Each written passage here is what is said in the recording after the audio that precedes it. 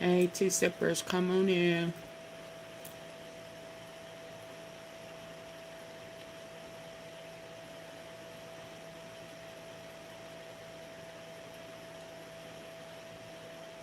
Come on in.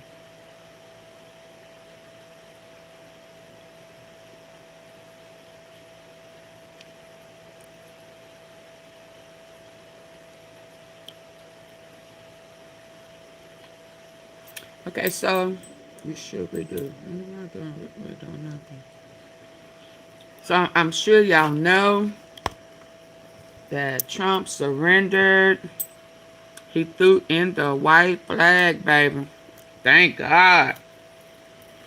Before I dig in, I just want to say, Lord, I thank you. Any way you bless us, Lord, we'll be satisfied. We'll take that. We appreciate it. Outnumbered, outgunned. They had 1,000,000 military men waiting on us. Hey, Cynthia. 1,000,000 to hundreds. Oh, Lord. Oh, Lord. And they had weapons they had not even used before, only to try it out to see what it would do. Oh, my God. Oh, my God. People turning on him now. I hope they impeach him quickly. Waving the white flag. Ooh, I can think of a song. I surrender all. I surrender all. Baby, I surrender. He surrendered that. Okay. We're going to say for 2 weeks. Please let me say for 2 weeks. I know. I'm going to agree to everything that you asked for. So here now we're going to have to spend.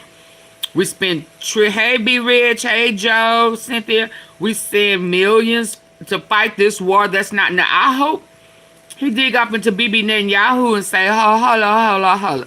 Some of that money we gave you, we need some of that back.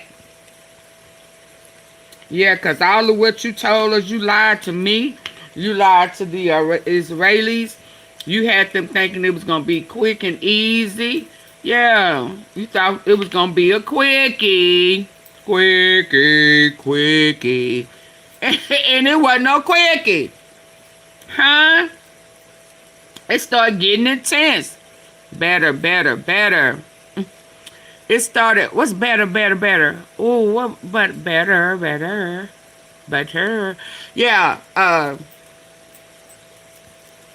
he thought he was gonna have a quickie, baby, and them people say, baby, don't stop till you get enough. Keep on, don't stop till I get enough. He said I wasn't ready to stop. This shit was, this was good.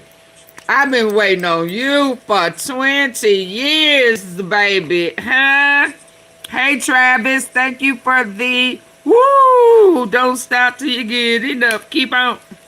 Yeah, thank you for the egg. I've never seen that one, egg surprise. Thank you. I like that. Thank you so very much. I greatly appreciate it. Yeah, he said, yeah, you don't start, boy. This can get a little nasty. Yeah, you came over here playing with me.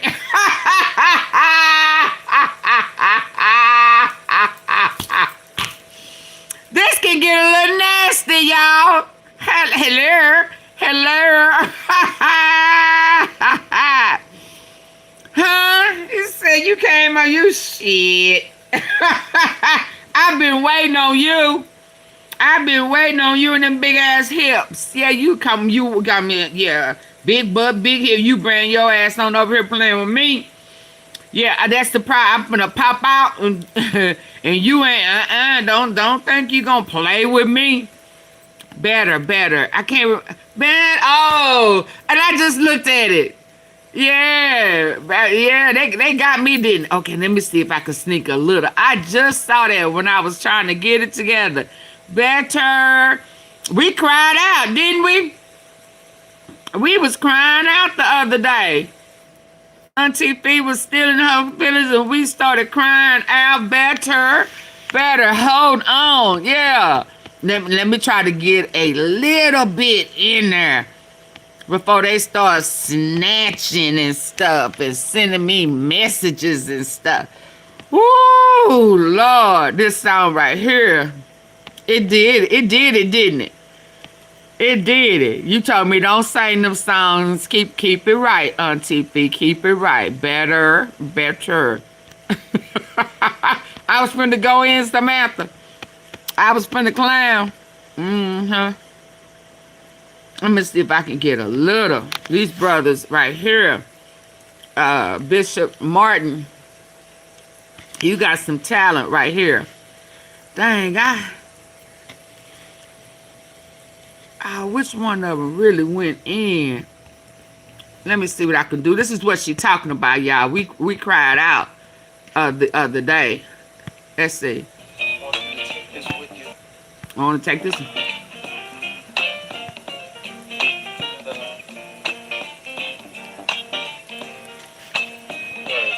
Yeah, don't worry. It's gonna get better. I need to get past all the music.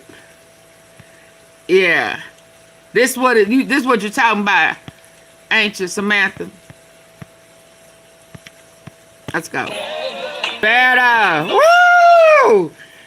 Woo! I wish I could play it longer, but I know they gonna snatch it. They be like, Auntie P, give me that one. Give me that. Hey, yes, we cried out the other day, didn't we? I took a chance.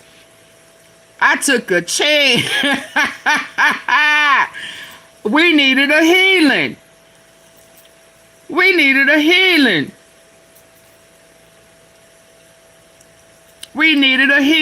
needed for God to come in and make things better. Because we couldn't do it ourselves. Wasn't nothing we could do but trust and believe in Him.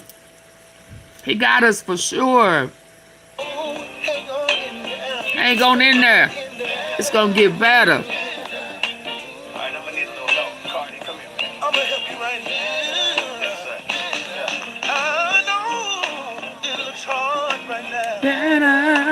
Better.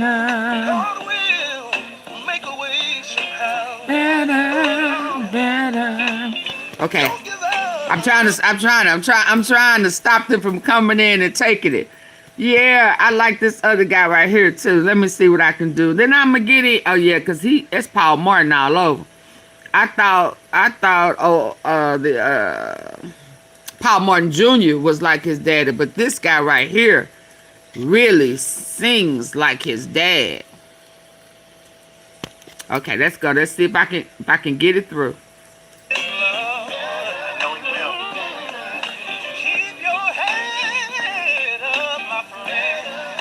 Keep your head up. You're gonna make it till the end. It's gonna keep. Ooh!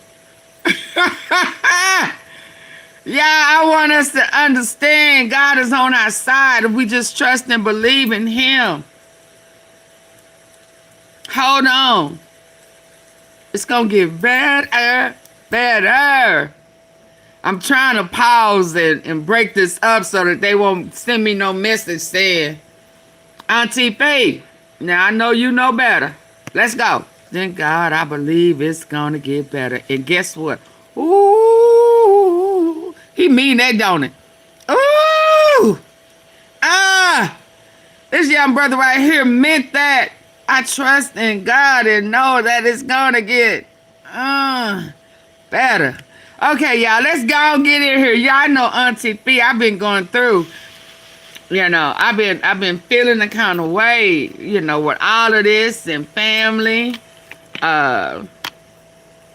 Somebody I know from back in the day, they buried him over the weekend. My whole childhood showed up and showed out for the wake. Long live Gary.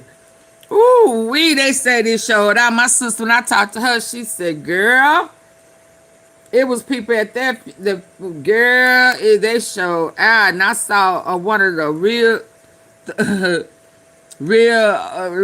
OGs from the hood. I mean, the OGs came out. All white funeral affair.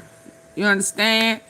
They came out. Old school OGs for this brother. His car salesman name was Amazing Grace. Yes, indeed. So to see that and see some of the old people that I ain't seen in years, it's just been tough for Auntie Fee, you know. And then my cousin, and then what's going on in the world, and seeing the devil play in our face. It's just been so much. But, you know, God said he will do what no one else can do, and if we just trust and believe, we just have a mustard seed of faith. That's all he asks. And that thing is small. That mustard seed so small it ain't even funny. But let's go on in. Let's go on in. Let's go on in. You know, thank you. Thank you, Samantha, for reminding me, girl, because I was going to start saying some crazy stuff.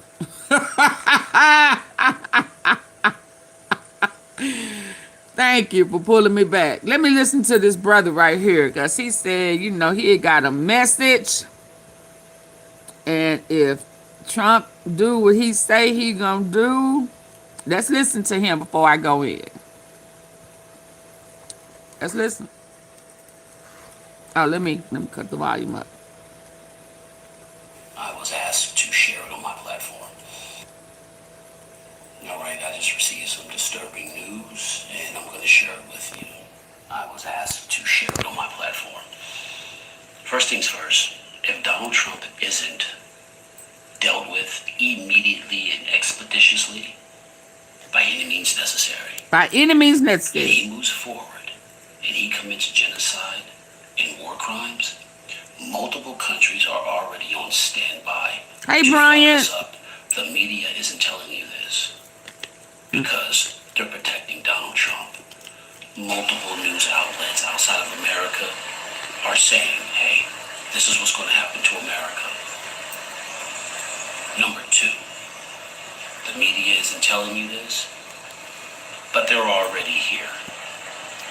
They already in the U.S. And I'm going to share it with you. I was asked to share it on my platform. First things first, if Donald Trump isn't dealt with immediately and expeditiously, by any means necessary, quickly, and he moves forward, and he commits genocide and war crimes, multiple countries are already on standby to fuck us up.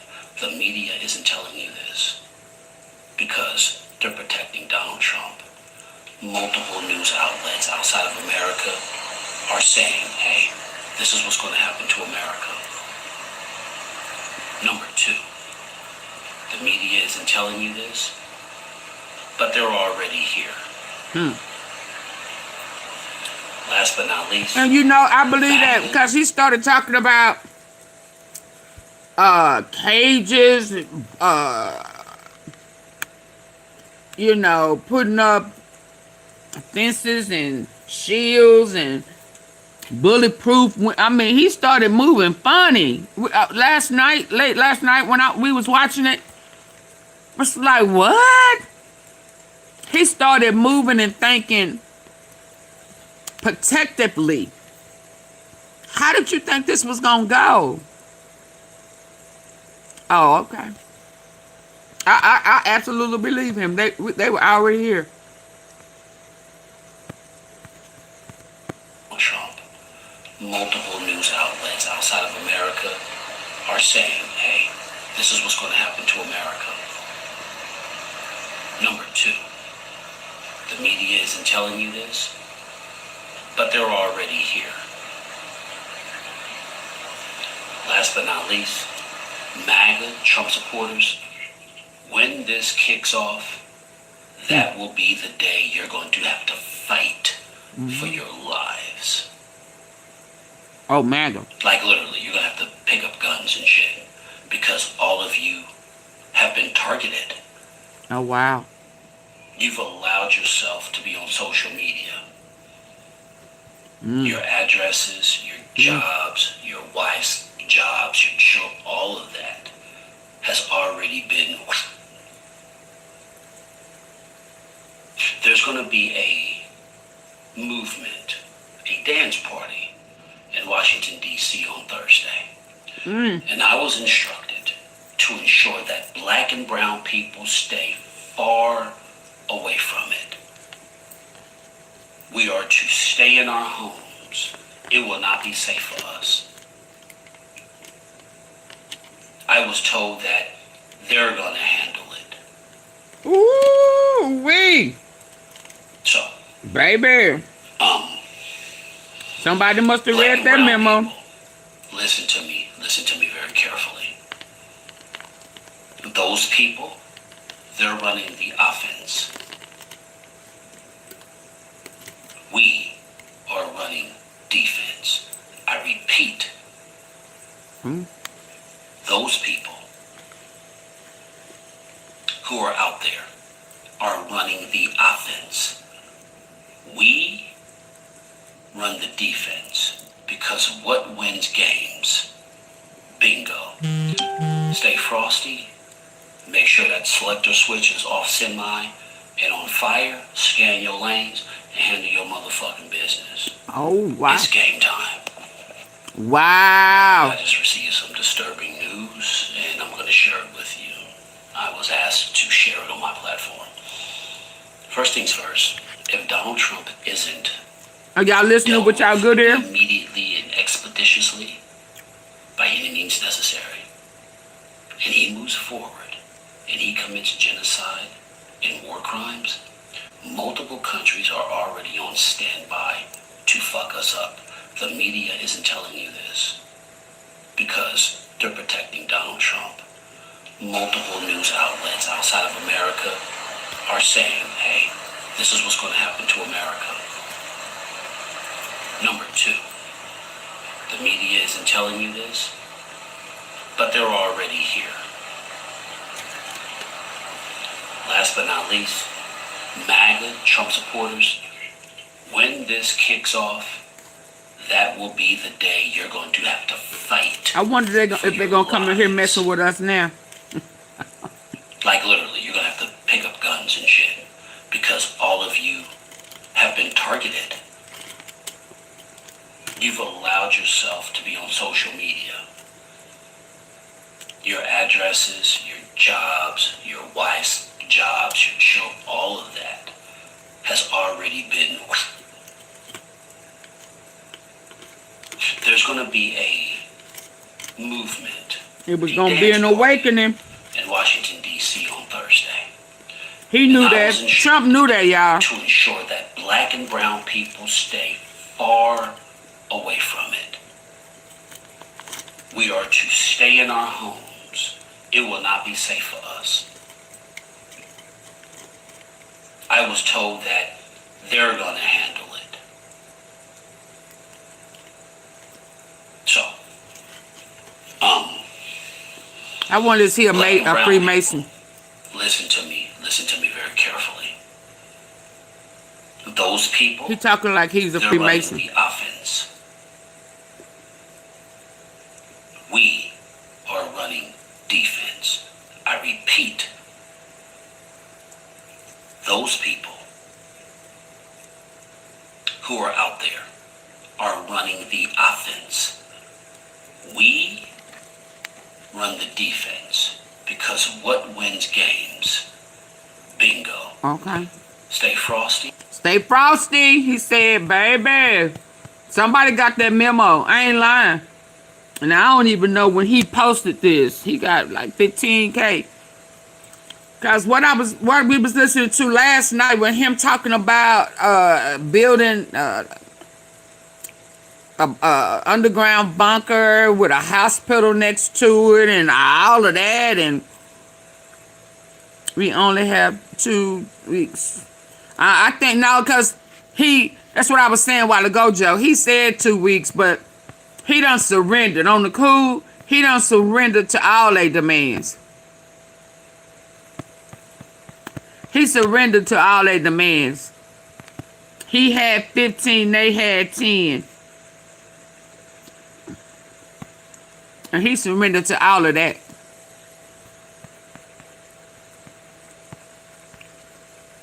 Hold on, let me back this up.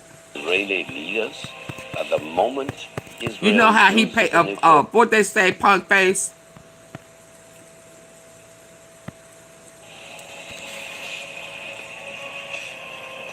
I want to tell the Israeli government and the Israeli leaders at the moment Israel The ballroom he's building is a bunker.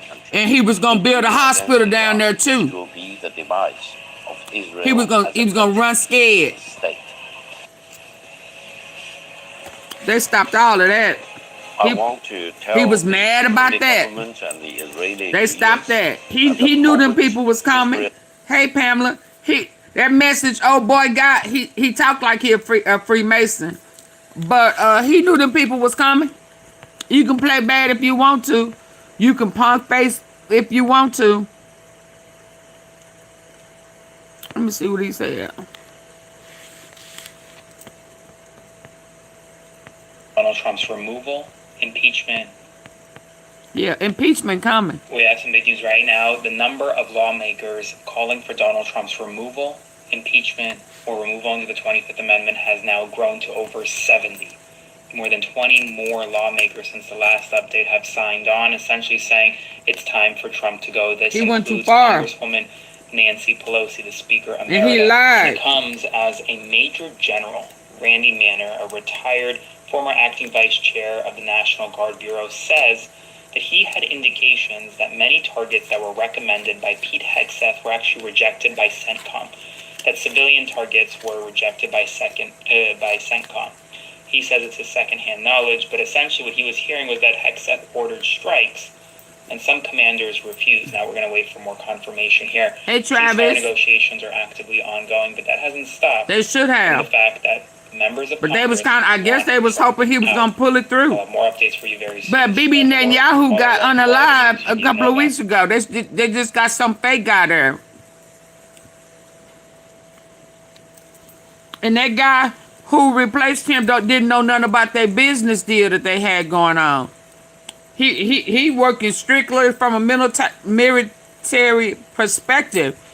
So it was a whole bunch of stuff that was out. And they don't want us to know about this girl right here.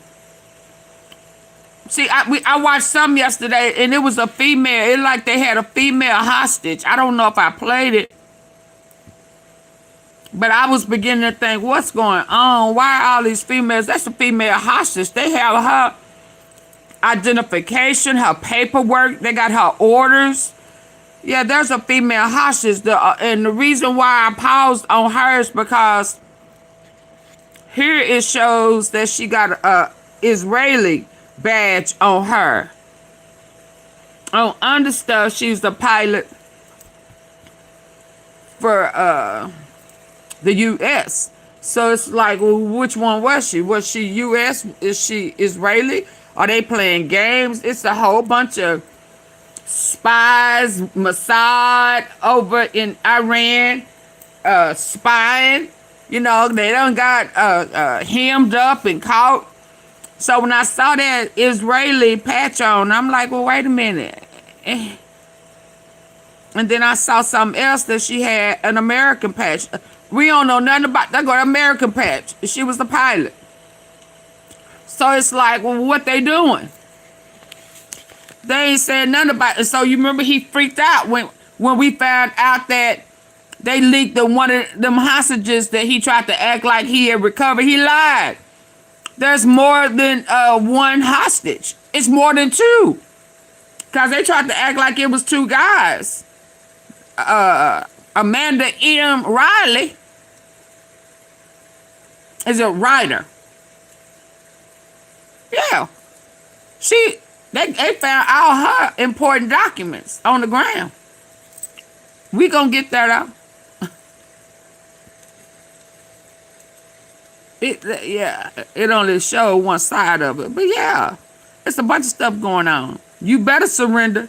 You better wave that white flag.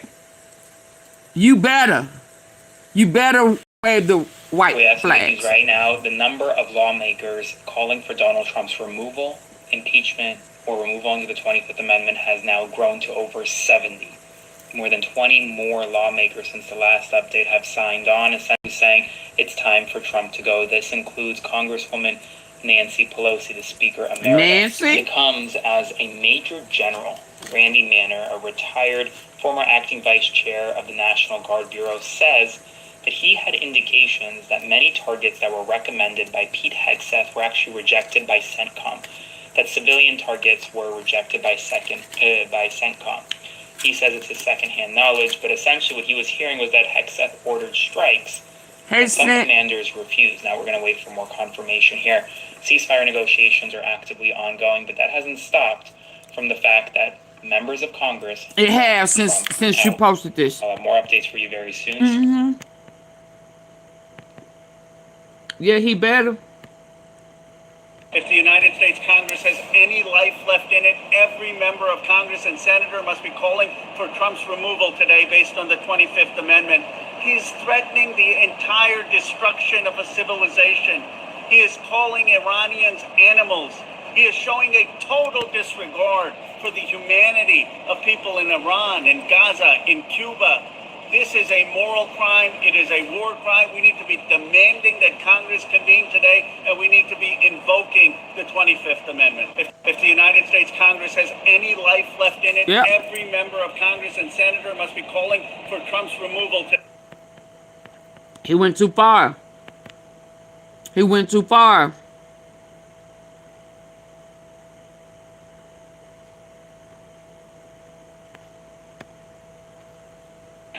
So President Trump puts out a tweet and says he thinks it's going to take a little bit of time. Yeah, no.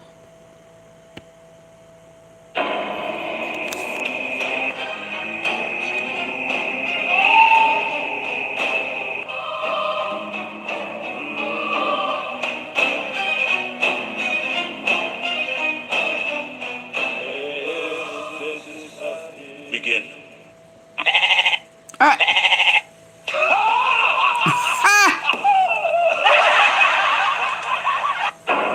Oh, see how they laughing at him now? See how they laughing at him now?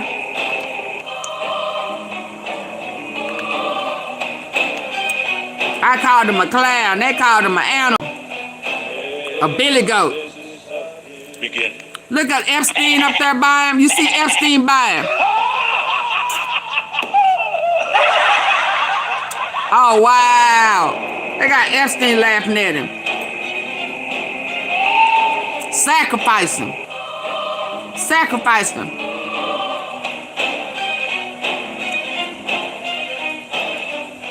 Who trying to act like that now, Travis? Begin.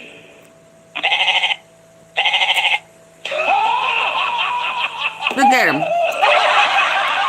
Yeah, his partner's laughing at him. Clown. Bibi Netanyahu said you couldn't fulfill your obligations. Epstein standing by Big Daddy. I love it. Begin.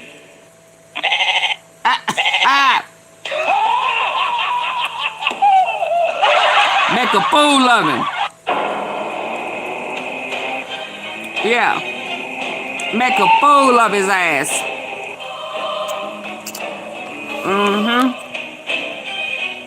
Now, you do what I tell you to do. This is what happens when you let somebody dangle a carrot over your head because the money that you've taken.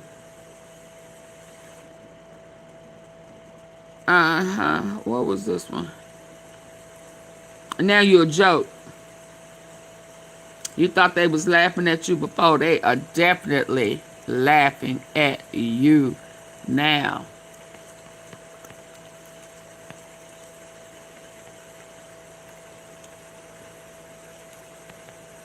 Come on. I'm sorry. I'm dropping stuff. Hold on. Y'all please hit the like button. Come on.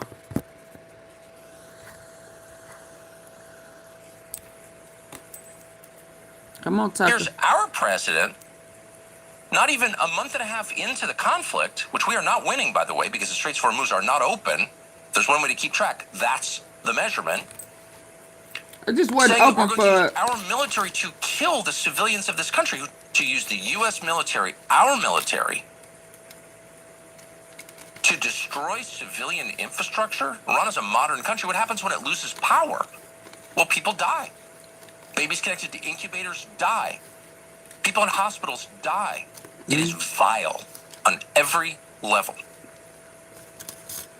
Tucker Carlson leveled the harshest criticism of Donald Trump, offering a scathing monologue, calling Trump out for threatening Holocaust on the Iranian people. Now, before we get into it, Cenk, he even defended Muslims in the face of Trump's mockery of the Muslim faith and more. Your 2 cents.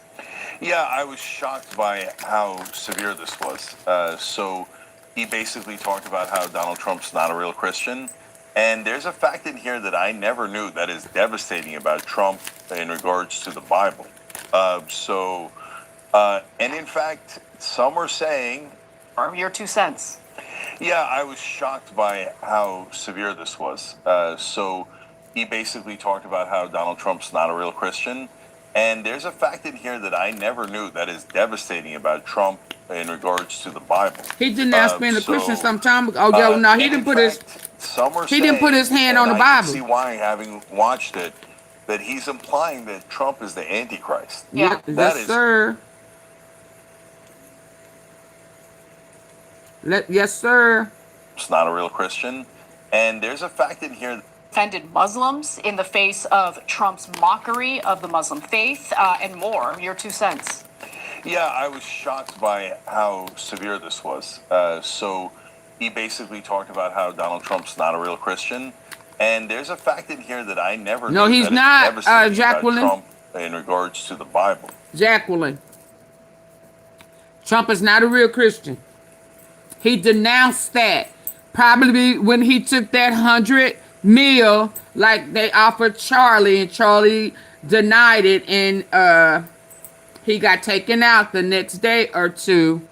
But we over here have played that several times when he was campaigning at Turning Point, and he was begging for Christians to vote for him, saying that he needed the Christians to vote. This would be the last time they would have to vote. He said, Christians, I'm not Christian. He said it out of his own mouth. But we need you to vote. Oh, I meant he is a devil. Oh, okay.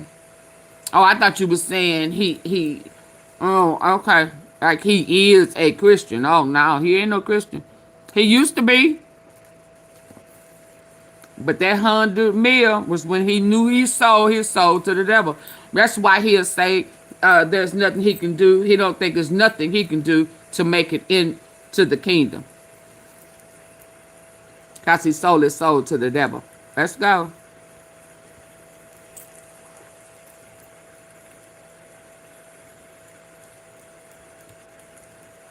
Let's go.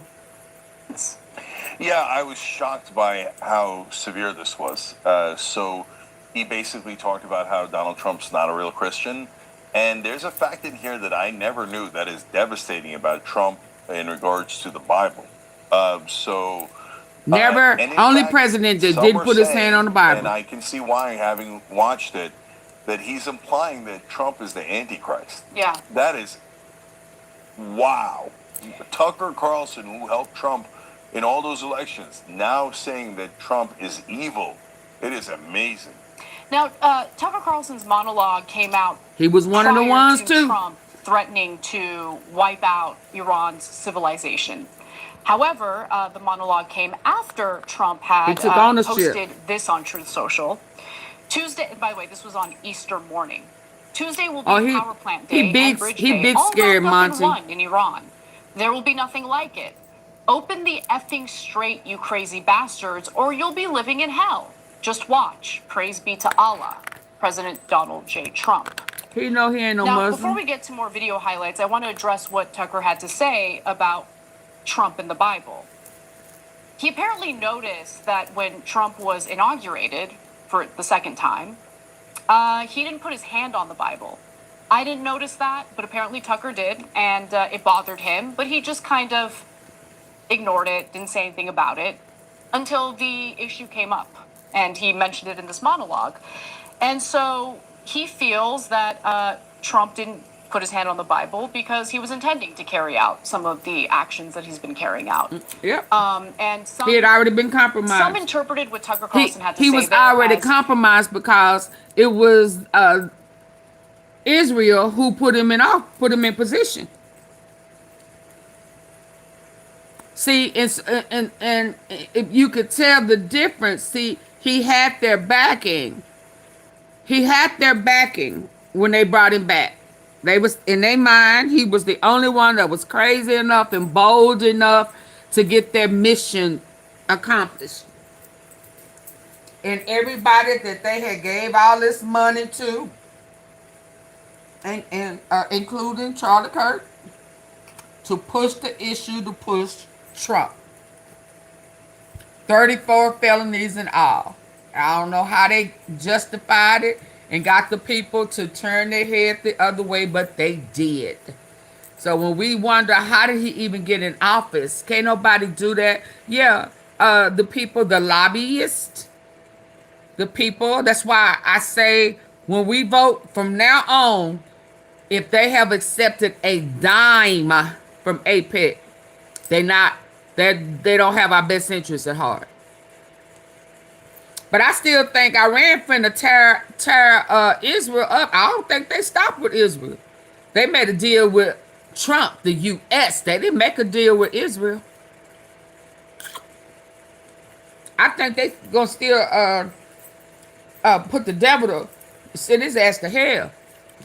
Send him home. For you know what I mean. Yeah. So that's the only way Trump even got in there. Can't nobody else with 34 felonies become a president of the United States and do all that stealing and whatever he was funding, wars and building a new place on stolen land. Yeah, stealing oil, making deals, overselling, overtaxing, just everything. Oh, absolutely. That's why, because at that point, his second time around, he had been bought. He had converted to devilism. Let's go. Calling Trump the Antichrist, I didn't get that feel, but maybe I wasn't paying close enough attention. He kept talking about this is not Christian. Enough attention. He kept talking about this is not Christianity. Right. And this is something. I wasn't paying close enough attention. He kept talking about this is not Christianity. Right. And this is something else, something different, something opposed to Christianity. Mm-hmm. Opposite. Okay. So now you could say maybe he was referring to another religion. Clearly it wasn't Islam because he said positive things about Islam. Or, I'm not a Christian, so I'm not that well versed in y'all better get y'all life right. The opposite of Christianity, yep. But we've all put heard his in name popular on culture, stuff, Satan, not Antichrist, etc. And he kept saying this is the opposite claiming of Christianity, stuff, and stealing stuff. Why did he not forcing put his stuff. hand on the Bible? That shows you that he does believe in the Bible, and that he's planning to violate that oath. That's why he didn't. That's what I'm trying to tell y'all. People talking about I'm not a Christian. Let me. I am adamant about it. The devil knows. People, I don't believe in that stuff. The devil believes in it. One thing is for sure. If you play with the devil, you play with the religion. Only religion that the devil is in fear of, in competition with, have animosity towards, is God, the Bible. He knows the Bible. He knows it. So he loved people like you who don't claim God. I'm not a Christian. Well, he know he's an opportunity, that you are an opportunity for him. Because he knows he fell from heaven. He know where he came from. So all these people talking about, I don't believe in all of that, man. I don't believe in that. Well, you better. That's all I can say. This is an opportunity and a chance for you to get to know him and to surrender to God the way that he surrendered today in this war. Because the devil absolutely knows that God is real. Jesus is real. I know the Lord is real to me. Yeah, for I know. Oh, I can't get it, y'all. Jesus is real.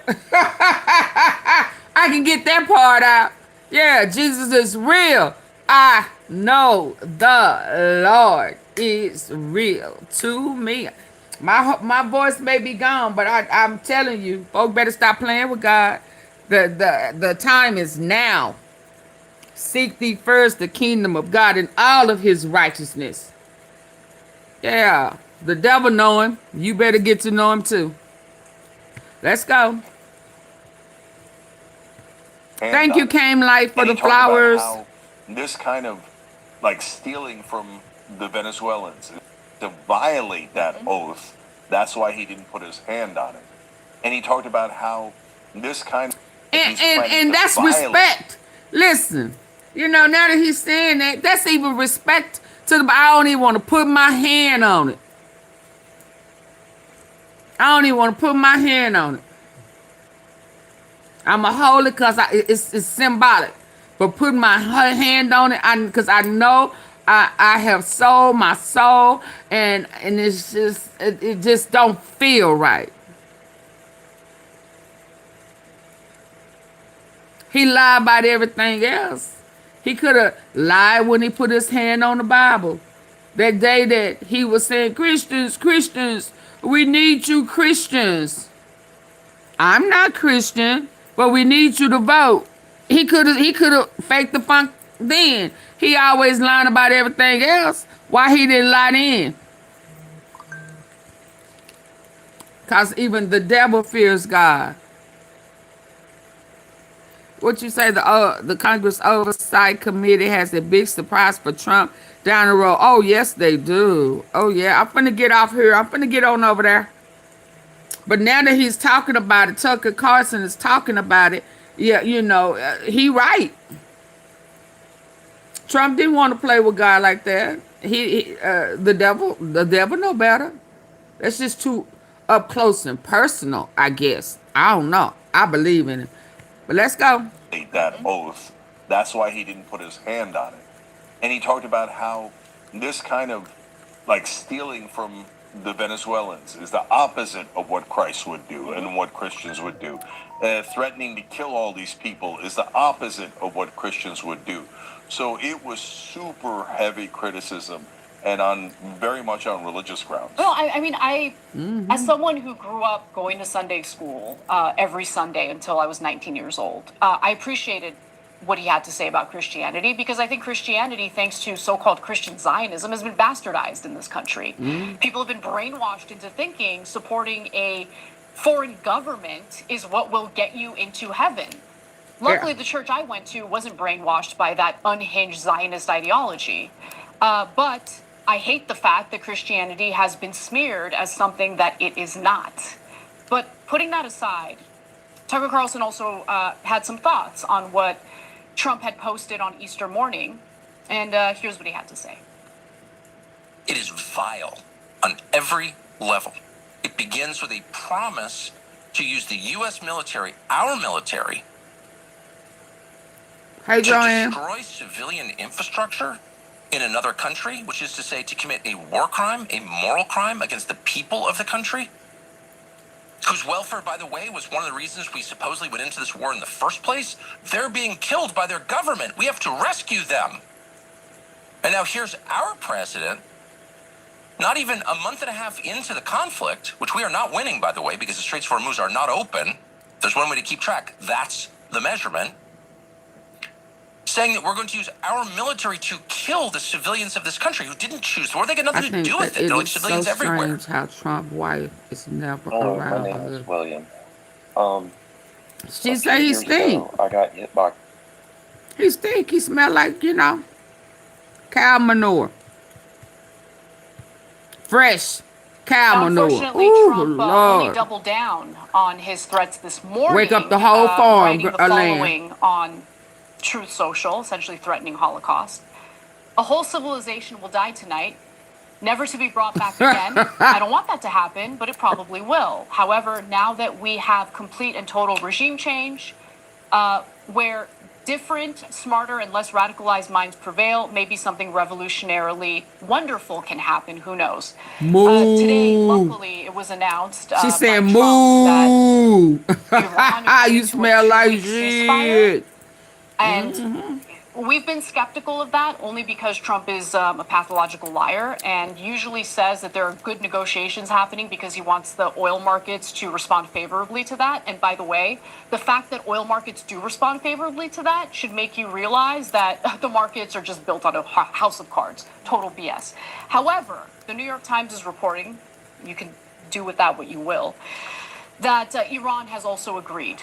Yeah, but it's way more complicated than that. Yeah. Because Iran is declaring victory, and they're saying that Trump accepted their 10-point plan and will not pay reparations to Iran for the war. So a war that wasn't ours to even fight. Our military, men and women, joined up to defend the Constitution of the United States, not Israel.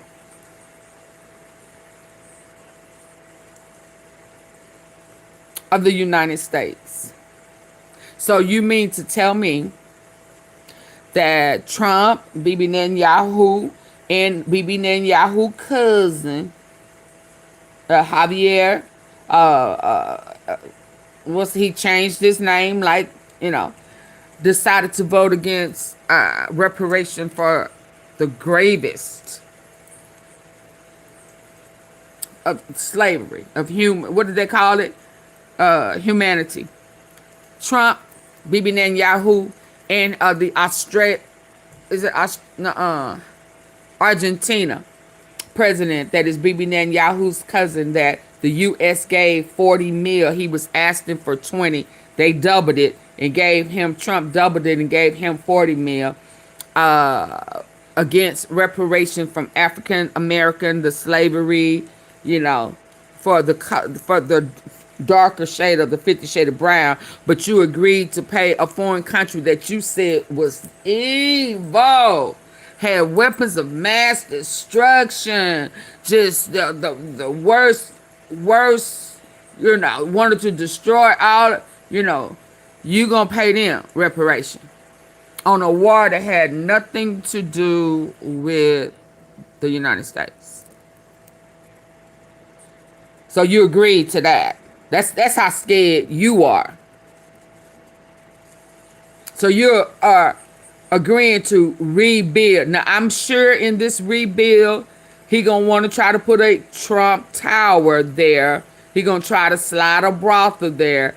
But the way they was blowing up the military bases where they knew that they had child trafficking and child brothels there on the military base, I hope he don't. But I just think it's odd that you just not 2 weeks ago voted against it on the slave trade end, knowing that a lot of the these fake Jews was in the slave trade market. Yeah. I'm going to leave that right there. What Trump said. These guys are talking past each other. They are. They're not even negotiating. So Trump said we'd consider the 10-point plan, which is backing down massively from what he said before. Now the Iranians are saying, good, okay, he accepted the 10-point plan. We're expecting our reparations. I know you fake because the army is going against him. Victory.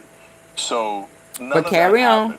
The Iranians are not correct. They have not won the war. They are not going to get reparations. Trump is not correct that the Iranians agreed to open up the Strait of Hormuz. And they're not directly negotiating. There's somebody in between. Again, let me correct that. The Strait of Hormuz was open. It just wasn't open to Trump and Bibi Netanyahu. It was open. So they need to stop acting like Trump saying it was closed. It was open. It just wasn't open to you. Let me show y'all this little clip thing. And it's funny because I just saw it and I saved it for y'all. I thought it was on the other spot, but you know, I be all over the place. And it's funny because he keeps saying, acting like it was closed. It has been open. It's been back open. It just wasn't back open to you. Boo-boo. I mean, literally, boo-boo.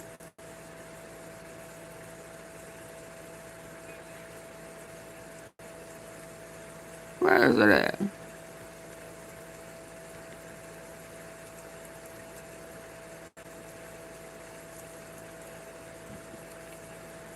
I know I sent it to myself. Dang, I didn't send it to me. Yeah, cause he was it was like they was playing a little American, is it American Idol? Yeah. And they was voting on whatever. Oh man, let me refresh and see if I got it. Y'all hold on. And it was funny because they stood up and hitting the buzzer. Oh man, I didn't send it to myself. And if it's on the phone, it's on the phone that I am on. God, dog, I thought I sent it to myself. I guess not. Yeah, and they tricked him. What I was trying to find, it was showing that they had tricked him. Putin and Bibi Netanyahu and yeah, the strait was open, boo. I don't know why they didn't tell you the strait wasn't closed. It's been back open. It just wasn't open to you, silly rabbit. Tricks are for kids. How did you not know that? But come on, let me get on. Speaking through Pakistani negotiators, or mediators, I should say. So that's important context to keep in mind. By the way, guys, we're live right now, obviously, and this story is developing rapidly. So please bear with us as we give you updates, throughout the broadcast. But let's get back to Tucker Carlson and what he had to say in that last clip that we showed. Cenk, what were your thoughts? Yeah, so look, he keeps pounding on this message of opposite of Christianity. Then he got to Paula White, and Paula White is this ludicrous Christian Zionist. She isn't even like almost all evangelical. Yeah, and she started comparing him to Jesus Christ. Sick in the head. That's where Tucker really lost it, and he's like, "This is the most sacrilegious thing you could do in Christianity, to compare any human, let alone a politician, to Jesus Christ. What are you doing?" Her church got a check. And then he says, "You've got these dopey beta pastors in the background nodding along with this. No one is Jesus Christ, let alone Donald effing Trump," right? So what Tucker's doing in terms of getting that message out to millions of right-wingers who watch him is enormously important. So important, yes. We couldn't get that message to them, but Tucker is getting that message to them. He sure is. And they're beginning to see with their own eyes. Yeah, why didn't he swear on the Bible? They're comparing him to Jesus? Are you kidding me? And he's saying Jesus would murder 90 million people in Iran? No, he wouldn't. He's called the Prince of Peace. He also addressed how depraved and evil it is to intentionally target civilians and civilian infrastructure, which, make no mistake about it, the United States and Israel has been doing in Iran. It gives me so much shame to admit that the United States is involved in that, but we are, and we need to be honest about it. Take a look. Blow up their bridges? Bridges on military bases? No, just bridges. Bridges that people cross every day to go to school and work and to worship and, yes, church, because there are over 1 million Christians in Iran. This is their Easter too. And power plants. Not the power plants attached to missile factories, okay. Yeah, but civilian power plants in a country of almost 100 million people. Tucker. Yep. What happens when a modern country You're And right, a country that has a Monty. nuclear program is a modern country. Sorry. Iran is a modern country. What happens when it loses power? Well, people die. Babies connected to incubators die. People in hospitals die. And those are the first level effects. Y'all hit the like button. And then people begin to starve. And then you have refugee crises. People leave the cities looking for food. And then, yes, they move into other countries. In the region, in Europe, in the United States, you cause chaos and death, mass suffering and death when you do that. And I just want to quickly address the typical talking point that you'll hear from Zionists or even, Thank you, more Ms. happy Tom. Americans who want to defend our involvement in this You're war. right. They'll Who say, hasn't he threatened? But the Iranians, they chant death to America. Did you know that in the 8-year Iran-Iraq war, when we were on Iraq's side, not only were we supplying Iraq with typical military weaponry to try to defeat Iran, which, by the way, they didn't. That should be a hint as to how this war is playing out. But nonetheless, we also supplied Iraq with chemical weapons that they used against the Iranians. So you tell me, if the empire that provided chemical weapons to your foe and used those chemical weapons against your people, like if that took place, would you say favorable things about the country that supplied the chemical weapons and killed your people? Nope. Actions have consequences. And if you want to understand why a foreign country has a population that would chant something like death to America, maybe dig into the reasons why they would chant that. Because They've been lied on a as country well. that's left alone that we've done nothing to isn't just going to randomly start chanting death to America out of nowhere. Okay, they don't hate us for our freedom. Let's just put it that way, Bill Maher. And if you're listening to Bill Maher for political commentary and foreign policy advice, if you're hearing these words, it's not a coincidence. We've all Something been powerful is bamboozled. moving in the invisible. Even please them. reconsider, okay? I mean, Yeah, let's just be that's honest. guys. We've all, we probably have suffered more, but we've all been bamboozled.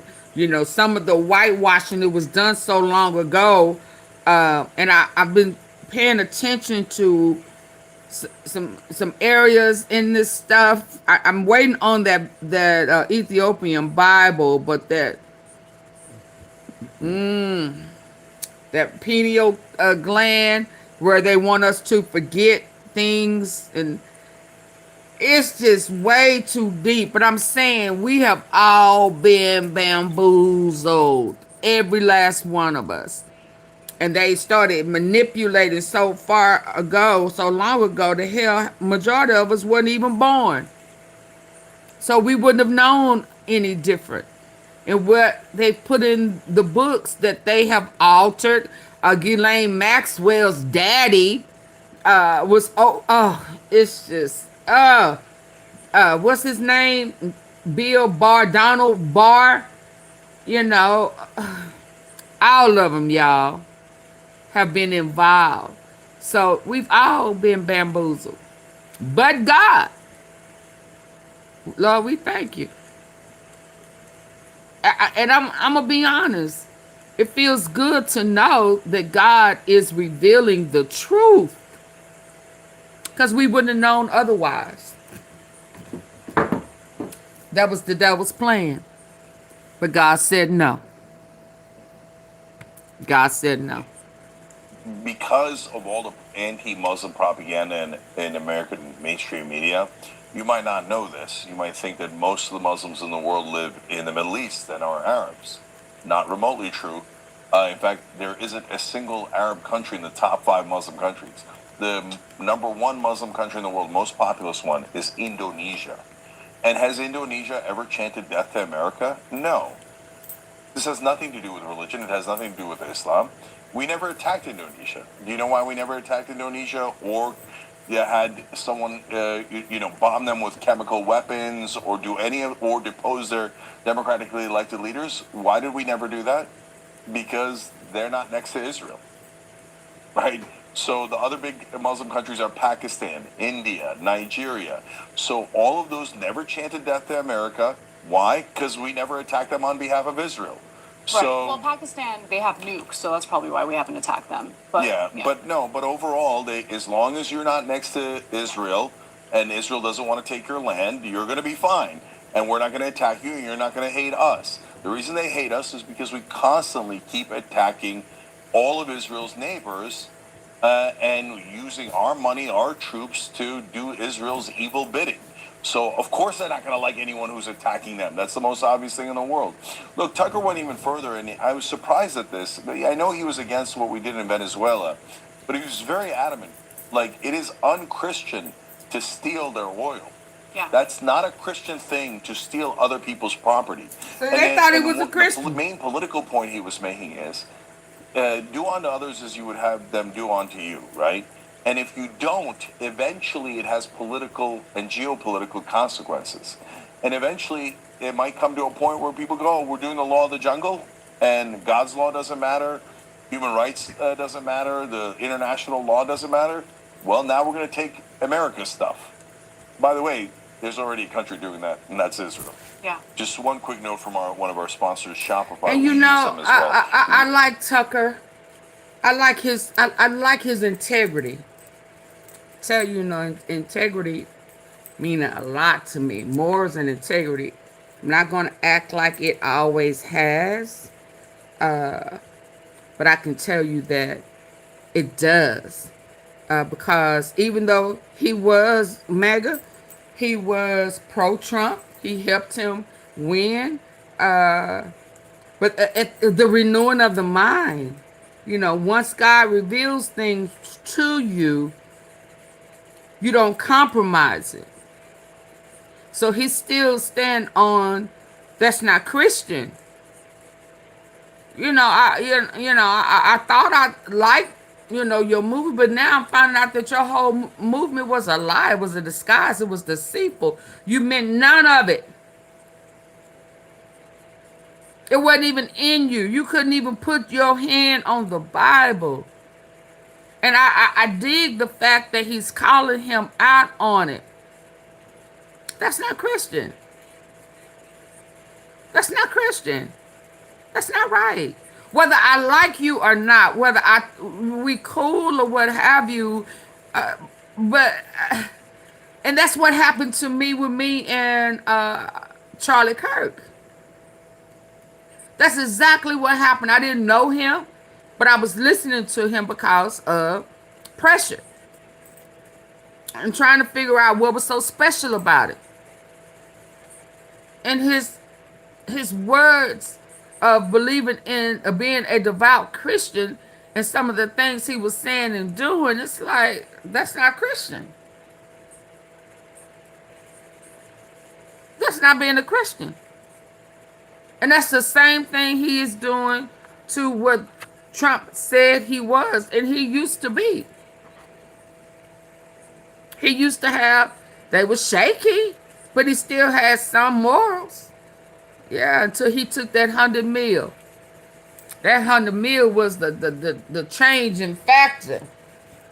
That same 100 mils that was offered to Charlie Kirk, and Charlie Kirk said, no, keep your money. No. Yep, let's go. Let's go on to the next one. Thank you, Lord. Samantha, you ready for a little more? Let me see if I can squeeze a little more in while we go to the next one. Better. Today feels a little better. Do we agree? Today is a lot better. And Lord, we thank you. That's all I know how to say. That's all I know how to say. That it's getting better. He surrendered, Lord.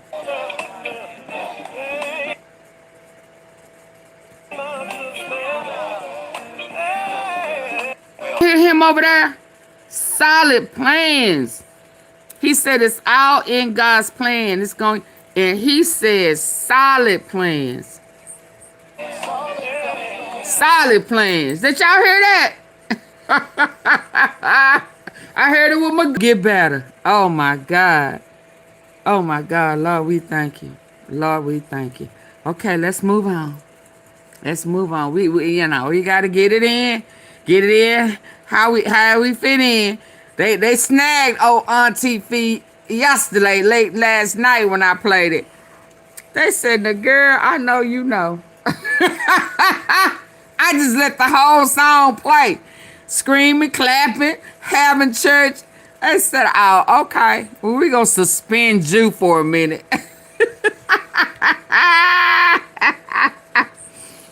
I took one for the team, didn't I, Miss Tom? I took it for the team, baby. We needed to know that God was going to make everything better. We needed that. We needed that. Okay, so where are we going next? That one we saw. Which one is this one? Okay, that's where they still fighting. Oh, yeah. Maybe we need to know that how long that they still ceasefire Iran bomb U.S. base in Kuwait. Maybe that was in Turkey. Maybe that was earlier. Okay, hold on. Let me get on to some of this other stuff. This humiliation.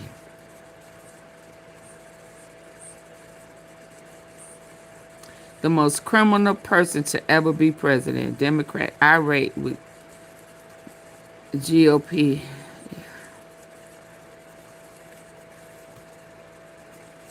Y'all, please don't let me leave tonight without showing y'all about old girl. Or do I need to show y'all old girl first?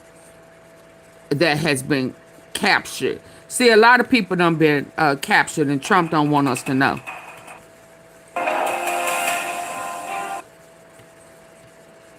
There's a lot of things going on. I can wait because I got this set up for tomorrow.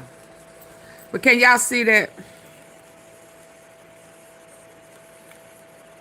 So proud. She said so proud. I took one for the team, baby. Better. Better. Better. April 6th, Iran police. Y'all see that? Y'all see that?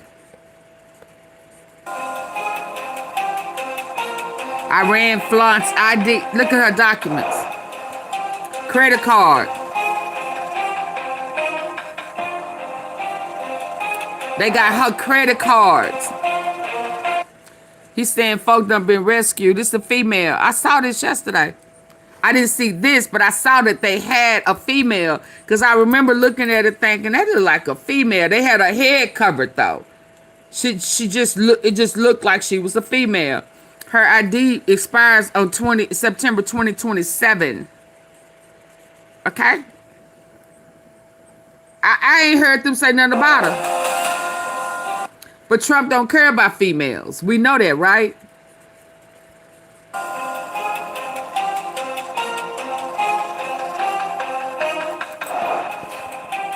They got a credit card.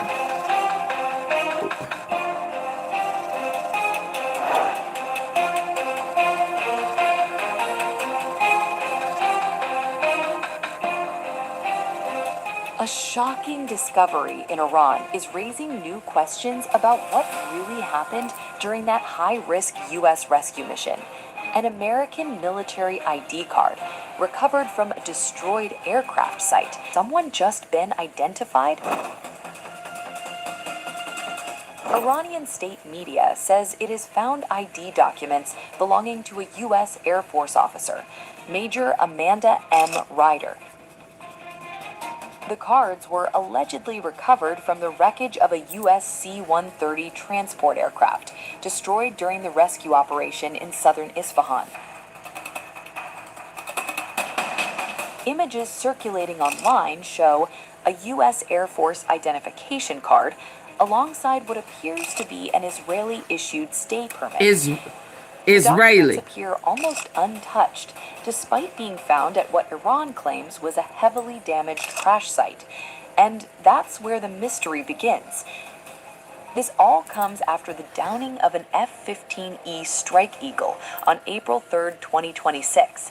Both crew members ejected, triggering a massive U.S. rescue mission deep inside Iranian territory.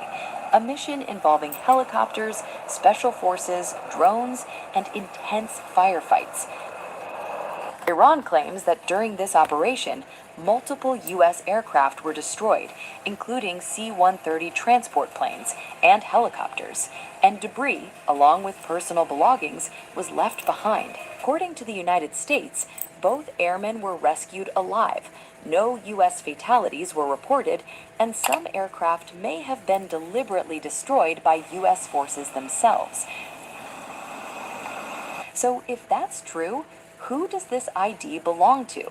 Is Major Amanda Ryder a real active duty officer? Why hasn't the U.S. confirmed anything? And how do pristine ID cards survive a supposedly devastating crash? These questions are fueling intense debate online. Earlier, Iranian police released This a is video her right here, in which y'all. They were seen firing with heavy guns at U.S. helicopters during a daring rescue deep inside Iran. Yeah, that's her up there. But what throws me is that she has on a U.S. badge on her shoulder here, Operation Epic Fury, right? That's Trump. But on that big picture, I don't know if y'all can see it, but right there, that's that blue and white. So she's in the, she's dual military? I mean, what? Israeli? What? I don't know. But this is her. This wasn't a drill. These were live rounds aimed at American forces trying to save downed airmen. Iranian media portrayed this as a major setback for the U.S., showing abandoned gear, military IDs, rations, and what they claim are Israeli permits to suggest panic or a hasty retreat. They also allege multiple U.S. rescue aircraft were destroyed, though verified reports confirm the crew survived and no American deaths occurred during the mission.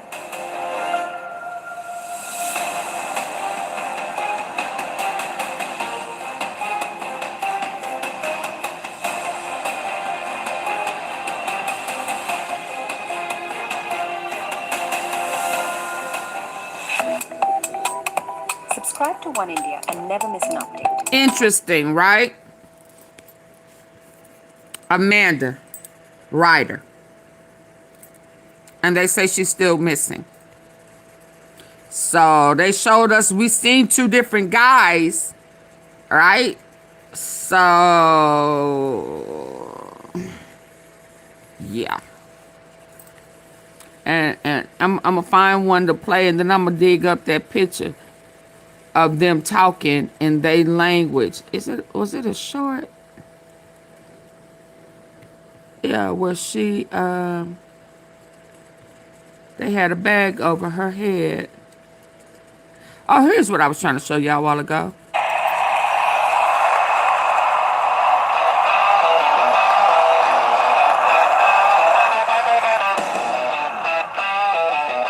Okay, show us what your talent is. Go ahead.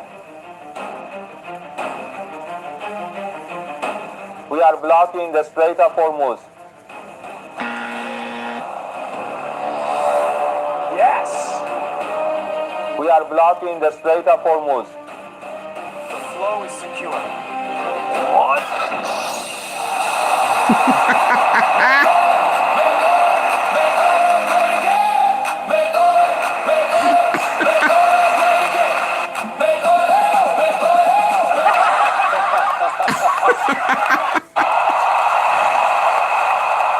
Is this after or before? Everybody knew it's them here? That they get him to surrender and they still gonna block it? We are blocking the Strait of Hormuz. Yes. We are blocking the Strait of Hormuz. The flow is secure.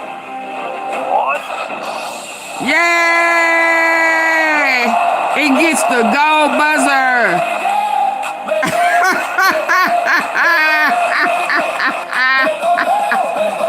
They playing in his face, y'all.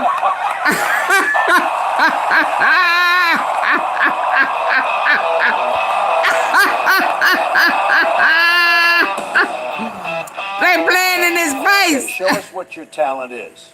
Go ahead. Go ahead. What's your talent? What's your skill? We are blocking the Strait of Hormuz. Yes. We are blocking the Strait of Hormuz. The flow is secure. What? Bam. Baby, they done been making deals behind your back and you didn't even know it. That's the funny part about it. They been making deals. Everybody could get through except you. Mike, what are we seeing there? Well, Jesse, as anticipated, the sirens are now wailing over Tel Aviv. So this was 2 hours ago. After it looks like those bright lights in the Iran, they still moving forward, y'all. That is in hot pursuit of the missile. And it's always quite dramatic. They playing in his face. That's his talent. Yeah. Yeah. Oh, okay, y'all. That is funny to me. Let's move on. Is this a... Okay, let me see this. Here go Lego. This would actually be a really good Speaking alternative to of Lego, I got it lined no up. additives or preservatives. That's the ingredient list. There's no added.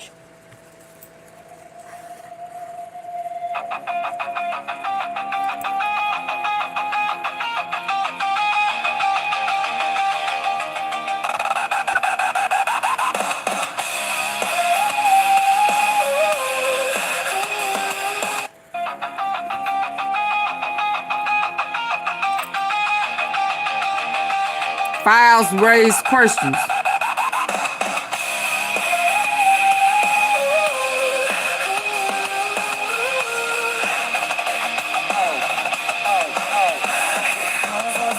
Epstein, didn't I talk about the ghost of Epstein files?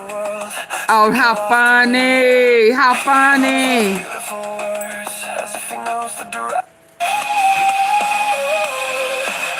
The ghost of Epstein files, baby. Got him scared. Oh, how funny.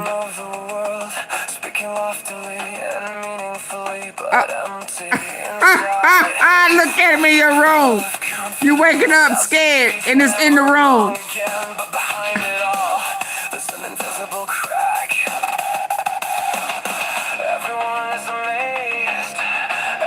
Oh, I can't play the music. We just gotta watch it. Let's go. Texting. File question. Oh yeah, them questions is coming.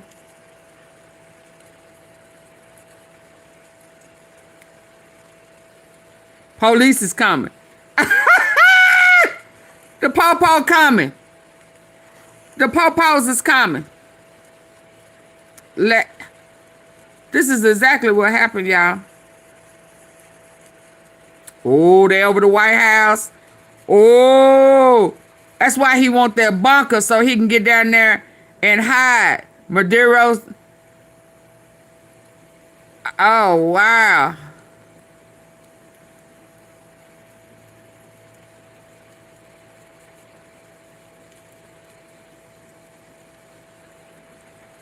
The music, I can't play that music. Stolen file.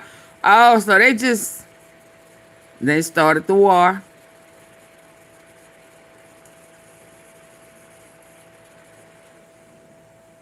Clearly, secret scandals.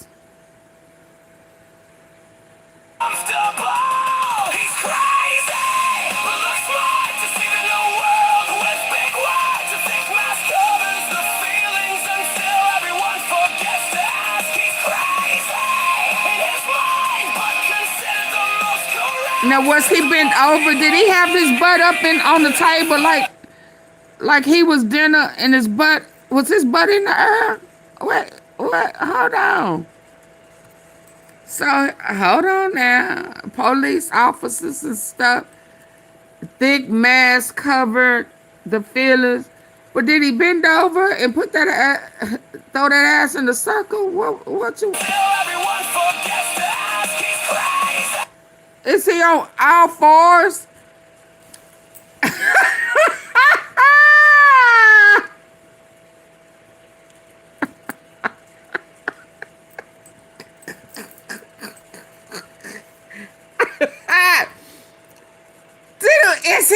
Is he on his hands and knees and his ass is up in the air? What we doing? What we doing? It ain't nothing in here but men. Wait, what?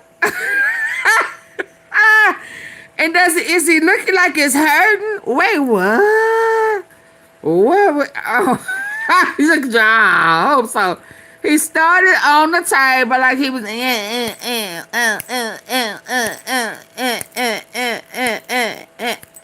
and then it went from, watch. And he on his knees. Y'all, what we doing? He's saying, leave the files alone. What do I need to do for you? Have your way. Have your way.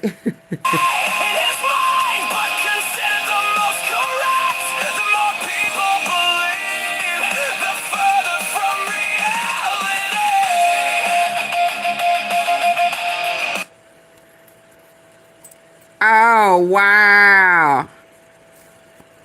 Further from reality.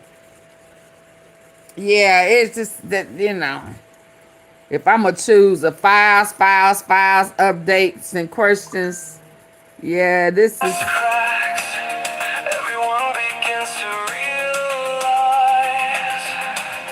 that what they're following is just a big illusion. It's a big illusion.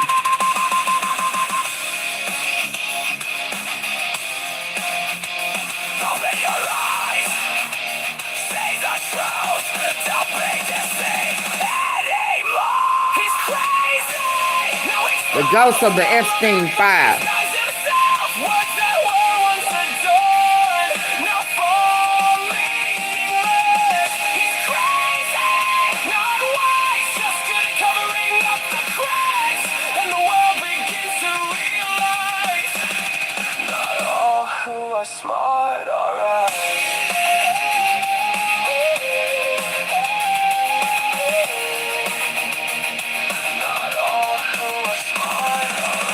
Not all who is smart or right.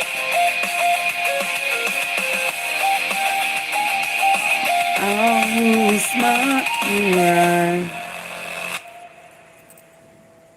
Why is somebody always behind you? Huh? You always got a male figure behind you. Oh, Thanks for watching. Oh, wow, baby.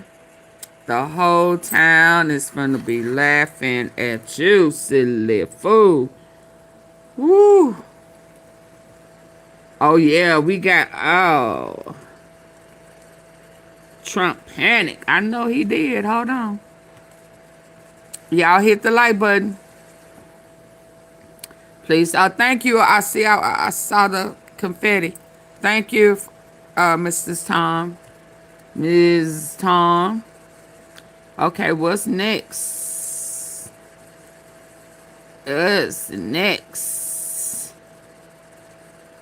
Trump caves. Let's go, Ben. Can I ask you a question? Sure thing. How much do you spend on groceries per week? Like $150, $200, $200, I think. Like $350. I had a Japanese sweet potato tonight for the first time. Imagine Donald Trump has fully caved to all 10 of Iran's negotiating demands as Donald Trump was about to have his 8 p.m. Eastern deadline expire, where he said that he would obliterate the entire civilization of Iran.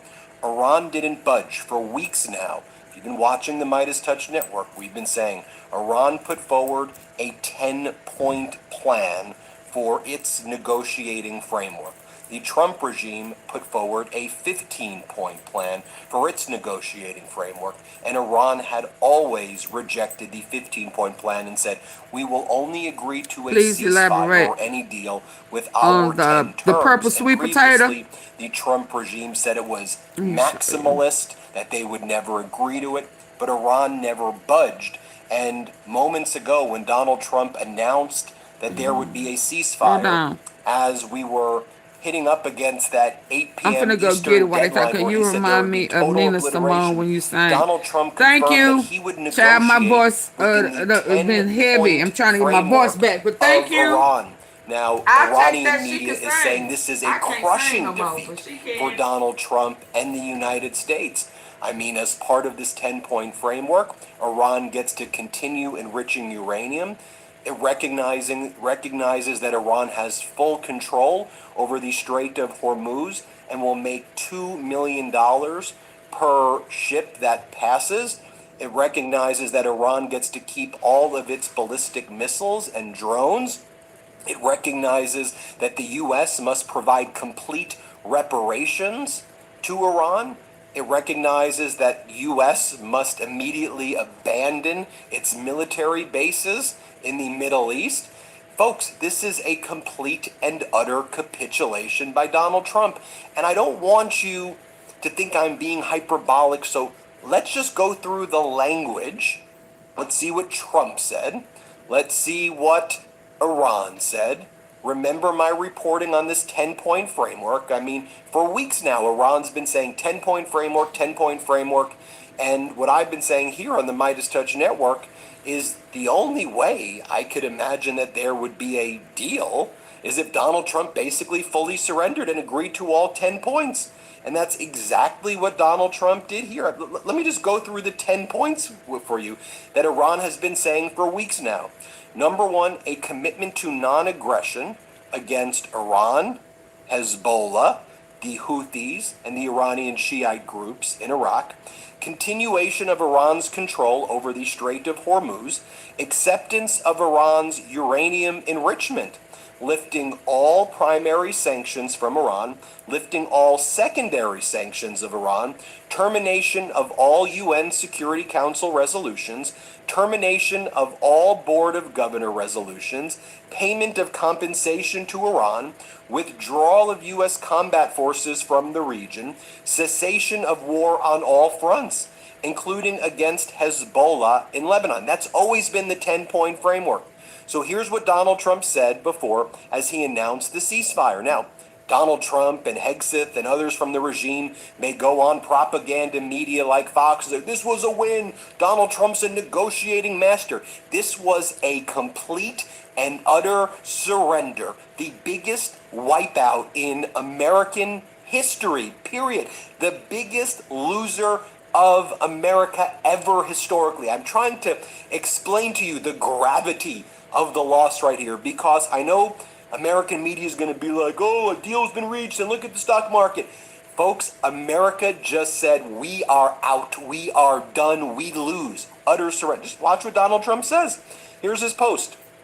Based on conversations with Prime Minister Shahbaz Sharif and Field Marshal Asim Munir of Pakistan, and wherein they requested that I hold off the destructive force being sent tonight to Iran and subject to the Islamic Republic of Iran agreeing to the complete, immediate, and safe opening of the Strait of Hormuz, I agree to suspend the bombing and attack of Iran for a period of 2 weeks. This will be a double-sided ceasefire. The reason for doing so is that we have already met and exceeded military objectives and are very far along with a definitive agreement concerning long-term peace with Iran and peace in the Middle East. We received a 10-point proposal from Iran and believe it is a workable basis on which to negotiate. Trump is saying the 10-point plan is a workable basis on which to negotiate. He folded, and I had all of those 10 features that I just read for you.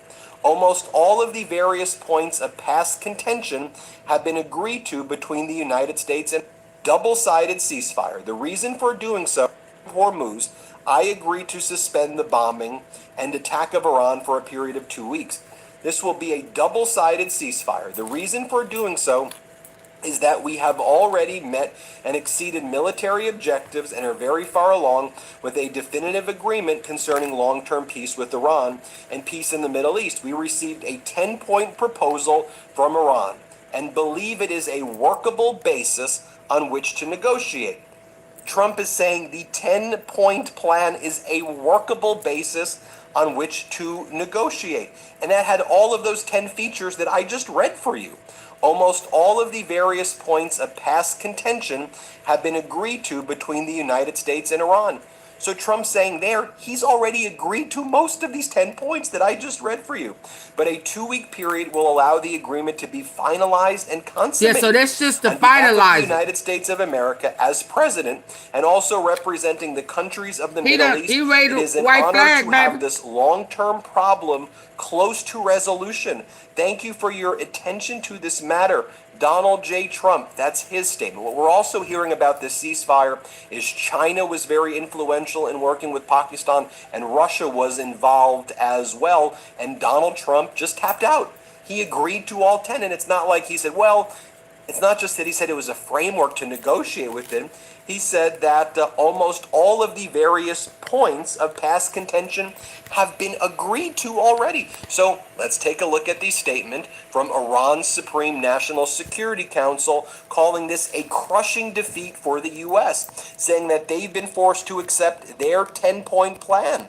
Iran claims U.S. has agreed to continued Iranian control of the Strait of Hormuz, continued enrichment of uranium. If it is invalid, we promise a tenfold refund. This denture can be successfully worn in just 1 second and is suitable for everyone. Whether you have complete teeth, partial missing teeth. Oh my goodness. War reparations, full reparations, and U.S. leads its military bases in the region. Statement of the Supreme National Security Council of Iran on the 2-week ceasefire and negotiations. The enemy, in its unfair, illegal, and criminal war against the Iranian nation, has suffered an undeniable, historic, and crushing defeat. Thanks to the pure and sacred blood of the martyred leader of the Islamic Revolution, the Grand Ayatollah Khomeini, may God bless him, the measures of the supreme leader of the Islamic Revolution and Commander-in-Chief, Grand Ayatollah Mojtaba Khomeini, and the efforts and bravery of the Islamic fighters on the fronts, especially the historic, lasting, and heroic presence of your dear people on the scene from the very first days of the war, Iran has achieved a great victory and forced the criminal America to accept its 10-point plan.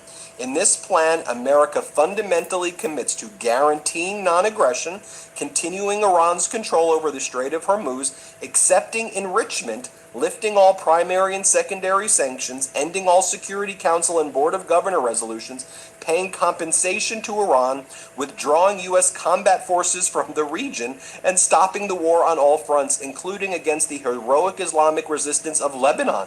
We congratulate all the people of Iran on this victory and emphasize that until the details of this victory are finalized, there is still a need for the perseverance and prudence of officials and the preservation of unity and solidarity among the Iranian people.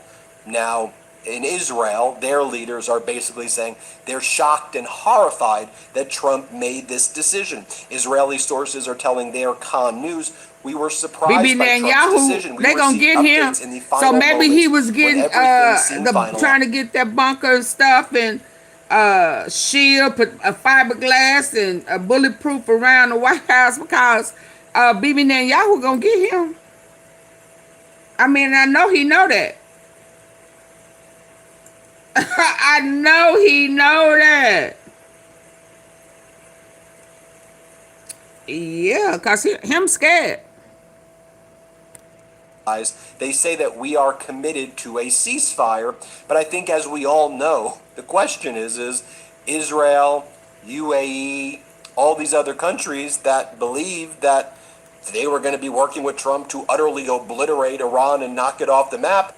Trump made this decision. Israeli sources are telling their Khan News, we were surprised by Trump's decision. We received updates in the final moments when everything seemed finalized. They say that we are committed to a ceasefire, but I think as we all know, the question is Israel, UAE, all these other countries that believe that they were going to be working with Trump to utterly obliterate Iran and knock it off the map, I think they're going to feel betrayed. So I think that they're going to try to figure out how do we break this ceasefire. And here's what we're learning. Right as these announcements are being made, it was being announced, we'll have to dig into what's happening. Purportedly now ballistic missiles were launched from Iran towards Israel. Early warnings posted from Tel Aviv and Jerusalem areas. Whether that actually is happening or whether this is a pretext so that the ceasefire falls apart, I think there are going to be major efforts to try to break this ceasefire very, very soon.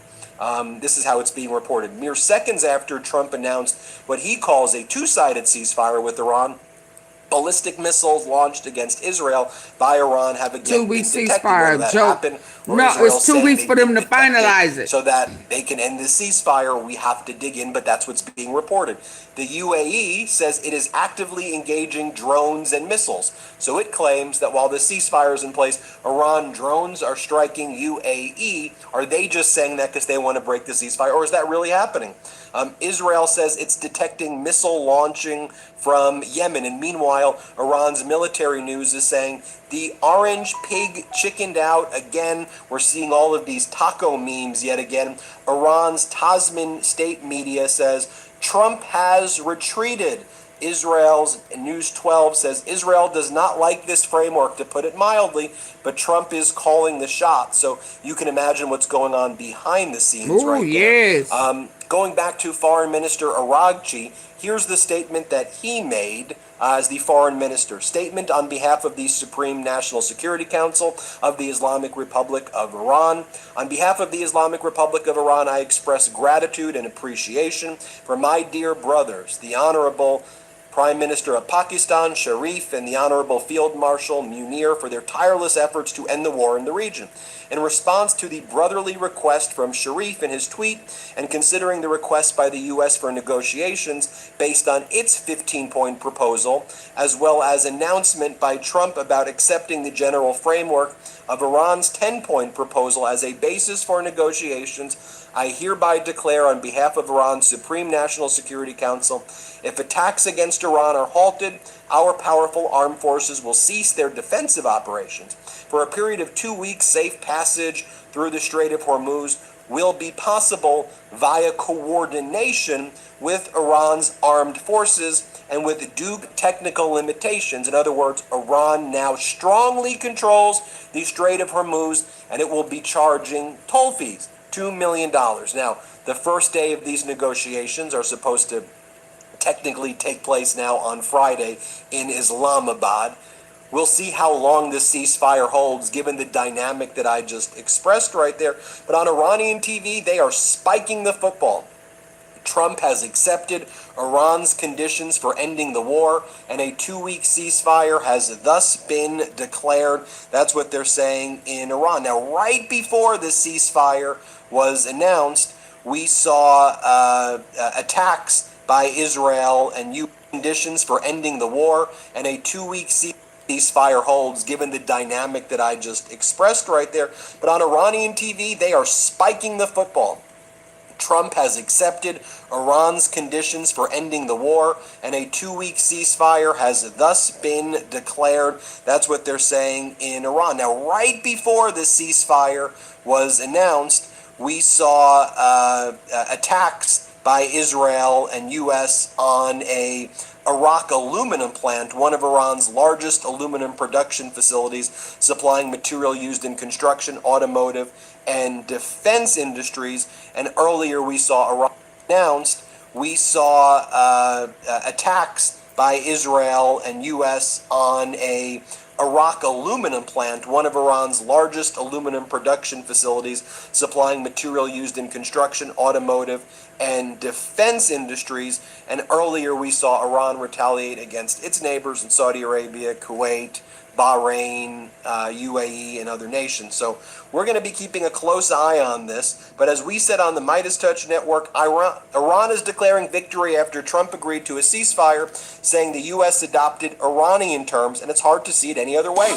Iran's leadership openly celebrating what it called a crushing defeat for the United States after Trump agreed to a 2-week ceasefire and acknowledged using Iran's own 10-point framework as the basis of negotiation. I mean, do you remember when Barack Ravid, Donald Trump's main news outlet over at Axios, said, Remember, a U.S. official tells me Iran sent on Monday a 10-point response for a proposal to end the war. But the U.S. official said the response was maximalist and unclear if it will allow moving forward for a diplomatic solution. And then Trump adopted the whole thing. That's the truth. That's the news. Those are the facts. Let me know what you think. Hit subscribe. Let's get to 7 million subscribers. And thank you for watching. Want to stay... Mrs. Tom.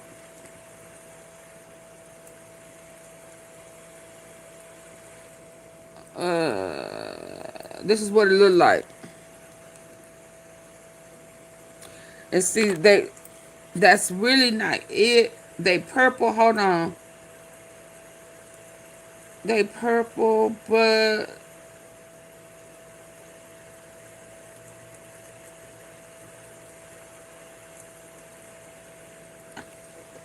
it may be the light, but they are white on the inside, but they purple. And they have tons of antioxidants. It helps with, let me tell you, I just read what? Blood pressure. I think it said diabetes, Japanese yellow, sweet potatoes. You see it?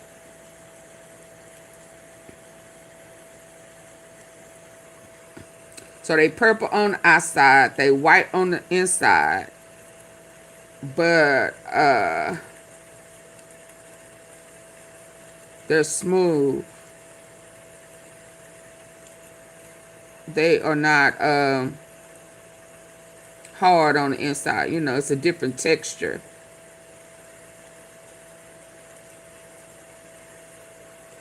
And they were really good. I treated it like it was a sweet potato. And I used the butter.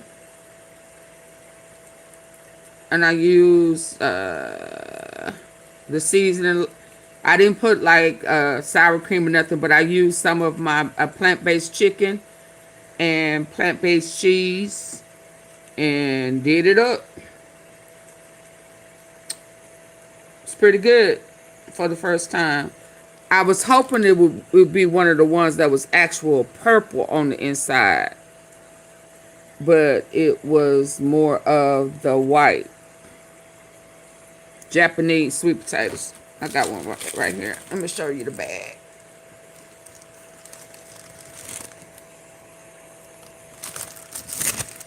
Hold on. So you can see the bag.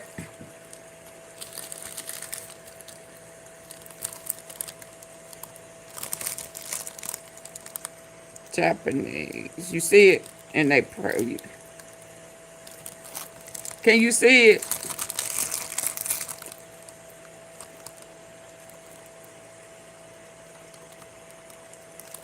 Japanese sweet potatoes. They purple. You can't tell here. Okay, let's go. They really are good. And I kind of did them up, which is healthier. And I think these are more healthier, more fiber. Have more fiber. And I don't get a lot of fiber. So, there we go. Let's move on. You know I'm always trying something healthy. Let's get to the next one.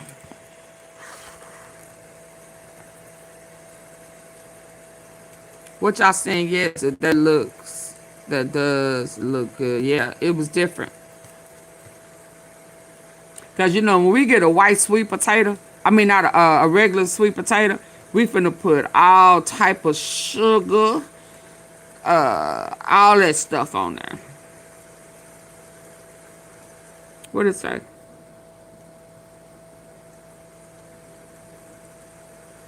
Okay, I'm trying to get to the next one. Habibi. What you mean? This ways BB roped Trump into war. What does that mean? I had to fake being sick last I week. mean, how he avoid my roped wife's him best in, friend. I feel other terrible than about it. So my that wife's money. best What friend. else? And The new New York Times piece gives us some insight into how Israel roped a dope like Trump to fight a devastating war against Iran on Israel's behalf, of course. Please take that disgusting war criminal off the screen. He makes me want to puke. I can't look at his face.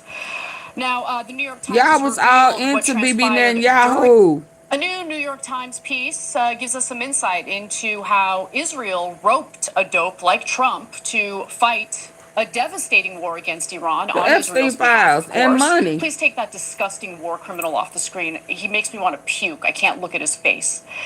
Now, the New York Times has revealed what transpired during a Situation Room meeting that involved Benjamin Netanyahu, a foreign leader in our White House's Situation Room. Oh, yeah, I had that earlier that to is play. actually supposed to be When it considered started. very unusual. But when it comes to Israel, well, they're infiltrated in every single nook and cranny of our government, which is why our government serves a foreign country, not the American people. Before I get to the details into this, which are food is incredibly awesome. embarrassing A lot for of our antioxidant Commander-in-Chief, and fiber. I'm planting some So first of all, they in should tree bags. make sure they clean up the situation room because there's no way the Purple Israelis ones didn't plant yield bugs there. less The minute you allow them into any than room, and golden former ones. CIA agents have said this, Are they, plant bugs. Because they're not our allies. So they don't They've need stolen much all of our room. secrets. Oh, okay. They've taken $300 billion from us, and they drove us into this war, as you're going to see in this exact story. But as you're going through the story, I want you to think about two things, okay? Number one is, who leaked this to the New York Times, and what was their purpose? Because you're going to learn some things here, but then I want to explain to you why this story came out now, and what the politics behind it is, because that's really important. That is a great tease, and I agree with you. That is where the conversation should lie. We'll get to that in a minute, but let me give you the details. So the bulk of this piece focuses on a Situation Room meeting that took place on February 11th. Remember, Trump started the war on February 28th. So this is days before the war begins. The Japanese the sweet meeting potato in the Situation and Room sweet again potato have the same included amount of White House Chief of calories. Staff Susie Wiles, Secretary of State Marco Rubio, Secretary of Defense Pete Hegseth, CIA Director Ratcliffe, General Dan Kane, of the Chairman of the Joint Chiefs of Staff, and then you have the head of Mossad, David Barnea, who appeared on a screen from a remote location, and of course Benjamin Netanyahu was there as well. Now J.D. Vance apparently couldn't attend because he was in Azerbaijan and couldn't make it back in time for this Situation Room meeting. We'll get back to him in just a minute. Now, Netanyahu apparently gave some sort of presentation to convince Trump to go to war with Iran and bring an end to the Islamic regime. And here's how useful Israeli intelligence really is. You know how Israel always talks about, no, we are an incredibly important ally. We provide intel to the United States. What kind of intel do they provide to the United States? Is it the kind of intel that got us to invade Iraq in 2003? That kind of intel? Anyway, let's get to the details here. Netanyahu and his team outlined conditions they portrayed as pointing to near certain victory. Iran's ballistic missile program could be destroyed in a few weeks. The regime could be so weakened that it could not choke off the Strait of Hormuz. And the likelihood that Iran would land blows against U.S. interests in neighboring countries was assessed as minimal. Now you tell me, should it have been assessed as minimal? Let me continue.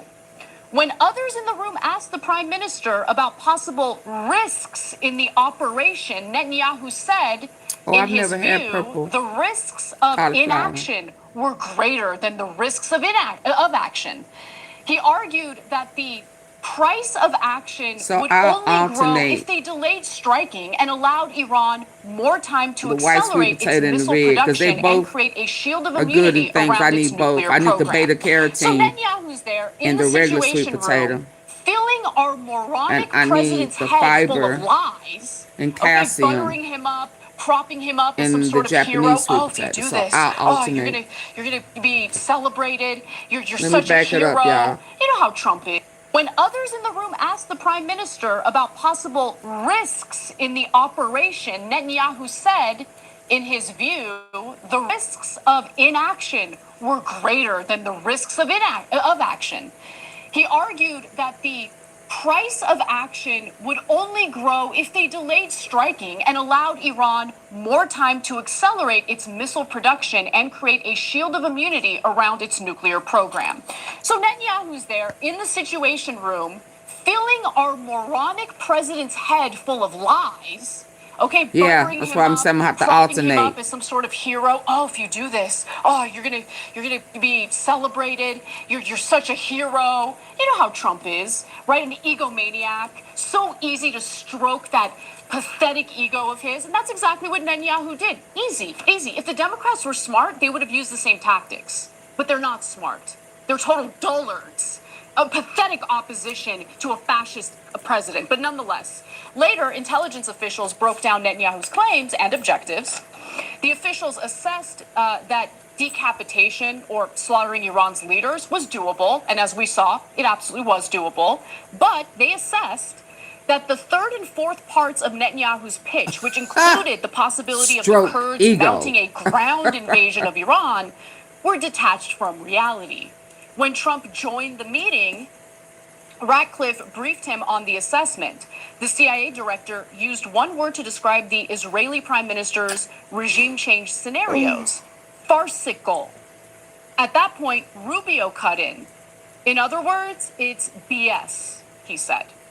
So apparently Ratcliffe and Rubio were hesitant. They were skeptical of the claims being made by Netanyahu and the Israelis. I mean, they didn't fight or push back hard enough to ensure that we didn't get dragged into a stupid war like this, a disastrous war like this.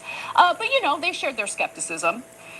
Ratcliffe then said that regime change could not be considered an achievable objective. General Dan Kane agreed, telling Trump, "Sir, this is, in my experience, standard operating procedure for the Israelis. They oversell, and their plans are not always well developed. They know they need us, and that's why they're hard selling." It's not just that they need us, right? They know that they have this half-baked plot that's unlikely to work. So why not send in the Americans? Have them pay for it, have their soldiers get slaughtered. By the way, that whole mission of saving that pilot, the one that Trump is celebrating today, I think it's all lies. It is. Okay, I think that our military was actually there to try to get the enriched uranium. I think that special operation went south. It was a complete and utter disaster, and our government doesn't want to take any ownership of it. I think that's what actually happened. Now, that's my speculation, but I have reason to believe it considering the aircraft that was involved in that whole situation. But I digress. Cenk, before I move on, I want to hear from you. So the Israelis said that it would be easy, it would be low-level risk. They would not attack our Gulf allies. They wouldn't be able to close off the Strait of Hormuz, and that they would surrender to Trump relatively quickly and easily. Okay. So every time we ask, hey, what did we get in return for the $320 billion at a minimum that we have given Israel, let alone the $8 trillion we spent on the global war on Israel's neighbors? What do we get in return? Every time the answer is intelligence. Amazing intelligence. No, their intelligence, it doesn't suck, guys. They have very good intelligence when they want it. They did the Hezbollah pager attack. They knew where the Hamas leaders were, the Hezbollah leaders, etc.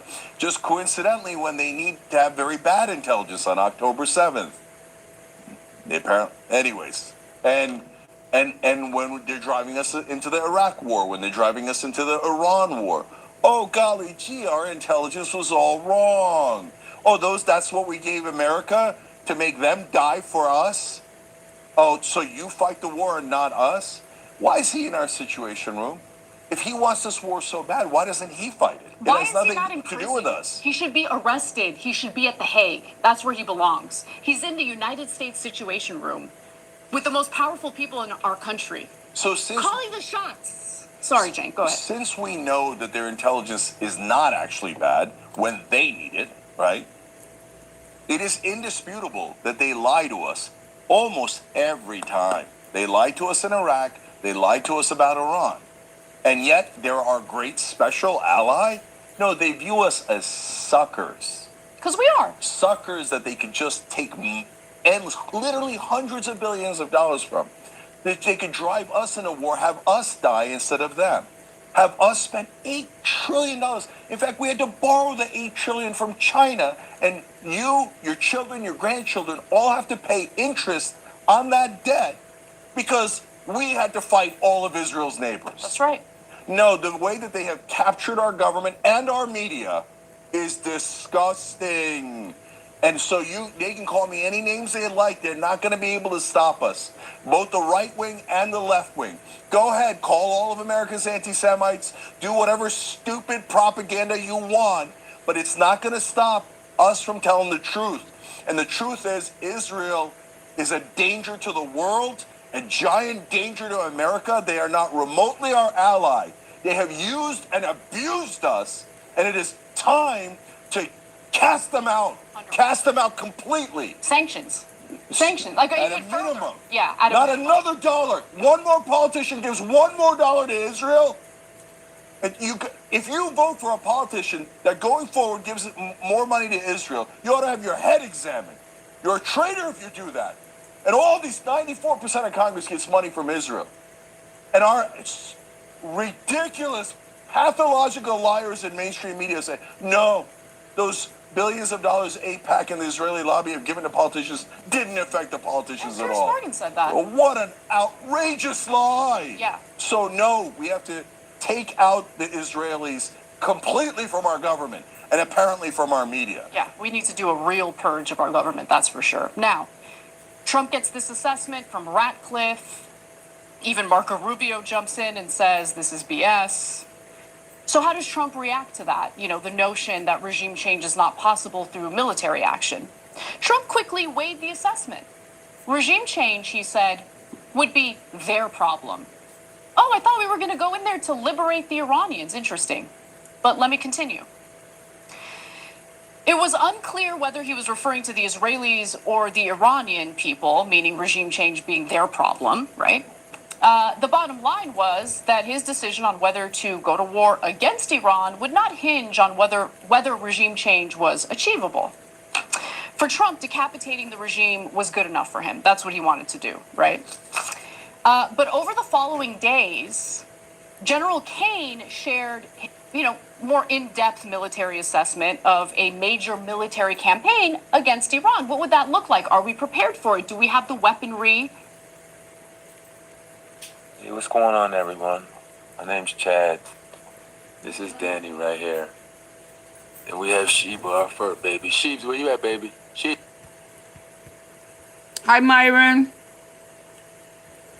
Beautiful. Ready to go. He stated that the United States has depleted its stockpiles of weaponry, including, of course, missile interceptors. Kane saw no way to quickly replenish stockpiles to ensure that the United States is prepared for such a war. And he also brought up the difficulty of securing the Strait of Hormuz. Turns out that Raisin Kane was right, but Trump didn't listen to him. But the president appeared to think it would be a very quick war because he's a moron. An impression that had been reinforced by the tepid response to the U.S. bombing of Iran's nuclear facilities in June. So let's pause right there because this is what happens when the idiots in our country, including the members of the media, engage in these ridiculous celebrations of something like the 12-day war, right? Because it emboldens unhinged people like Trump. He was high off his own supply after he carried out the illegal action of literally kidnapping a foreign sovereign country's leader and his wife. Of course, I'm talking about Venezuela's Nicolas Maduro and his wife. When you cheerlead the war crimes that our government carries out on behalf of Israel or on behalf of our own, I think they all don't nobody like nobody. Did nobody? That emboldens. Oh, I wonder how they gonna feel when their asses get in trouble for going along to get along with Trump. Another part of this, because the piece is a lot more nuanced in regard to Kane's advice to Trump, and then I want to get to JD Vance. The JD Vance part is really important. Let's first focus on Kane, though. So persistent was the chairman in not taking a stand, repeating that it was not his role to tell the president what to do, but rather to present options along with potential risks and, and possible second and third order consequences, that he could appear to some of those listening to be arguing all sides of an issue simultaneously. Oh, Trump I would hear him often lying seem over to hear here. only what he wanted to He hear. lying, y'all. So, He in lying in her comparison, ear. General Mark Milley, who was from Trump's first term, would push back pretty aggressively, especially when it came to potential war with Iran. And obviously, that pushback yielded good results because Trump didn't go to war with Iran in his first term. So I really wish that Kaine, knowing what he knew, was a little more forceful, a little more clear in helping our president understand that engaging in this war would be a complete and utter disaster. Same goes for Marco Rubio. Same goes for anyone else in the administration who's mentioned in this piece as, sharing their assessment, disagreeing with, engaging in this war, but they don't push back. It's not their place. Yeah. Well, then you're useless. You're absolutely useless. And that goes for J.D. Vance as well. Before we get to the vice president, Cenk, your thoughts? Yeah, so everybody on that list that was in that room is either a coward or a traitor or both. And Kaine is definitely a coward. He didn't tell the president all the devastating consequences that he apparently thought would happen. Why did he not tell the president? Because he was worried about losing his job. The last guy who did that, Mark Milley, became an enemy of the president, and the president drove him out. So Dan Kaine obviously cared a lot more about his career than he did about America. So he has greatly betrayed us, okay, through his deep cowardice. Now, when you get to Susie Wiles, same thing, says nothing. And everybody on that list, the tenor of the article was that no one really dared object to Donald Trump. Correct. That they were all scared to say anything that would upset him. Well, I mean, why don't you advertise that you're all cowards? Now, the reality is they are advertising this because they're the ones who leaked it. Yes, Okay. I agree. But it's amazing that since the second option is worse, that they're traitors, they're saying that leaning they on, blew we're up cowards. We were total cowards and we didn't say anything, okay? Yeah. Now, I don't believe them at all. I believe some of them are Oh, cowards wow. like Let me get but over I here. believe most Hold of them are on. traitors. So Marco Rubio, we know through Drop Site News is reporting, and that's why people like Jake Tapper get really upset when you find out the truth. They There saying are that they emails from Larry shot Ellison up the saying that he U.S. gave Marco military. Rubio $5 million Hold into a super on, PAC in my after ear. he pre-approved him for Israel. And he told the Israeli ambassador that. Larry Ellison pretends to be an American. He's the founder of Oracle and the guy buying up half our media to serve Israel. And he also bought up a lot of our politicians. Oh boy, here we So go. that Oh email yeah. was so Go get your popcorn. telling. How long So is this over here? Hegseth was the biggest Get your warmonger among popcorn them. for this. He's also the guy who lauded the IDF in his book Okay, and said the sir, IDF soldiers I should know be. you're saying good stuff. I do, but I need to get over here. I need to get over here where the T at.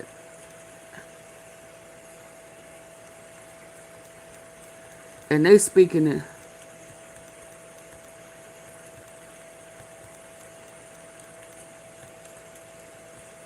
Bookkeeping business owners make an average says of not adding up, y'all. $76 per hour, I know it ain't. according to a recent survey. I know it ain't, because they're not even talking And about that Iran- girl. And I just showed you her. And her information, her personal information, credit cards and all this stuff, identification. And the other day, 2 days ago, her. And 2 days ago, I showed you the guy that Iran had. This guy right here lost his life. I ain't even brought him up. He's the Navy. This guy right here, I ain't even have time to bring him up. Mr. Ingram, rest in peace. And when I had the guy that they had captured, and then the picture that they had, or the video that they had with the other guy,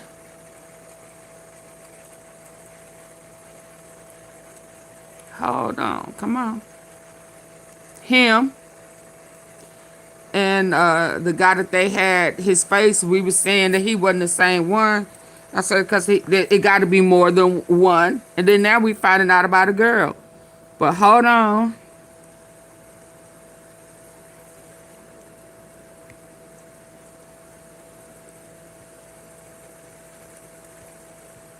Y'all come And to on, our hit the like button. adversaries watching from Tehran, let this be a clear message. The United States military will go anywhere, at any So time. they ain't said nothing about a to protect female our own hostage that's and complete the missing. mission. We execute with precision. We control the skies. You see, we flew for 7 hours in daylight over Iran to get the first pilot. And we flew 7 hours in the middle of the night to get the second. And Iran did nothing about it. We fight with honor, and under President Trump's leadership, we win. You sure about that, Predator PD? Does this look like execution by precision to any of you? Because to my eyes, it looks like an absolute shit show. Hi, my name is Suri Crow, and you're watching the Midas Touch Network. This is the debris, the aftermath of an estimated $400 million waste of American taxpayer dollars that was left in a field near Isfahan, Iran. And what the Trump regime is claiming was the rescue of a downed airman. But the evidence isn't quite adding up. First, let me show you the nonstop trolling of yet another Iranian Lego video. You talk big, drop bombs, act like you run the sky, but one little rescue when you see one die. Black Hawks hit hard, flames in the Persian sky, 100 million gone for one pilot. That's the price. You call us little Iran, but you bleeding equipment. Special forces running, helicopters getting hit. All this chaos for one man in the One man. pathetic as military. We laughing at your heart. One pilot. One pilot lost the C-130 in Black Hawk for one pilot. $100 million just to save one guy. World's strongest military. Look at you cry. Sacred defense. They only got one. 100 million. We're waiting for the boots on the ground. Please come back. Yeah. It is quite a beat. I have to admit, I kind of bop along to some of these. One pilot. One pilot. Black for one pilot. $100 million just to save one guy. World's strongest military. Under the military. That's what they said. I need to find that video of that girl. I knew it was a girl. Hostage. 100 million. But they had her face covered. For the boots on the ground. Please come back. Yeah.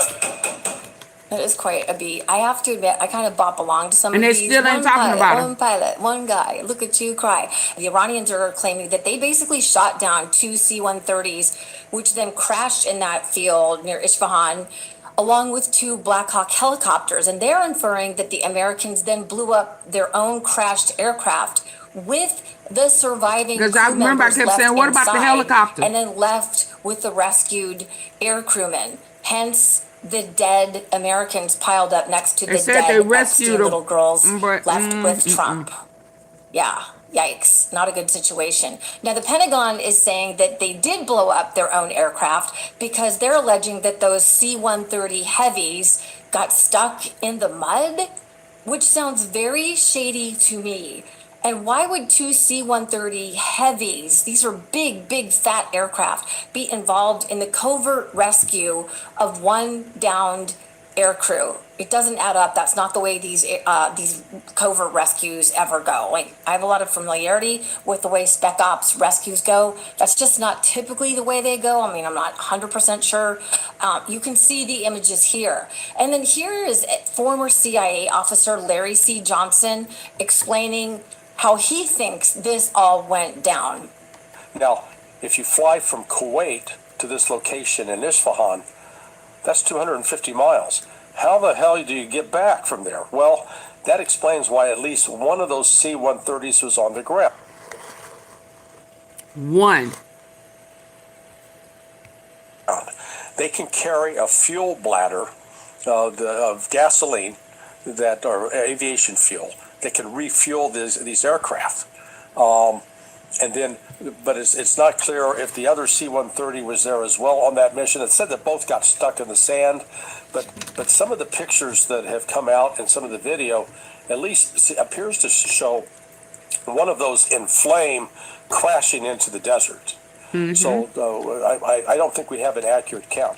What we do know is that in addition to losing the F-15, We lost an additional 2 Black Hawk helicopters, right, called Pave Hawks. We lost at least 3. Got the 2 C-130s that were gone. Now we've got an additional 4 MH-6 Little Birds, and I think the reason they left them there, they didn't have enough fuel to get them back. To safety. An A-10 Warthog went down, fixed-wing aircraft. So when you total it up, you're looking at about $400 million worth of aircraft. So when he talking about we don't leave them behind, he knew damn well they got left behind. And, can't emphasize enough that this may very well have been in preparation. If this hadn't all fallen apart on Friday, during Friday, it's very likely we might have seen troops on the ground already trying to conduct a special operation against the nuclear facility at Natanz. Now that may be delayed. I think Trump, in his insanity, we had the movie about the madness of King George from the American Revolution. Well, we can update that part 2 with the madness of Donald Trump. I mean, he has literally, the liver has slipped off the sausage there, or off the cracker. It's just the sausage. But he won't build sausage. A ground operation, and now it's up to the military chain of command to decide: are we going to follow this order? Is this a lawful order, or are we going to resign and protest? Because anything else at this point is going to result in more American casualties. And as for the Pentagon's version of how many American casualties there are so far, here again is Larry C. Johnson. So when that thing exploded, it crashed into the ground, and the video on that's not AI generated, none of the crew got out. So there were deaths. The Pentagon is lying. They're covering it up. But from what I understand, the C-130 was blown up by the U.S. forces in the rescue operation to ensure enemy forces don't take control of it. That's the story the Pentagon's putting out. That's what you keep getting fed. Why would they from the Pentagon blew up what? They're liars. But from what I understand, the C-130 was blown up by the. But from what I understand, the C-130 was blown up by the U.S. forces. By in the U.S. rescue operation to ensure enemy forces don't take control of it. That's the story the Pentagon's putting out. That's what you keep getting fed. Frankly, all this bullshit from the Pentagon. They're liars. They lied about the KC-135 that went down some weeks ago. They claimed that it had crashed midair. It got taken out by a missile. You're talking about the 2 KC-130, the shadow tankers that collided. But they also didn't lie about the casualties there. They said everyone, all pilots, they didn't lie that nothing got destroyed. They well, no, that one they didn't lie. They had a convenient excuse for how they came up with a lie to explain how it came down. Oh, this is just an accident. Try to ask you what you doing or how you doing. It was an accident. It was a sad accident. But to admit that the C-130 went down anomaly, because when it goes down and crashes, nobody gets anomaly. Out. And therefore, that wasn't a collision, mid-air collision. They couldn't present it as such. Look, I can tell you that the government lies about all kinds of things that happen in war. But this regime is on another level. We cannot trust a thing that they are telling us. When Hegseth is saying this, we execute with precision. We control the sky. We flew for 7 hours in daylight over Iran that guy. The first pilot. He said that the Iranians are taking good care of him. Yeah. And Iran did I believe the pilot. Nothing about it. You can bet on the exact opposite of things that actually happened. Absolutely. Here is Iranian state media showing what appears to be the charred remains of an American body in one of those aircraft frames.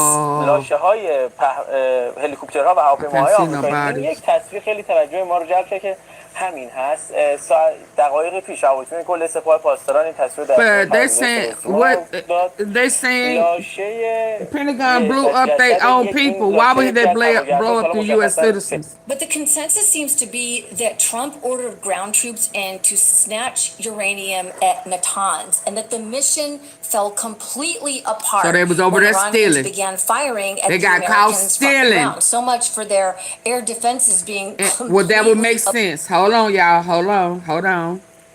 They got caught stealing. So that's why you would blow up our guys, because they knew that they shouldn't have been over there. So that's just eliminating witnesses that will be able to come back later in a few good men moving and saying we did what the orders told us to do. They don't need nobody knowing that Trump had them over there stealing. So they went ahead, and since they crashed, they went ahead and had them destroy their own. Because this man saying there's somebody in there, you really can't see it. But that would make sense, because they will be able to testify against them when they are up with treason and enemy of the United States. So that would be why they're saying that they took out U.S. citizens.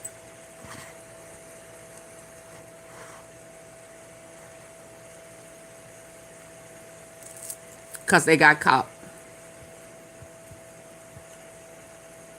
stealing uranium. Y'all hit the like button. But the consensus seems to be that Trump ordered ground troops in to snatch uranium at Natanz, and that the mission... Nobody gets out. And therefore, that wasn't... And then that's why he started talking about no one gets left behind. We get all our men. That mean totally opposite. You know, he's an opposite guy. Let's listen to him again. They didn't lie that nothing got destroyed. They well, no, that one they didn't lie. They had a convenient excuse for it. They collided, but they also didn't lie about the casualties there. They said all pilots. They didn't lie that nothing got destroyed. Well, no, that one they didn't lie. They had a convenient excuse for how they came up with a lie to explain how it came down. Oh, this was just an accident. These guys didn't die in combat. It was an accident. It was sad missile.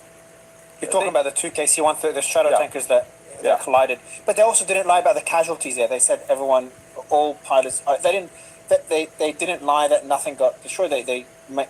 Well, no, Pentagon is lying. They're covering it up. But from what I understand, the C-130 was blown up by the U.S. forces. By the U.S. forces. And then he's saying they lied. But no, he's not. That's the story the Pentagon's putting out. That's what you keep getting fed. Why would they want to say that they blew up U.S. from the Pentagon? Crap. They're liars. They lied about the KC-135 that went down some weeks ago. They claimed that it had crashed midair. It got taken out by a missile. You're talking about the two KC-130, the shadow tankers that collided, but they also didn't lie about the casualties there. They said all pilots. They didn't lie that nothing got destroyed. But that man said that somebody's in it. That one they didn't lie. They had a convenient excuse for how they came up with a lie to explain how it came down. Oh, this was just an accident. These guys didn't die in combat. It was an accident. It was a sad accident. But to admit that the C-130 went down, and because when it goes down and crashes, nobody gets out. And therefore, that wasn't a collision, mid-air collision. They couldn't present it as such. Look, I can tell you that the government lies about all kinds of things that happen in war. But this regime is on another level. We cannot trust a thing that they are telling us. When Hegseth is saying this... We execute with precision. We control the sky. We flew for 7 hours in daylight over Iran to get the first pilot. And we flew 7 hours in the middle of the night to get the second. And Iran did nothing about it. You can bet on the exact opposite of things that actually happened. Here is Iranian state That's why media he's showing what mad, appears y'all, to be the charred that it remains of an leaked. American That body it's, in one of those they only got aircraft one. frames. لاشه های هلیکوپترها و هواپیماهای آمریکایی دیدیم. یک تصویر خیلی توجه ما رو جلب کرد که همین هست. دقایق پیش هواپیمای کل سپاه پاسداران این تصویر در اختیار خبرگزاری صدا و سیما قرار داد. لاشه و جسد این لاشه یکی از هواگردها حالا مشخصا But the consensus seems to be that Trump ordered ground troops in to snatch uranium at Natanz, and that the mission fell completely apart when Iranians began firing at the Americans from the ground. So much for their air defenses being completely obliterated. That's yet another lie. So then Trump and Hegseth, it seems, began lying about all that aircraft being involved in the rescue of the lone air crewman, whom we haven't heard hide nor hair of so far. One person on Threads says that he is visiting his Iranian friend in Singapore right now, and that Iranians are reporting that the number of American casualties is way higher than the reported number of 13, which is what we are hearing from the Pentagon. Look, I only deal in facts as a reporter, and I don't know. This is the tragedy of dealing with the White House that lies to us. They not mentioning nothing about a female, y'all. Everything. We cannot trust them. We cannot trust them for the weather forecast. Amanda M. Ryder. Literally, the weather forecast, because they have gutted weather forecasting equipment too. We can't trust them because they don't believe in climate change. They have gutted the National Weather Service. I've done reports on that. So if the number of American troops killed in that botched mission is higher, eventually it's going to come out, even if they are covering it up. Right. And as for the devastating losses of military intelligence and experience at the Pentagon, that was fire. That did not want to do the devil's work.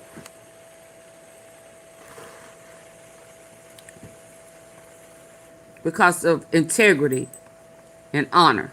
God bless you. I believe, and this is my opinion, but some of which is based on fact, that when these 4 stars push back on the illegal and insane schemes that they are being told to carry out by Trump and Hegseth, they are promptly fired by Hegseth. I know that was the case with Admiral Halsey with those extrajudicial killings down in the Caribbean. The admiral who had just been recently placed in that command was like, these are war crimes. They say she's missing. Fired him.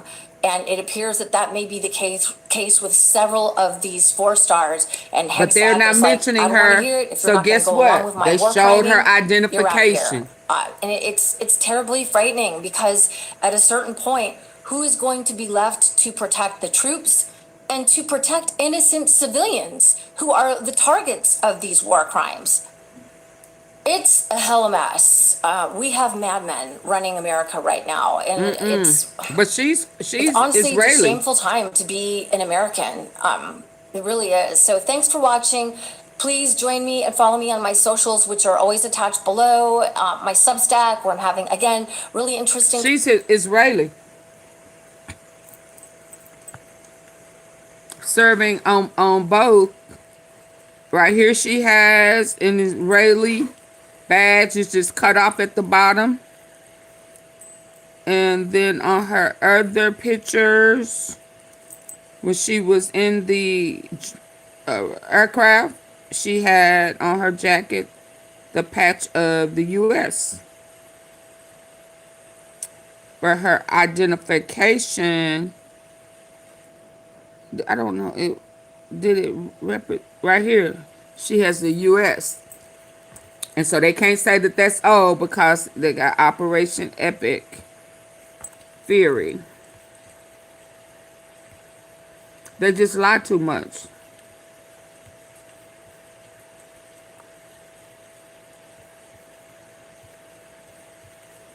So I agree with her. It's not adding up. And the likes for the 2 hours and 24 minutes I've been on is not adding up. So I need for y'all to hit the like button.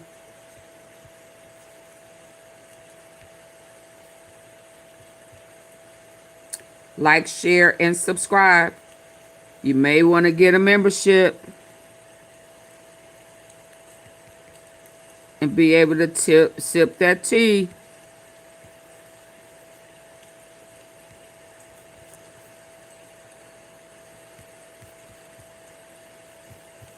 Hold on.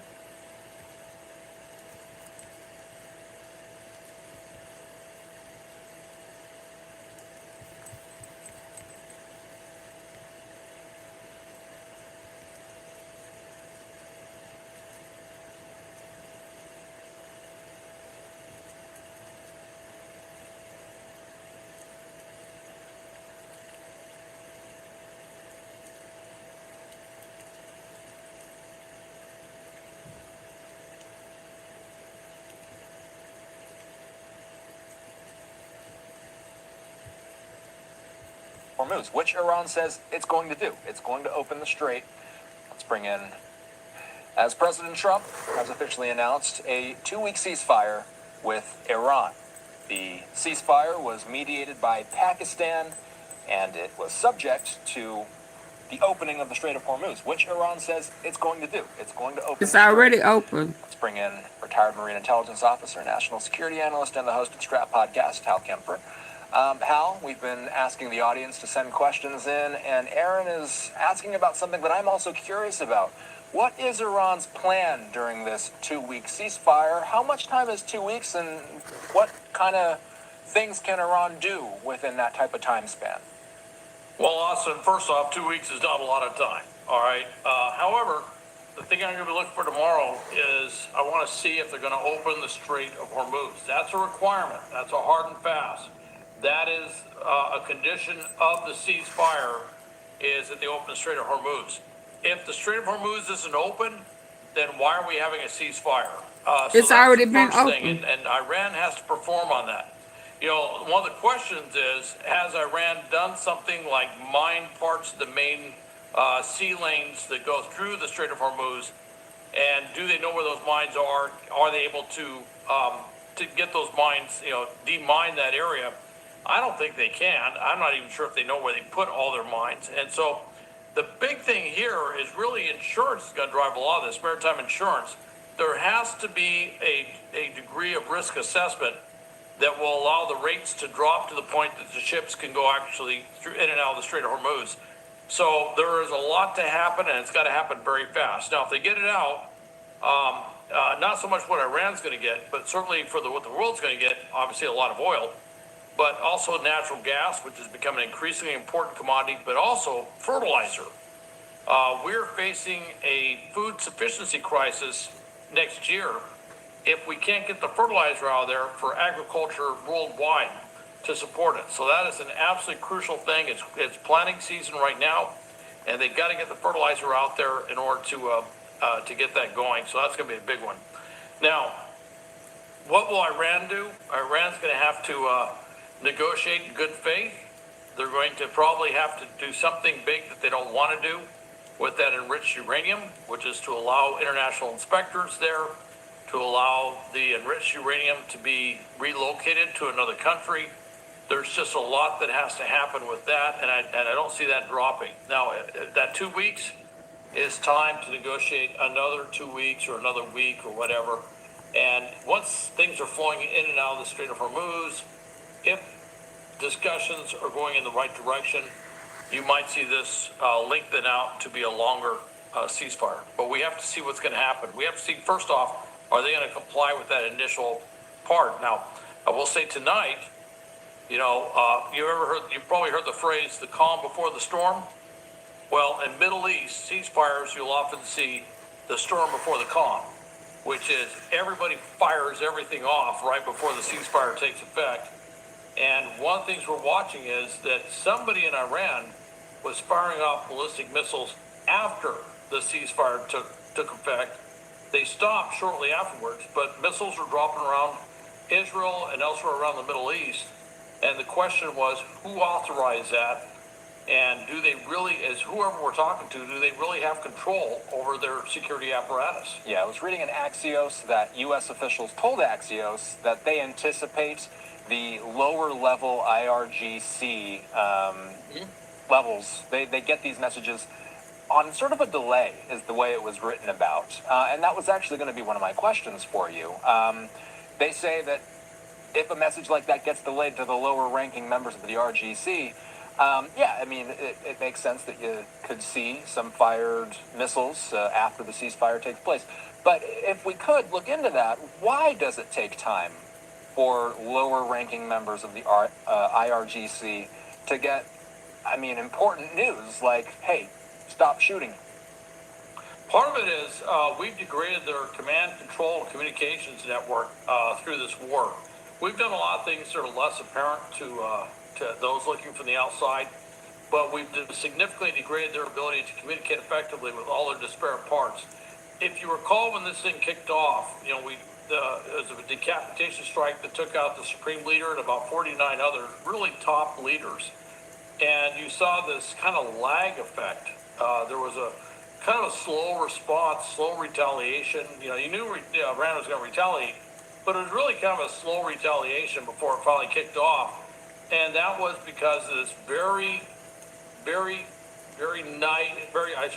tight command and control thing they had, where it went to only top decision makers. It's a autocratic system.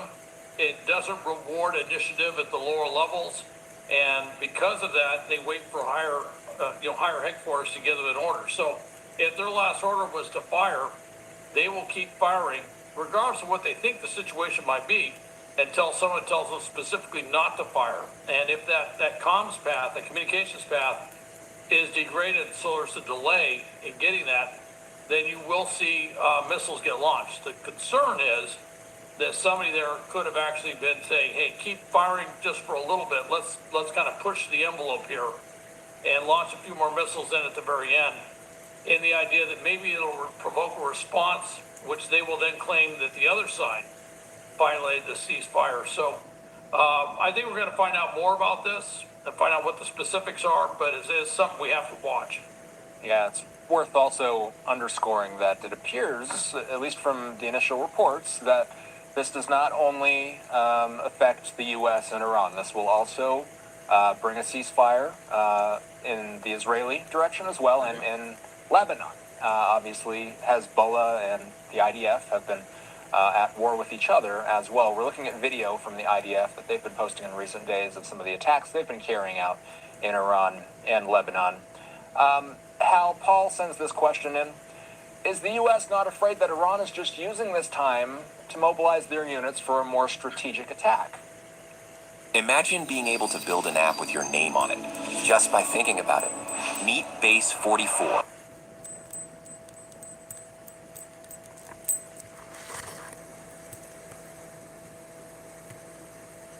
That's something that we'll be watching very closely. And from an intelligence, surveillance, reconnaissance perspective, what we call ISR, everything's going to be turned on during this period. We're going to be watching everything they do to see if they're using this period to dig out these collapsed entrance tunnels to these underground missile cities. We'll be watching that very closely. We'll be watching anything they do around their nuclear facilities.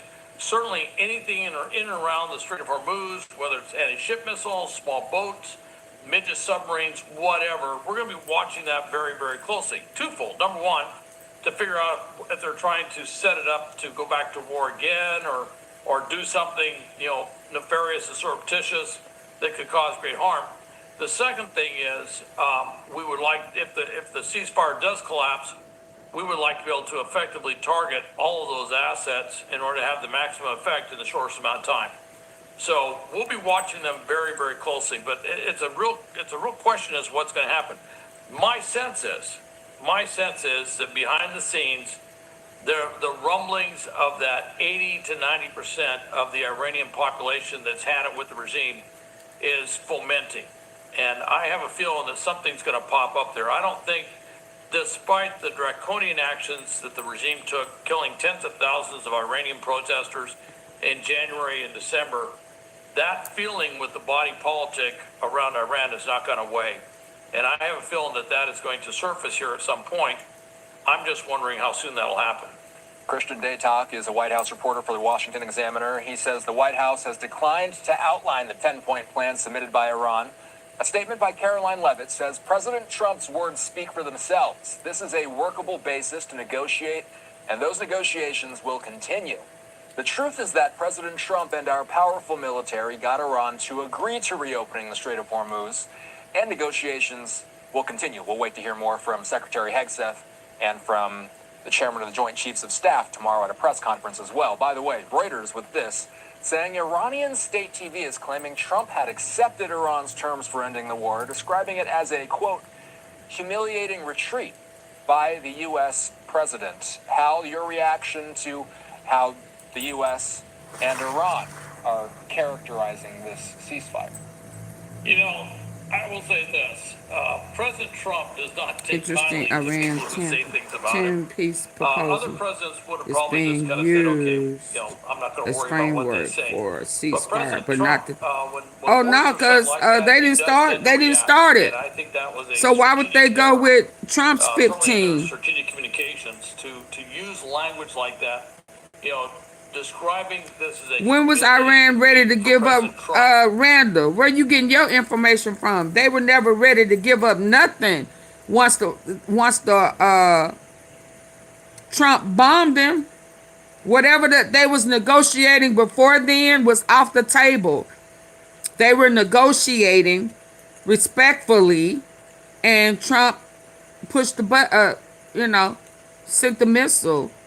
So once the war started, you said before, yeah, because they were negotiating. Yeah, so we don't know what Trump was offering because he's always lying. So you can't renege and then say, but you was going to give it before. No. Yeah, we was handling business, not business.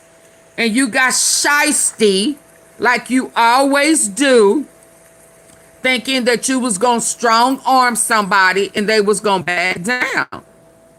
Yeah, again, he thought that it was going to be like Venezuela. And now he upped it up. Being a shyster. Yeah, so don't expect what we were negotiating before to still be in effect when you reneged. So no good faith. You can't trust nothing that you was gonna do. So now you're not gonna get nothing. Yeah, it's what I want. You ain't getting shit. Yeah, and you gonna pay for what you messed up because you started a war and we didn't do nothing to you. All you've been doing is lying, putting jackets on our back.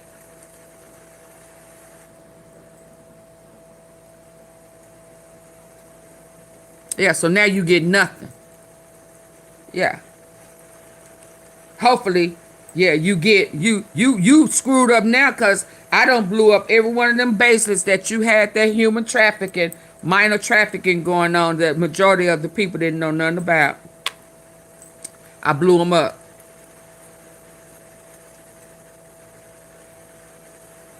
Get those bases off from over here. Because all you doing is pimping kids, babies, little girls.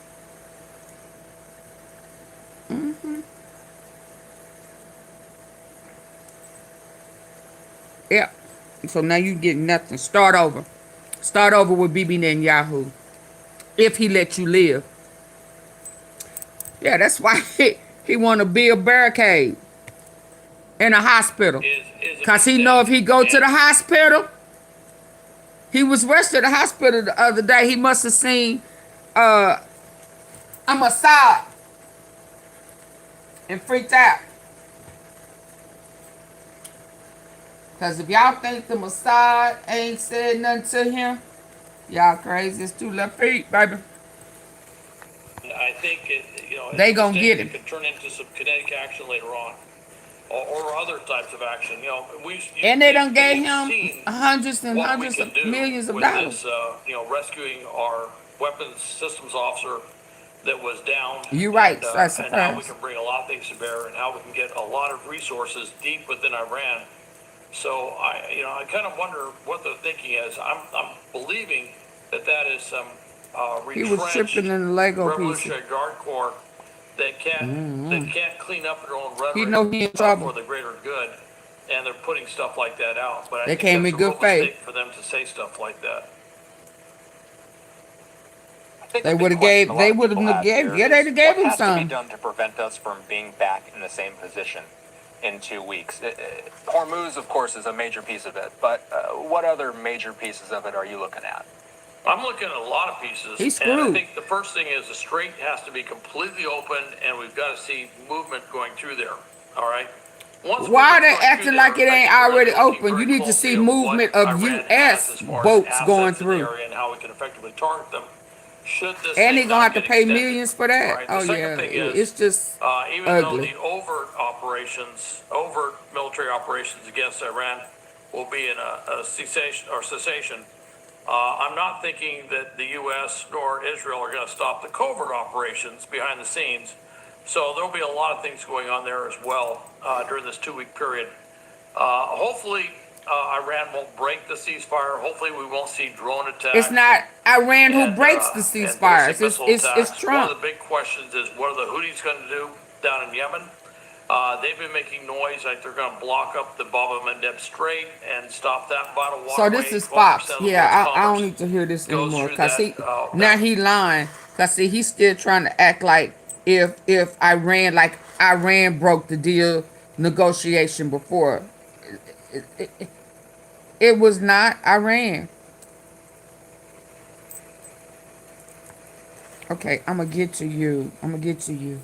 Let me see this. Let me see it. Dang it. I have so much good stuff over here. And he's saying they really not allies. I want to bring up a question that... Hold on. I want to make sure I don't forget him.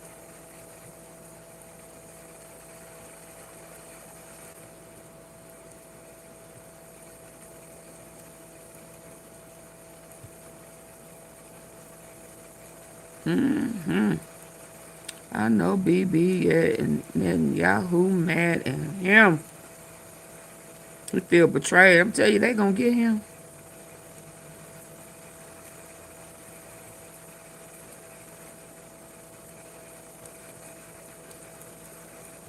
He raging.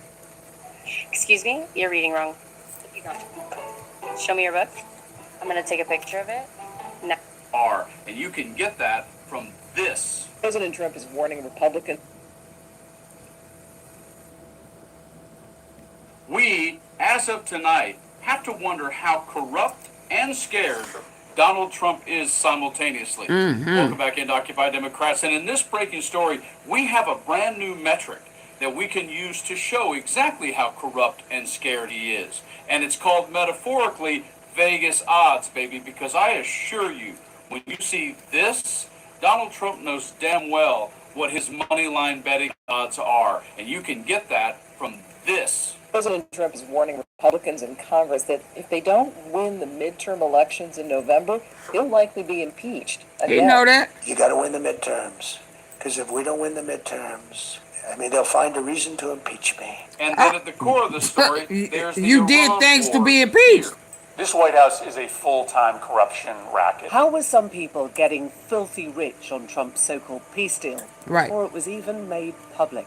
Just minutes before Trump took to Truth Social to announce he'd had those productive discussions with Iran to end the war, traders placed millions in betting on the price of oil. I'll get impeached. Because in the reality we live in today, polymarket, etc., you have this. Prediction markets are now openly pricing the possibility that Trump leaves office early. This is not like some fringe way. This is real money. Millions of dollars being traded about this. And Trump is so scared. I need to get on that he leaves the office early. How can we bet? To put this. How can we bet? I need to. Hey, hold on. I need to invest in that. Right at the beginning of his speech. Boy, where we get that at? Where? Millions of dollars being traded. Prediction markets are now openly pricing the possibility that Trump leaves office early. This is not like some fringe way. This is real money. Millions of dollars being traded about this. And Trump is so scared, and he knows it, that he actually alters the order of his speech to put this up front here. His comments came during a speech to House Republicans on Tuesday at the Kennedy Center in Washington, D.C. Right at the beginning of his speech yesterday, Trump acknowledged the vulnerable position that he and his party are in simply because of history. We want everything. But they say that when you win the presidency, you lose the midterm. Well, actually, Donald, you lose in that way because you're a corrupt jackhole. This early Monday morning, before you probably even showed up to work, at 6:50 that morning, a whole bunch of activity happens in the oil Trump's contracts son market. About is on the board of Poly $500 Market. of What is trades. Poly That kind of Market? scale never happens on a Monday morning. And this truth says it all. Now it's becoming increasingly likely those discussions never took place in any meaningful sense. Iran has refuted them, and even Trump is calling the talks fluid. But the profits had already been secured. And that means people up on the Hill have joined forces and are saying this right now. Hi, everybody. We're still following breaking news here on the Pulse. We've got a lot to go through. We're going to go through the list that Axios now has. Some 50 lawmakers are calling for President Trump to be impeached or removed via the 25th Amendment for his post on Iran. And in this breaking story, not just getting impeached, but getting impeached and removed. Look at what has just happened to the percentages just in less than the last 30 days. Check this breaking story out. Massive breaking news. Trump dealt new blow as impeachment odds hit record high. The odds that Trump will be impeached and removed from office this time are at an all-time high. The odds I need to bet on that. be impeached and removed Is from it office legal? are at their highest ever. Betting markets skyrocketed in favor of Trump being impeached after he issued a crazed threat to kill off the entire Iranian population. Bear in mind in this graphic that the Trump impeachment odds were at 10% on Polymarket just less than a month ago. And of course, someone made a lovely graphic joke out of Kash Patel's face and picture. However, as of today and just a few hours ago, whoa. Are they real? I mean, are they legitimate? And removed. It's an all-time high today at 27%. Is it legal? We have gotten to nearly 30%. That is a 20% increase in less Do they than yield in 30 cash or days bitcoins? that I don't people want are to do. I betting ain't into all no across, bitcoin.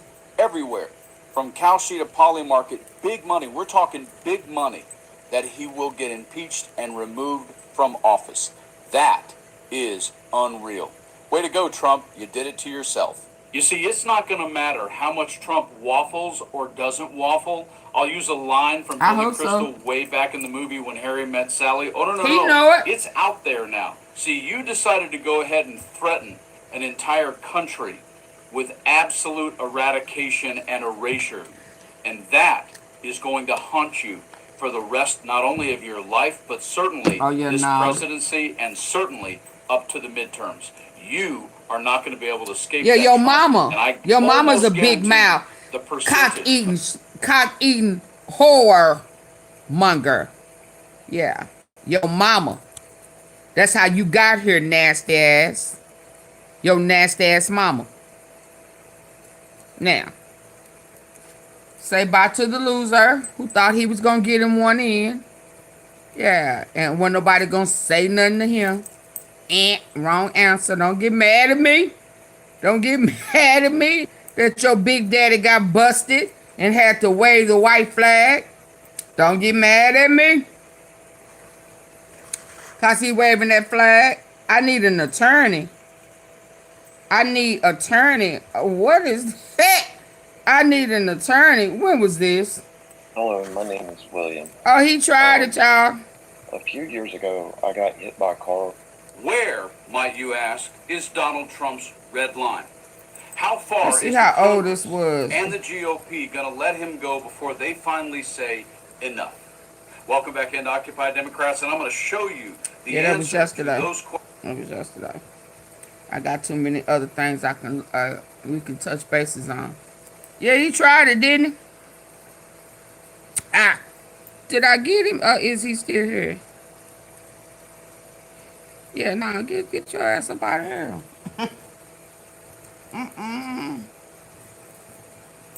Yeah.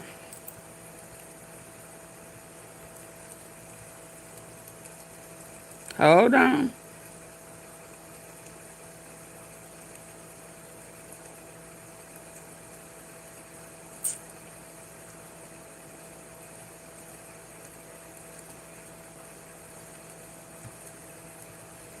king ever threatened. Jen, we have a quorum. We have 2 United States senators. We have 1 member of the House of Representatives. They're waiting patiently. Look at them smiling, y'all. They smiling now. Good. Please don't. Look forward to hearing what they have to say. We're going to get right to it. Thanks, Jen. Thank you. A whole Y'all hit the like button. civilization will die tonight. Trump family and associates are cashing in on Holly Market big time with those bitcoins.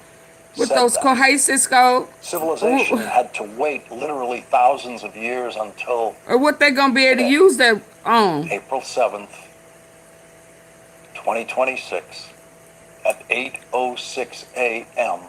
for a head of state. Civilization had to wait literally thousands of years until today, April 7th, 2026, at 8:06 a.m. for a head of state to say and threaten a whole civilization will die tonight. No cruel king ever threatened that. No mass murdering tyrant anywhere in the world ever said that or even thought it was possible.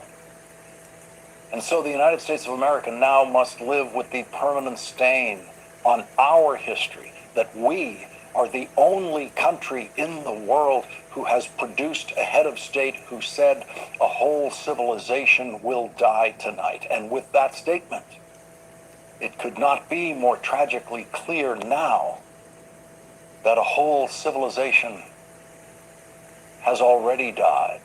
The whole civilization, beginning with the model of the British Parliament leading to the first independent American government formed under the Articles of Confederation, followed by the Constitution that wrote the presidency into existence, and nearly 250 years of the American presidency, all of that whole civilization forming the presidency died with the elevation of Donald Trump to the presidency a second time, proving that it wasn't just an electoral college accident the first time. Trump putting the his country name that claimed on those so airports and self-righteously buildings. to be the conscience of the world, and sometimes, in some ways, came very close to reaching that ideal, elected a president who had been convicted of business fraud and covering up payments to a porn star in a failed attempt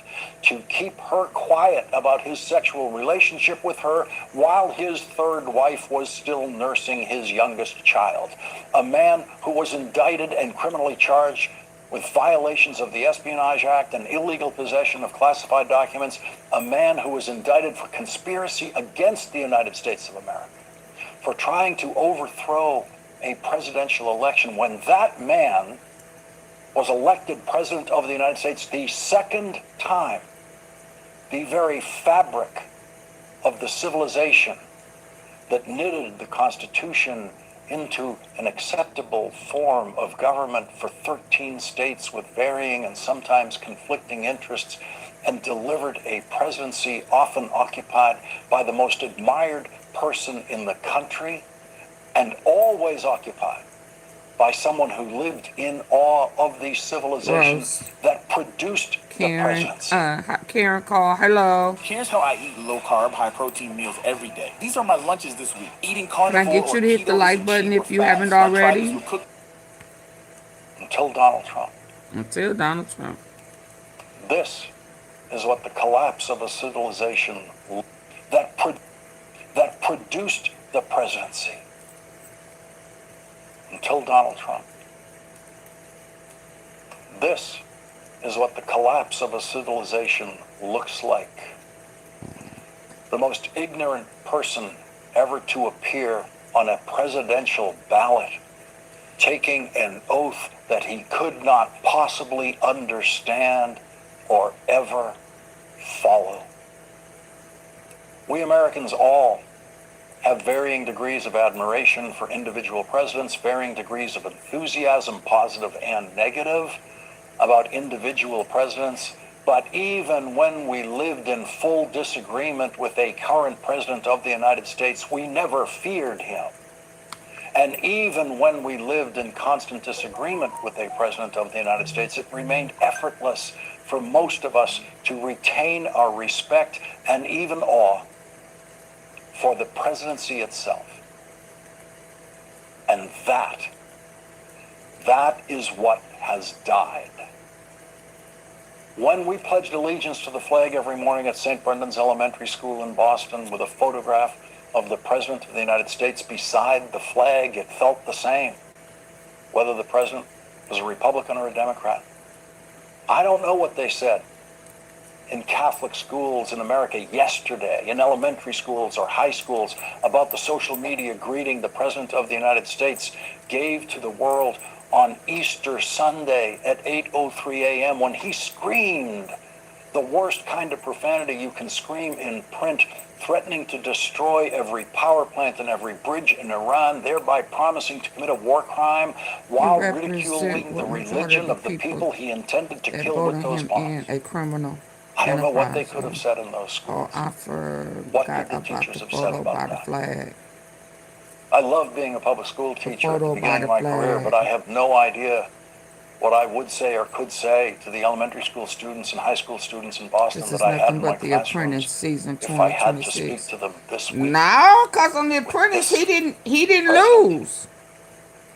44 minutes after Donald Trump said this morning a whole civilization will die tonight and never be brought back again, they rang the bell on Wall Street to open the markets, and no one cared that the president had threatened a whole civilization because Wall Street knew he would back down.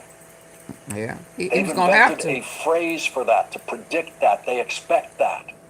They expect Donald Trump to back down. They expect Donald Trump to surrender on tariffs and everything else. And so it was a normal day of trading on Wall Street, while everyone there knew that Donald Trump had announced an 8 p.m. Tuesday night deadline tonight for Iran to open the Strait of Hormuz, or he would blow up everything in Iran, as he put it. Oh yeah, they wasn't the budging. whole civilization will die. But you know, everybody, I guess they all making money. Empty. As poisonous and insane. So did he really think that they was gonna back down? So why? Was right to believe those they was really trying to get that uranium. Actually go through. Hey, the full insanity of his threat. But the words themselves actually they knew he was coming to try to steal. The description of a war crime. Just the words themselves, just the threat. That is against the law. Article 51 of the Geneva Conventions, which has been adopted by the United States as law that applies to everyone in the United States, including the president, says acts or threats of violence, the primary purpose of which is to spread terror among the civilian population, are prohibited. Threats like that are prohibited. They are against the law. They are a war crime. What Donald Trump said was a war crime. What Donald Trump guess what? Was try to... They lose the war. They out here throwing the towel, and Savannah Guthrie got another ransom note. I bet you it's in Bitcoins. I bet you. Donald Trump, let that girl mama go. Let her go. Every time you don't get your way or you need some more money, they get another ransom note. Let her mama go.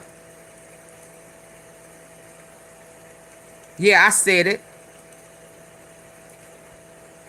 Terrorize not just the Iranian regime with his empty threats, but the entire population of Iran, all 91 million people. He wanted them to believe he was going to kill them all so that they would then rise up today against the regime and overthrow their government and then instantly make peace with Donald Trump. How that blind lady of that fantasy good evening. Was actually Elon Musk can't help him. Can't nobody help him.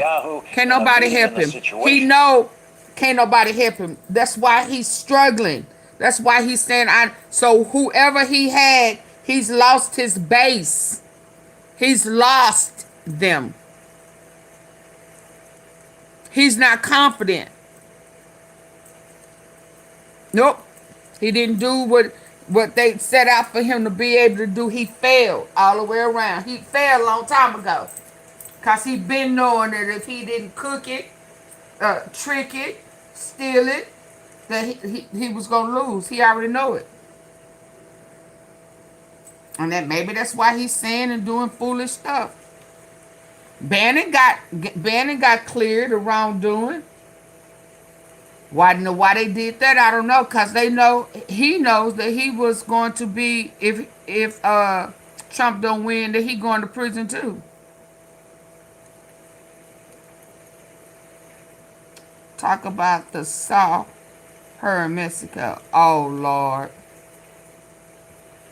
Let their mama go. In important new reporting all of a sudden, she done got a whole nother ransom note. And Jonathan Swan. The Netanyahu presentation about how successful an American and an Israeli war against Iran could be was described to Donald Trump after the meeting by his CIA director as farcical, which according to the Times reporting, Marco Rubio had to translate for Donald Trump into a profane word that Donald Trump uses publicly all the time, because Donald Trump couldn't possibly know what farcical means. He showed he don't know what that means. The fact is, we've come here right now. Is that a popsicle? I mean, what's a farcical? Millions of us light workers have incarnated on this planet. Farcical. You don't know what that is. Marco Rubio knew that. He knew it had to be translated. The New York Times reporting makes it very clear now that the people who have been alleging that Benjamin Netanyahu talked Donald Trump into this war now have tremendous support for that position, according to sources within the Trump government and possibly the Israeli government. The Times does not reveal the sources, but it does include details in the situation room that can only be described by Trump people who were actually in that room and then secretly revealed it to the New York Times. Vice President J.D. Vance emerges from the reporting as the only clear opponent of Donald Trump's war in meetings with Donald Trump. The rest of Donald Trump's advisors and cabinet were clearly afraid to take a position that Donald Trump might not like. And so Marco Rubio, who was in the room as both Secretary of State and National Security Advisor, has proved himself by this reporting to be the worst National Security Advisor in history. I know those Iranian videos are bumping too. Yeah, I got another one coming up. Advice about whether he should go to war or not go to war. They be telling all their business. Right-wing provocateur all his lies. They be like, nope. Is quoted in the show you how they went down. Conversation with Donald Trump, which is an indication that Tucker Carlson may well be one of the sources for this reporting. It was just a discussion between those two people, so the version of that discussion would have to come a big old L. In a discussion about going to war in Iran, the Times reports a couple of weeks before the war began, Mr. Trump, who had known Mr. Carlson for years, tried to reassure him over the phone. I know you're worried about it, but it's going to be okay, the president said. Mr. Carlson asked how he knew. Because it always is, Mr. Trump replied. The rank stupidity of Donald Trump, as it appears in that passage, is in every paragraph. What he say? They really good. They're really talented. When Donald Trump went around the room to get everyone's opinion before finally announcing his decision, he got absurd responses from everyone there except Vice President Vance. His CIA director, according to the New York Times, offered no opinion on whether to proceed. His always incompetent White House Chief of Staff, Susie Wiles, according to the New York Times, quote, told Mr. Trump that if he felt he needed to proceed for America's national security, then he should go ahead. It is exactly the kind of spineless, mindless counsel you imagine the most ignorant president in history, who has chosen his cabinet and his advisors for their weakness and for their blind and stupid loyalty, would get. Right. When it was J.D. Vance's turn, the Times reports, Mr. Vance, whose disagreement with the whole premise was well established, addressed the president. You know, I think this is a bad idea, but if you want to do it, I'll support you. Oh, wow. There will be more reporting like that for years and years to come. Disagreeing. And Charlie most of the Kirk people in disagreed. those It cost him meetings, his life. in those rooms, will be lying for years to come to try to extricate themselves from Donald Trump's decision to start a war for no reason, to achieve nothing in that war, and to then issue the threat, a whole civilization will die tonight. Think about how stupid you have to be to think that that is even possible. We dropped two atomic bombs on Japan, and that civilization did not die. Yeah. Thousands and thousands of people died, men, women, children, babies, grandmothers, grandparents, but bombs, even nuclear bombs, cannot kill a whole civilization, and Donald Trump doesn't know that. With 88 minutes left on his absurd deadline of 8 p.m. tonight, Donald Trump announced what Iran is tonight calling Donald Trump's surrender in his war with Iran. Donald Trump said, subject to the Islamic Republic of Iran agreeing to the complete, immediate, and safe opening of the Strait of Hormuz, I agree to suspend the bombing and attack of Iran for a period of 2 weeks. So, in exchange for the Strait of Hormuz going back to the way it was worse than Hitler. The day before Donald Trump's war, Donald Trump is willing to stop his war. What are you talking about? And so his war Angel has accomplished nothing. What are you talking about? Good luck. Another way of keeping the Strait of Hormuz open would have been to not have his war. Donald Trump said, we received a 10-point proposal from Iran, and I believe it is a workable basis on which to negotiate. Iran is saying tonight that their 10-point proposal as a basis for Donald Trump to negotiate is a great victory for Iran and a surrender for Donald Trump, because it means, among many other things, that Iran remains in full control of the Strait of Hormuz. And Iran has agreed to open the strait as long as Donald Trump's war has stopped. So Donald Trump's war in Iran failed to achieve anything that Prime Minister Netanyahu promised him they would achieve when he urged Donald Trump to start this war. Tonight, Donald Trump and his bombs and his missiles have created a lot of explosions in Iran that he and his childish staff have turned into what they considered very funny, playful war videos. And Donald Trump destroyed at least one university and a girls' school. He destroyed a lot of structures, a lot of buildings, a lot of homes.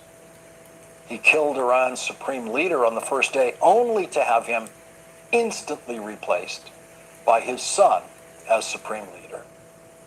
And Donald Trump did not achieve regime change in Iran. Japan and Germany suffered much more damage during World War II, and they rebuilt immediately and quickly joined the strongest economic powers in the world as equals.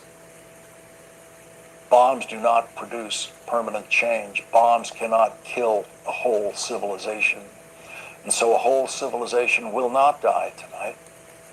But Donald Trump's war crime of threatening such terror, the only person in control of nuclear weapons who has ever promised such terror.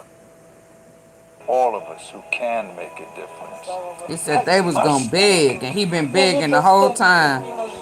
Begging his ass off. Is a moral stain. Big hip ass. That will live in the pages of our American history forever. That will not die. That will be with us forever. The stain of Donald Trump.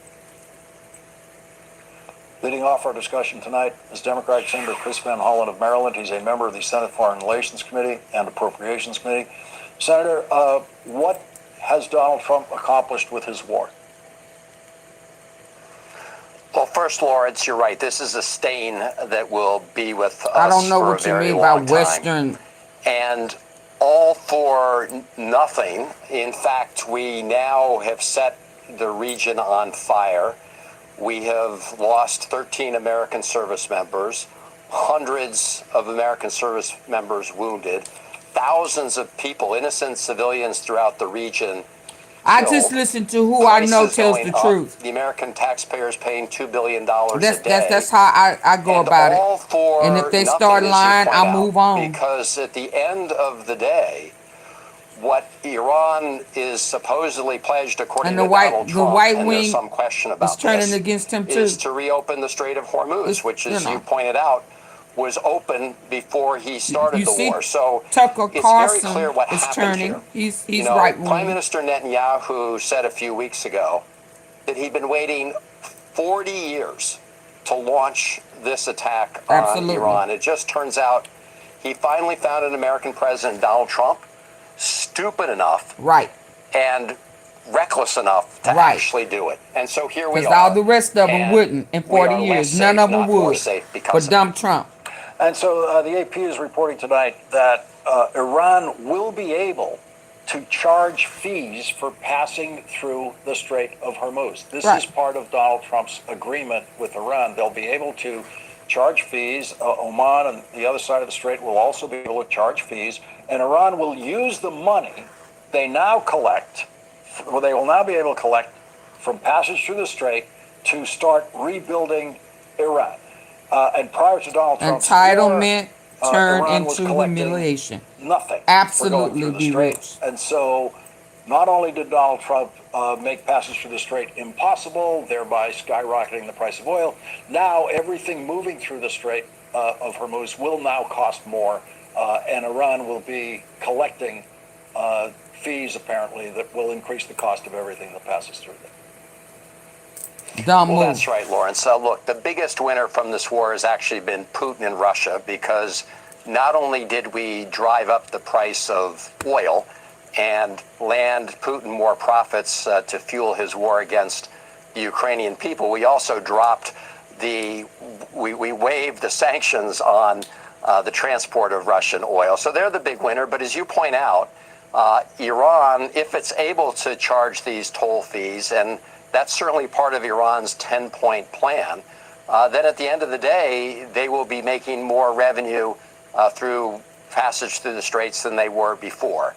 So it's just one more example about how, after all of this, we are worse off, not better off. And when I say we, I mean the American people, but I also mean people throughout the region and the world. So if this was a war for the Strait of Hormuz, which is what it now appears to be, that was the final point for Donald Trump. As long as you could open the strait, the war could end. If this was a war for the Strait of Hormuz, Iran has won that war. They've emerged from that war in control of the strait and charging fees to go through it. Well, that's right. I mean, this is why the statements coming out of Iran have declared victory for themselves. And look, I mean, Iran obviously has taken a hit to its military facilities, but Lawrence, nobody ever doubted that the United States could use our overwhelming military force to hit certain Iranian targets. That was never in question. The question is, for what purpose, at what risk, and at what cost? And the Trump administration could never articulate a reason why we were doing this. Netanyahu has his own reasons for why he wants to do this, but the Trump administration could never articulate that. And of course, it's come at great cost in lives and treasure, and has, again, the risks has made us less safe, not more safe. So at the end of the day, Donald Trump has made the United States of America and all of our people worse off because of his reckless actions, because he finally, did what Bibi Netanyahu had been looking for a long time. Somebody stupid enough to do this. Senator Chris Van Hollen, thank you very much for starting off our coverage tonight. Thanks, Lawrence. And coming up, our next guest says that Donald Trump should be impeached by the House of Representatives, removed from office by the United States Senate. Democratic Senator Ed Markey of Massachusetts will join us next. Today, Pope Leo, in a rare statement in English, so Donald Trump could understand him, he directed a statement at Donald Trump that tried to convince Donald Trump to not go through with his threatened war crimes today against Iran. This is what would happen to your body if you ate mood sleep gummies every day. Day 1, you take your first gummy. Asking all people of goodwill to search always for peace and not violence, to reject war, especially a war which many people have said is an unjust war, which is continuing to escalate and which is not resolving anything. Let's remember especially the innocent, children, the elderly, the sick, so many people who have already become or will become victims of this continued warfare. To remind all that attacks on civilian infrastructure is against international law, but that it is also a sign of the hatred, the division, the destruction the human being is capable of, and we all want to work for peace. Also today, our next guest, Democratic Senator Ed Markey of Massachusetts, who has voted twice to stop Donald Trump's illegal war in Iran, said, quote, "We have a warmonger in the White House. He has threatened war crimes on an apocalyptic scale and appears eager to commit them. The House and Senate must return to session. The House must pass articles of impeachment, and then the Senate must vote to convict and remove the president, or the cabinet and vice president, with congressional concurrence, must invoke the 25th Amendment and remove Trump. His threats cannot be dismissed as mere rhetoric. This is as grave a moment as the world has faced in the nuclear era." Joining us now is Democratic Senator Ed Markey of Massachusetts. Senator, thank you very much for joining us tonight. What is your reaction to Donald Trump, as Iran puts it, surrendering now and stopping his war, leaving Iran in control of the Strait of Hormuz? A big fat Yeah, nothing. Donald Trump has surrendered, not the Iranians. And what he has been doing over the last several days is an impeachable offense. He has threatened a genocide against a nation. He has threatened to end a civilization. He has threatened to use nuclear weapons against a country that does not have nuclear weapons. All of these are impeachable offenses, and he must be brought to justice. The House and Senate should be brought back into session. There should be articles of impeachment brought against him by the Democrats in the House of Representatives. We need to make Donald Trump accountable for what he has just done in the name of the American people. And I think this is going to be a defining moment for the Congress, for the American people. We cannot allow Donald Trump, in control of nuclear weapons, to be invoking this madman theory of the destruction of a civilization in the name of the American people without him being brought to accountability. The impeachment process must begin. We have reports tonight of over 50 House Democrats agreeing with you on this, over 20 Senate Democrats agreeing with you on exactly this. I want to read you the one statement we have about this from a Senate Republican, and that's Senator Lisa Murkowski. Every other Senate Republican has avoided saying a word about it.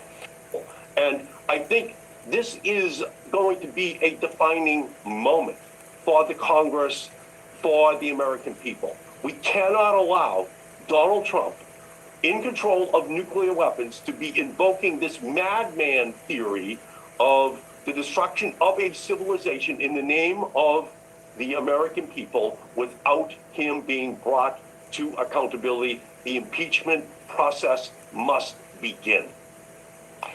We have reports tonight of over 50 House Democrats agreeing with you on this, over 20 Senate Democrats agreeing with you on exactly this.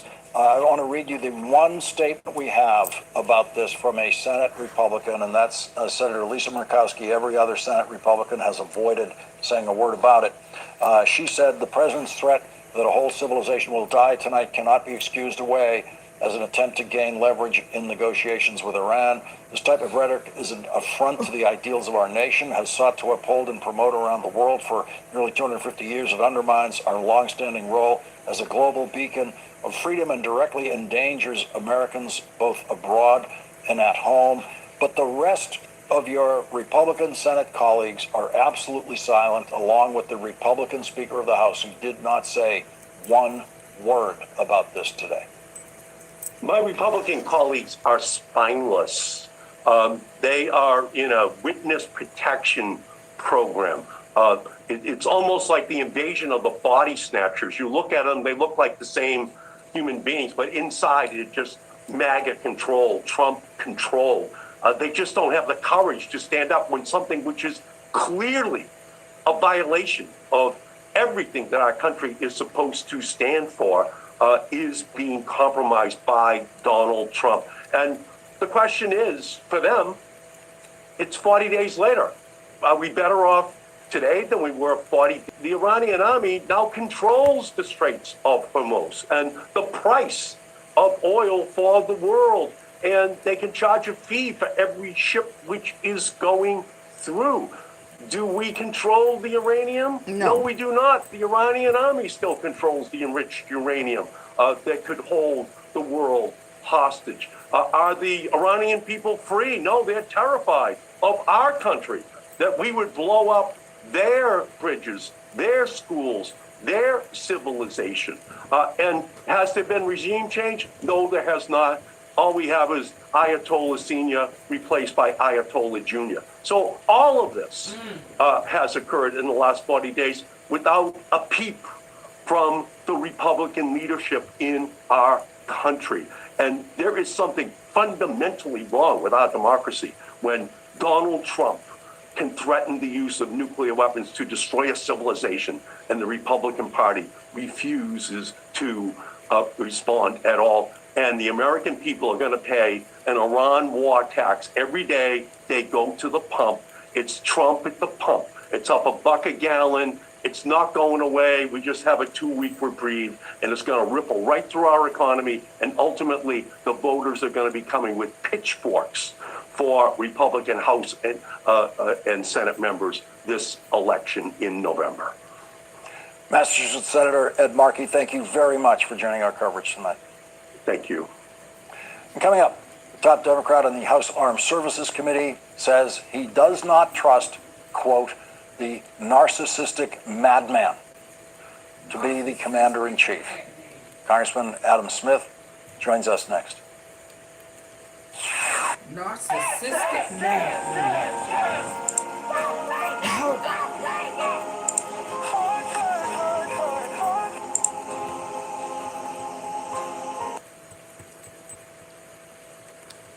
Narcissistic. Democrat lawmakers call for Trump removal. Hold on.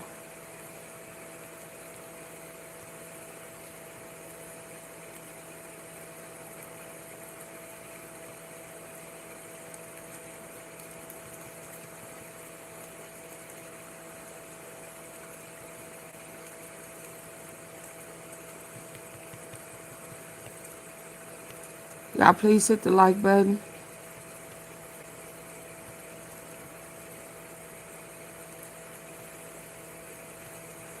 Let me see over here.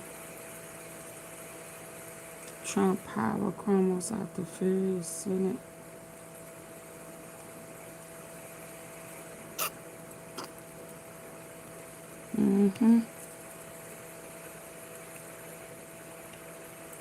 It was something I put over here. I said I wanted to see that one. Sacramento.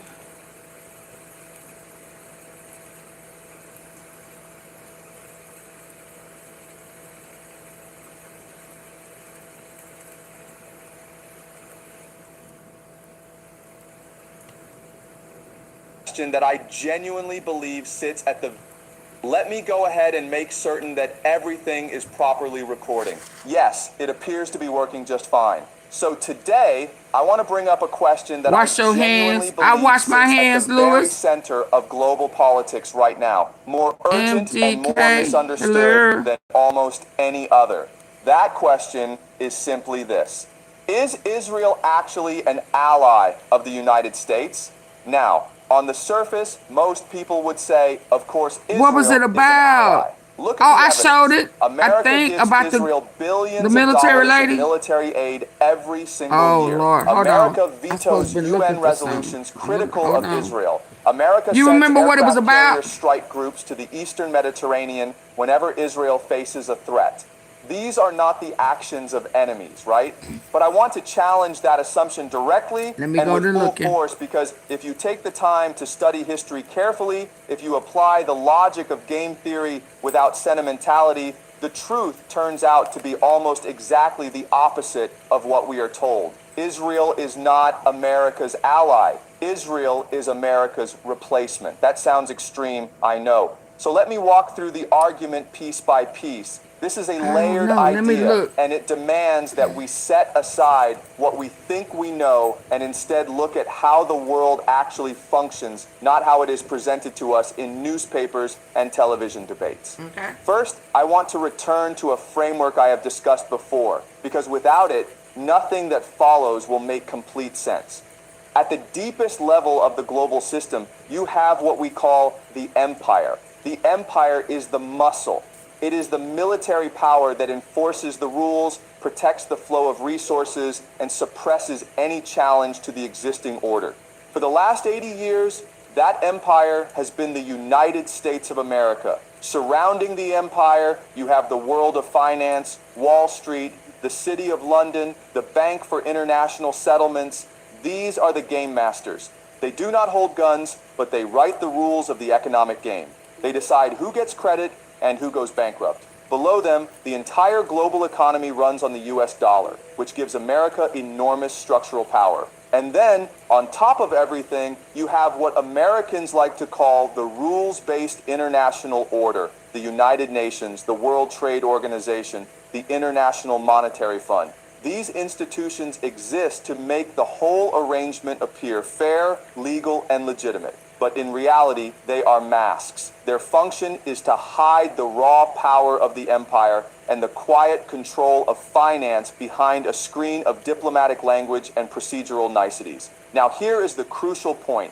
Every major player inside this system, the big banks, the defense contractors, the intelligence agencies, the old family networks that span continents, their primary interest is not making the world better. It is maintaining the system as it is. They benefit from stability, from predictability, from the status quo. They do not want fundamental change. But there is a serious problem. The muscle of the system, the American empire, is visibly weakening. And when the muscle weakens, the entire structure becomes vulnerable. So the people who actually run things, the financial elites, the game masters, they now face one urgent, inescapable question.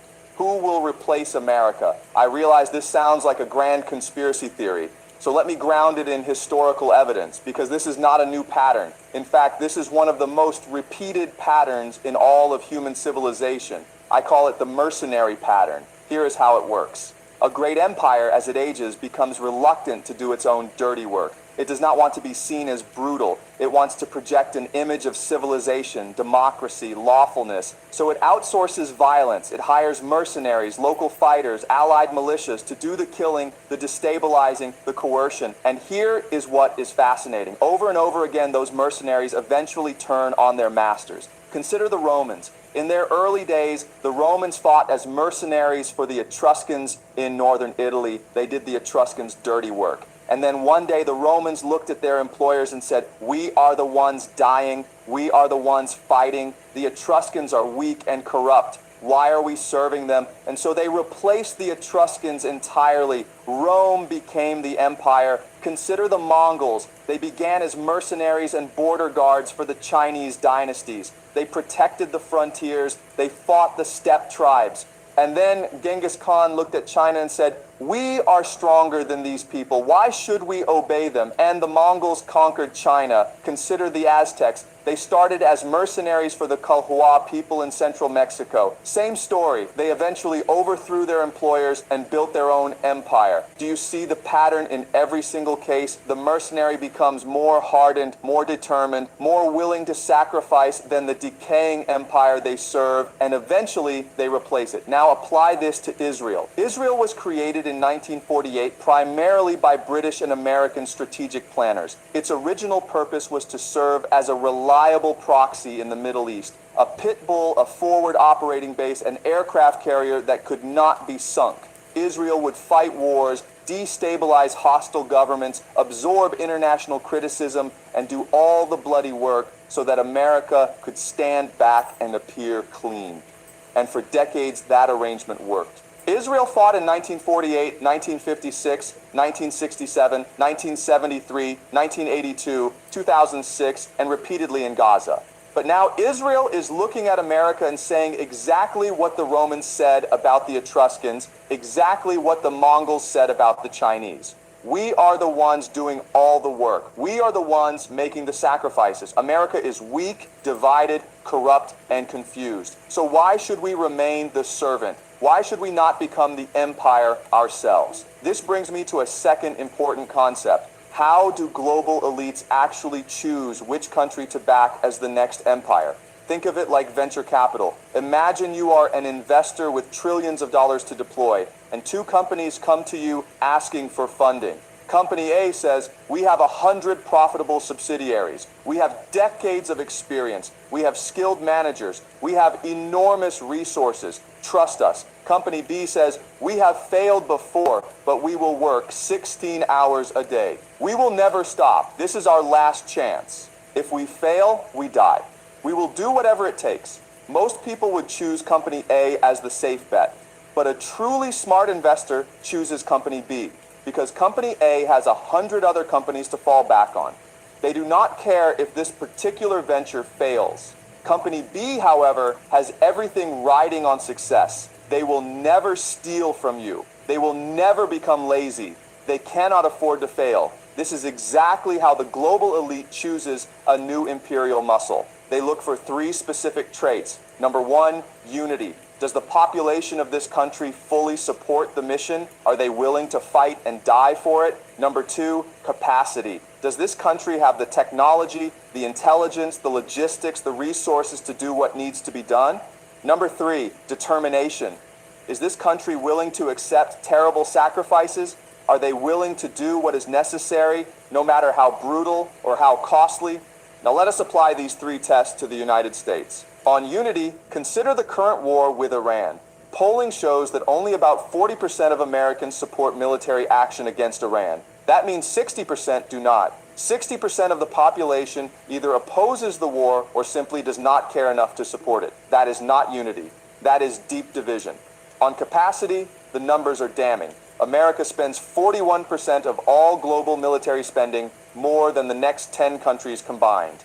And yet, an Iranian drone that costs a few $1,000s can destroy an American helicopter worth millions. A $13 billion aircraft carrier had to retreat from the theater of operations within 3 weeks because it was too vulnerable. The F-35 fighter, which cost $100 million per unit and took 26 years to develop, has been repeatedly challenged by Iranian air defenses. This is not capacity. This is corruption, incompetence, and waste dressed up in expensive uniforms. On determination, consider how America handles casualties. The Pentagon is terrified of reporting soldier deaths to the American public. During World War II, at the Battle of Iwo Jima, America lost over 6,000 Marines taking one small island, and the country was proud of that sacrifice because they understood that winning required blood.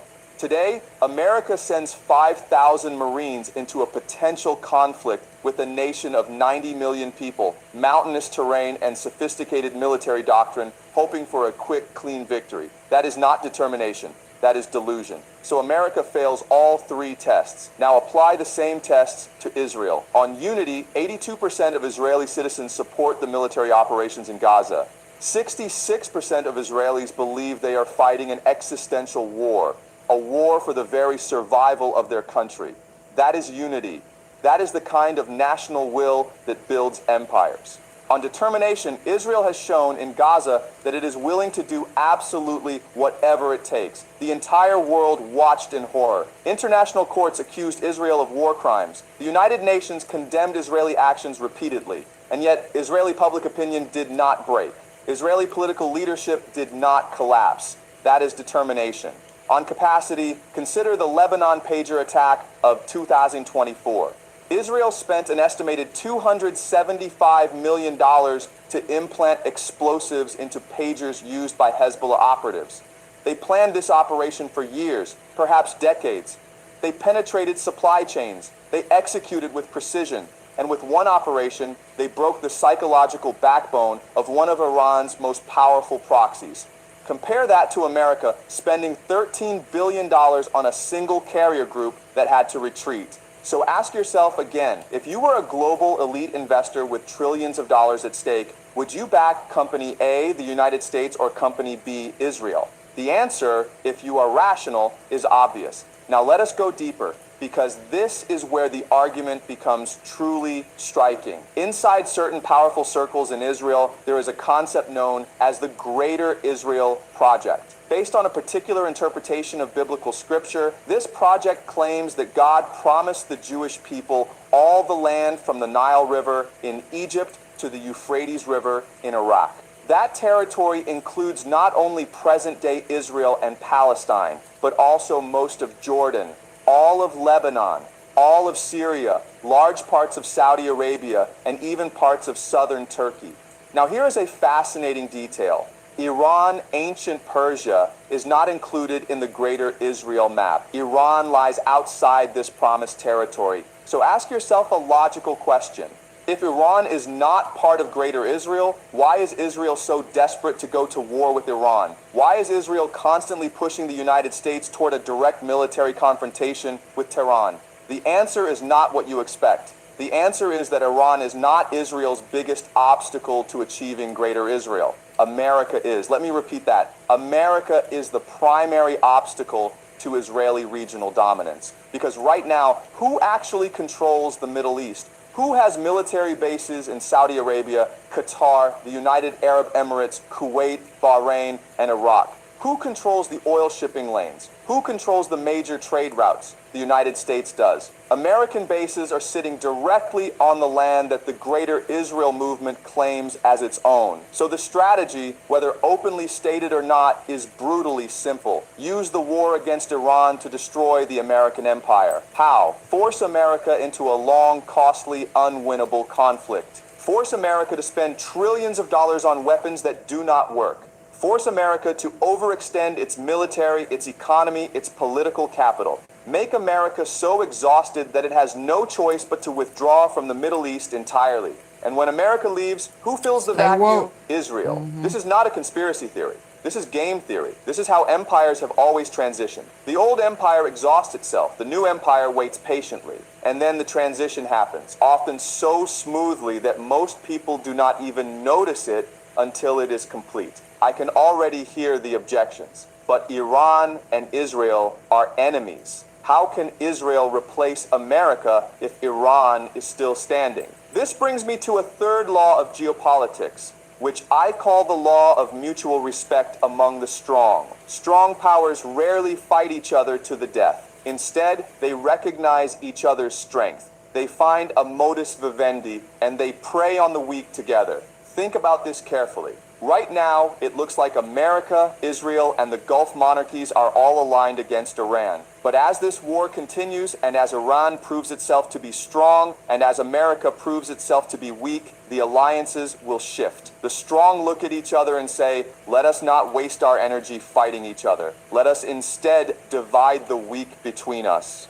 I believe this is exactly what will happen between Iran and Israel. Not today, not this year, but over the long term. Once America retreats, once the dust settles, Iran and Israel will be the two remaining major military powers in the Middle East, and they will have no choice but to come to some kind of arrangement, because that is what strong powers always do. There is another element here that almost no one in Western media discusses. This war, which was supposedly designed to cripple Iran, has actually made Iran dramatically wealthier. How? The Americans fearing a spike in global oil prices, quietly allowed Iranian oil to flow back into international markets. Overnight, Iran made an estimated $14 billion in additional revenue. Remember that Iran's entire annual military budget is only about $10 billion. So in one move, America gave Iran more money than it spends on its entire military in a year. Furthermore, Iran is now permanently embedded in two major global trade networks. The first is the North-South Transport Corridor, which links Russia through Iran to India and the ports of the Arabian Sea. This corridor allows Russia to bypass Western sanctions and gives Iran access to European markets through Russia. The second is China's Belt and Road Initiative. For China to reach European markets efficiently, trade routes must pass through or near Iran. For Europe to access Asian markets, the same is true. Iran sits at the absolute geographic and economic center of Eurasian trade. What does this mean? It means that even if America wins the current war militarily, Iran wins economically. Iran will come out of this conflict stronger, more connected, and more resilient than before. And that means Iran has less reason to compromise, less reason to accept American demands. The longer this war continues, the more Iran benefits. So the United States is trapped in a strategic paradox. The more it fights, the more it empowers its enemy. And the more it empowers its enemy, the more it accelerates its own decline. Let me now put all of this together and describe what the post-American Middle East will look like. I call this emerging order Pax Judea, the Israeli peace. Just as history had Pax Romana, the Roman peace, Pax Britannica, the British peace, and Pax Americana, the American peace, we are now moving toward a new imperial order centered on Israel. What are the pillars of Pax Judea? First, control of Middle Eastern resources. The Middle East holds about 20% of the world's proven oil reserves, massive natural gas fields, and the most important maritime choke points on the planet. Israel, because of its geography, sits at the crossroads of three continents: Africa, Asia, and Europe. It has coastlines on the Mediterranean and the Red Sea. No other country imperial order centered on Israel.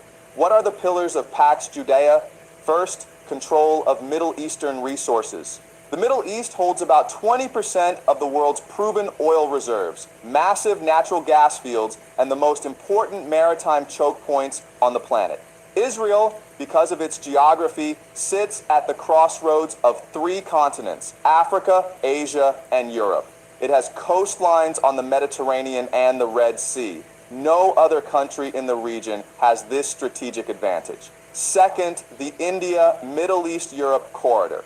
For India to trade efficiently with Europe, the shortest and most secure route goes through the Middle East, directly across Israeli territory. Once this corridor is fully established, it will become one of the most valuable trade arteries in the world, and Israel will control its center. Third, data and artificial intelligence. Israel already has more data centers in the Middle East than any other country. It has world-class universities, a thriving technology sector, and the most sophisticated intelligence infrastructure in the region. In the 21st century, data is power. Surveillance is control. Whoever controls the AI backbone of the Middle East controls its populations. Israel is positioned to dominate this field completely. Fourth, intelligence superiority. Consider the history of ISIS. ISIS carried out devastating attacks across the Middle East in Iraq, Syria, Jordan, Saudi Arabia, Egypt, Turkey, and beyond. But there is one Muslim majority country where ISIS never succeeded in mounting a major attack: Israel. Many intelligence analysts believe this is not an accident.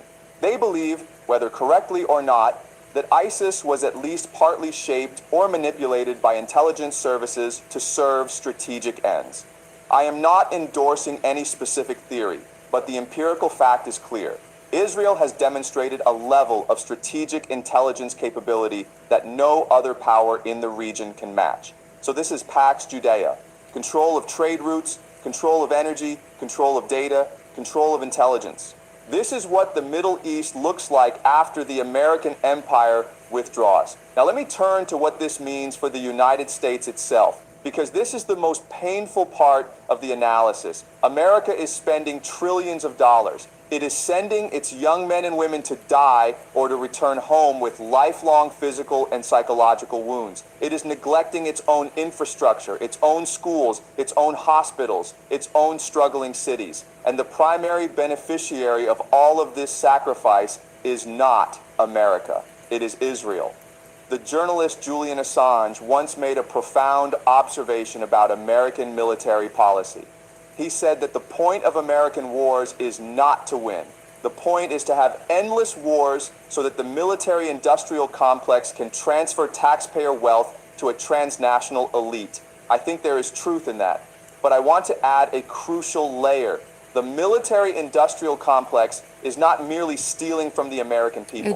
Whether they understand it or not, they are also accelerating the decline of the American empire and accelerating the rise of the Israeli empire. Every dollar America spends on bombing targets in Yemen or Iraq or Syria is a dollar that cannot be spent rebuilding a collapsing bridge in Pittsburgh or hiring a teacher in Detroit.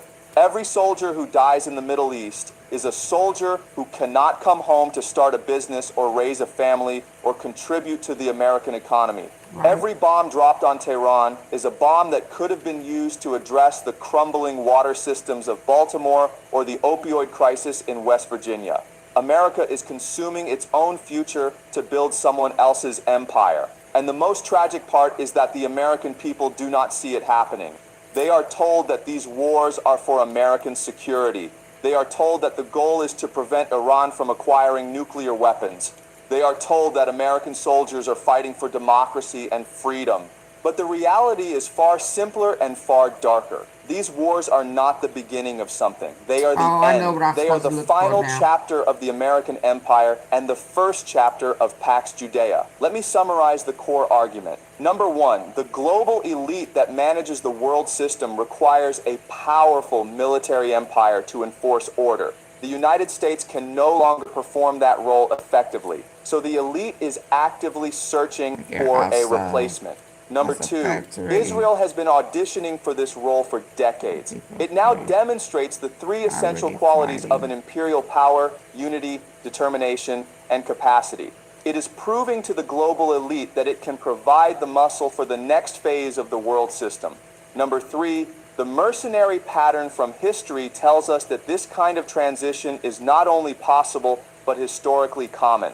The mercenary always replaces the empire eventually. Israel has been America's mercenary in the Middle East for over 70 years. Number four, the current war against Iran is not simply a bilateral conflict. It is a mechanism designed, whether consciously or not, to exhaust the American empire and to create the conditions for Israeli regional hegemony. Number five, after this war concludes, two major powers will remain standing in the Middle East: Israel and Iran.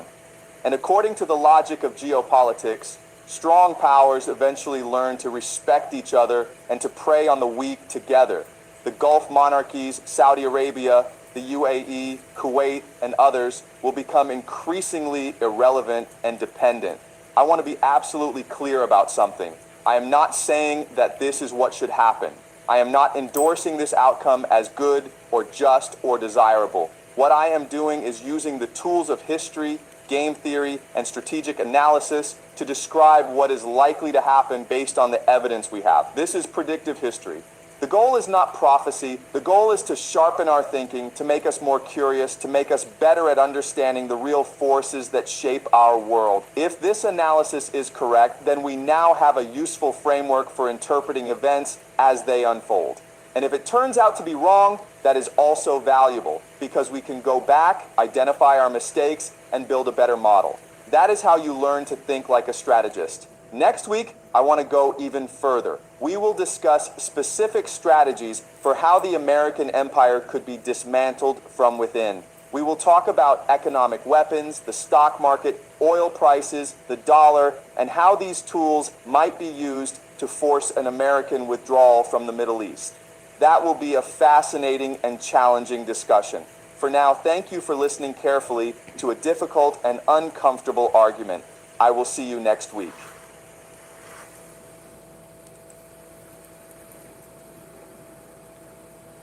So today I want to discuss something that I think is one of the most important patterns in all of human history. And once you understand this pattern, everything happening right now in the Middle East will make complete.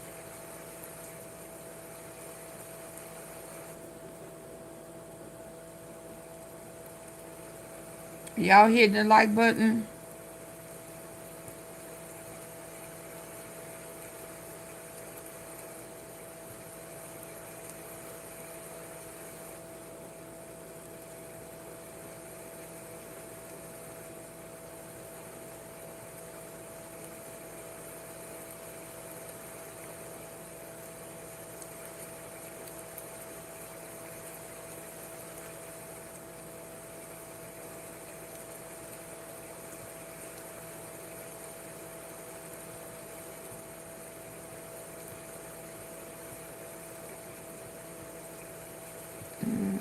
I'm still here. I'm trying to maneuver and see which one I want to play next.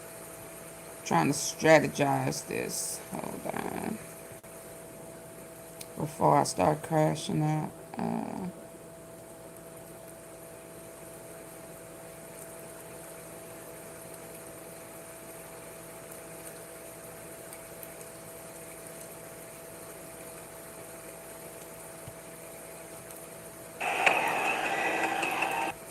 Iran has claimed victory after U.S. President Donald Trump pulled back from his threats to launch devastating strikes and wipe out the Iranian civilization. Iran's supreme leader, Mojtaba Khamenei, instructed all military units to cease fire following the announcement of a ceasefire understanding between Washington and Tehran. Ceasefire understanding between Washington and Tehran. Wipe out the Iranian civilization.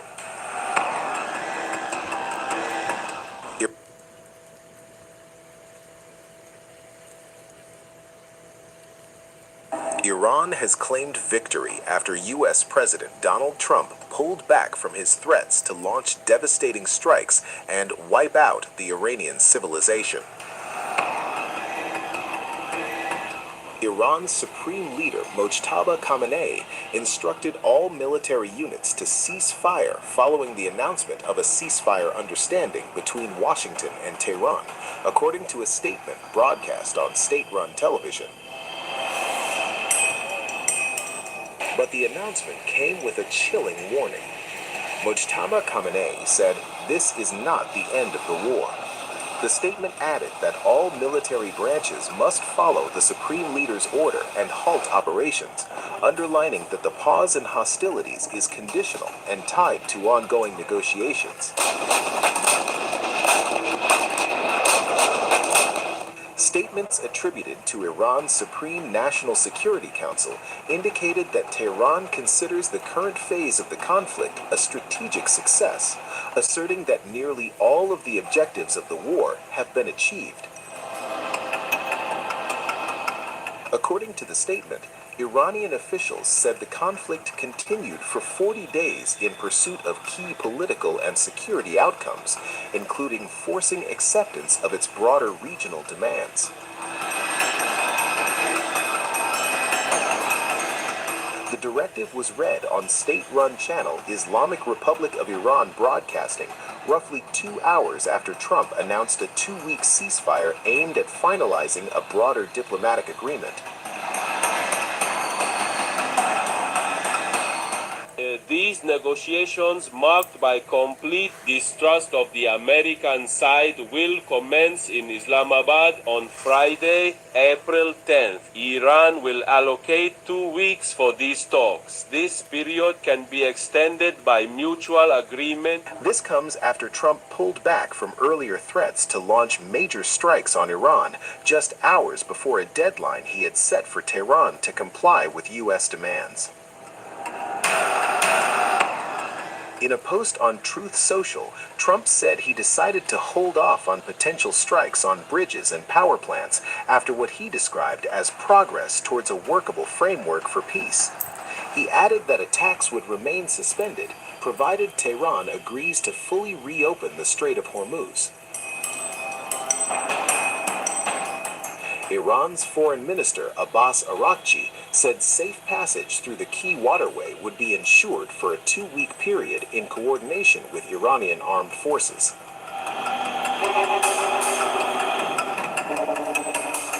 Tehran said it has accepted a 2-week ceasefire, with negotiations set to begin on Friday in Islamabad. Iranian authorities described the ceasefire framework as a significant political victory, claiming Washington had accepted the basis of Tehran's proposed 10-point plan. Iran said the talks would be conducted strictly within the framework of its 10-article proposal.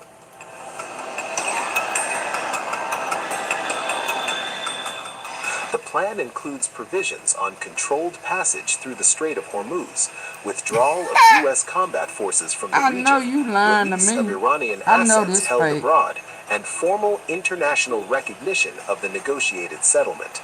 I know this fight. Hold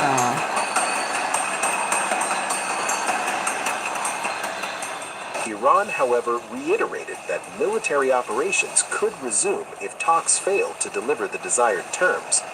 Tehran has also indicated that it seeks endorsement of the agreement through a binding United Nations Security Council resolution, which would convert the negotiated provisions into international legal commitments.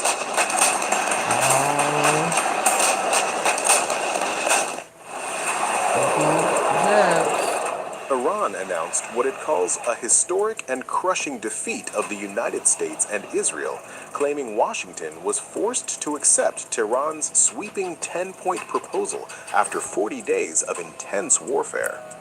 The announcement delivered the Nations Security Council resolution, which would convert the negotiated provisions into international legal commitments. Hey, Rudy. Iran announced what it calls a historic and crushing defeat of the United States and Israel, claiming Washington was forced to accept Tehran's sweeping 10-point proposal after 40 days of intense warfare. The announcement, delivered by Iran's Supreme National Security Council, framed the outcome as a decisive victory not only for Iran, but for the broader axis of resistance, declaring the enemy now has no option but to submit to the will of the Iranian nation. This dramatic declaration comes exactly 40 days after the war began, a conflict that Iran says was triggered by the assassination of Ali Khamenei and top political and military commanders, an event that sent shockwaves across the region and ignited one of the most intense confrontations in recent history. According to Iran's official narrative, the United States has now agreed to a comprehensive set of demands that fundamentally reshape the balance of power, including a permanent ceasefire, full removal of sanctions, and the withdrawal of U.S. combat forces from across the region. Among the most critical elements of this proposal is Iran's continued control over the Strait of Hormuz, a vital global energy artery, alongside international acceptance of its nuclear enrichment program and the termination of multiple United Nations resolutions targeting Tehran.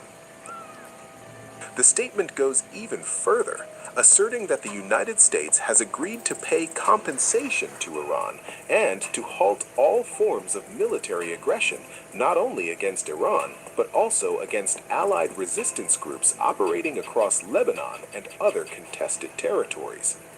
Iran describes the past 40 days as one of the heaviest combined battles in modern history, claiming that its forces and allied groups in Lebanon, Iraq, Yemen, and occupied Palestinian territories delivered devastating blows that will be remembered for generations. In a particularly striking claim, the statement alleges that the American military infrastructure across the region has been almost completely destroyed, with critical assets and capabilities suffering what it calls deep and irreversible damage. Iran further asserts that within just 10 days of the conflict, Washington had already realized that victory was unattainable, prompting what Tehran describes as repeated back-channel efforts by the United States to seek a ceasefire and open lines of negotiation. The statement sharply criticizes what it calls miscalculations by global powers, claiming that U.S. leadership had been convinced that Iran's missile and drone capabilities could be rapidly neutralized, only to face a dramatically different battlefield reality. Even as it declares victory, Iran has issued a clear warning that the situation remains volatile, emphasizing that negotiations are merely an extension of the battlefield and that any misstep by the opposing side will be met with immediate and forceful retaliation. This announcement comes just hours after Donald Trump revealed a temporary 2-week suspension of U.S. military strikes, a move that now appears to align with Tehran's claim that Washington has been pushed toward accepting its conditions. Hey, Tamika. Iran has made it clear that the reopening of the Strait of Hormuz remains conditional, insisting that no movement will occur unless all U.S. and Israeli attacks are permanently halted, underscoring the high stakes surrounding global energy flows. Looking ahead, both sides are preparing for high-stakes negotiations set to begin in Islamabad, with a timeline of up to 15 days to finalize what Iran describes as the political consolidation of its battlefield victory. These talks, approved under the guidance of Mojtaba Khamenei, are being framed as a decisive phase that will determine whether this claimed military success translates into a lasting geopolitical transformation. Iran's leadership is calling for unity and vigilance at home, urging its population to remain prepared for all scenarios, including a return to full-scale conflict if negotiations fail to secure its demands. In a dramatic last-minute reversal, President Donald Trump pulled back from the edge and announced a surprise 2-week ceasefire with Iran. In a stunning post on Truth Social, Trump said that the United States will suspend planned strikes on Iran, citing urgent diplomatic interventions and a conditional agreement tied directly to one of the world's most critical oil choke points, the Strait of Hormuz. The decision did not come in isolation, as Trump disclosed that direct conversations with Pakistan's Prime Minister Shehbaz Sharif and Army Chief Field Marshal Asim Munir played a pivotal role in persuading Washington to delay what he described as destructive force that was ready to be unleashed. According to Trump, the ceasefire hinges on a clear and immediate condition: that Iran must ensure the complete, safe reopening of the Strait of Hormuz, a vital artery for global energy supplies that has been at the center of escalating tensions. This is not the first time the United States has stepped back from the brink, as this marks the 4th delay in Trump's threat timeline, after initial deadlines of 48 hours were repeatedly extended, signaling both mounting pressure and behind-the-scenes negotiations.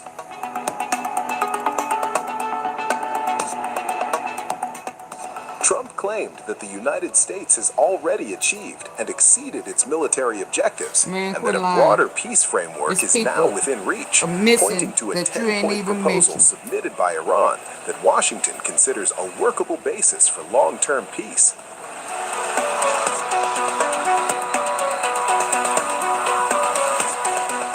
However, the situation remains far from settled, as Trump's announcement initially left one critical question unanswered: whether Israel would be part of this ceasefire or continue its military operations against Iran independently.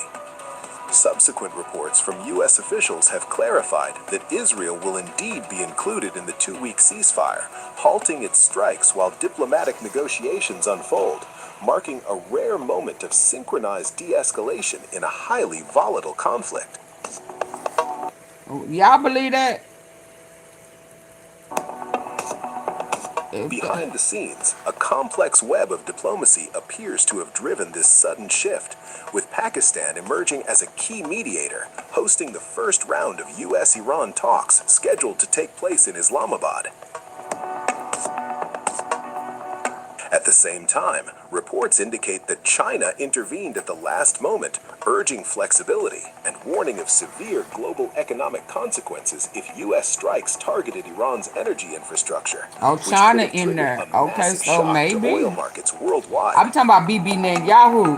That ain't the real Bibi Netanyahu. Iran, He got has unalive. signaled cautious acceptance of the ceasefire framework, with officials stating that Tehran will halt its attacks, but only if strikes against it are fully stopped, underscoring the fragile and conditional nature of this pause.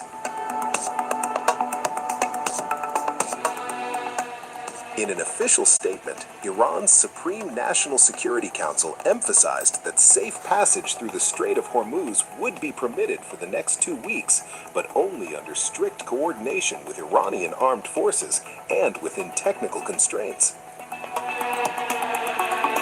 Oh, you on break?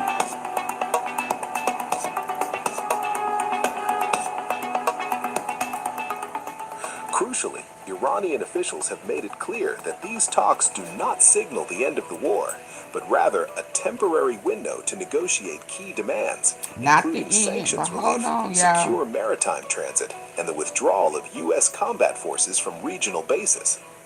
The upcoming negotiations, which could last up to 15 days and may even be extended, are expected to focus on finalizing the details of Iran's 10-point proposal, a document that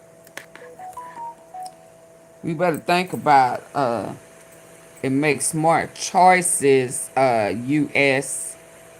Iran is seeking soldiers. 1 million volunteers needed. 12 million have signed. That's crazy. Y'all see that? You think? Yeah. They needed a man. He's been gone. Who's been gone, Cisco?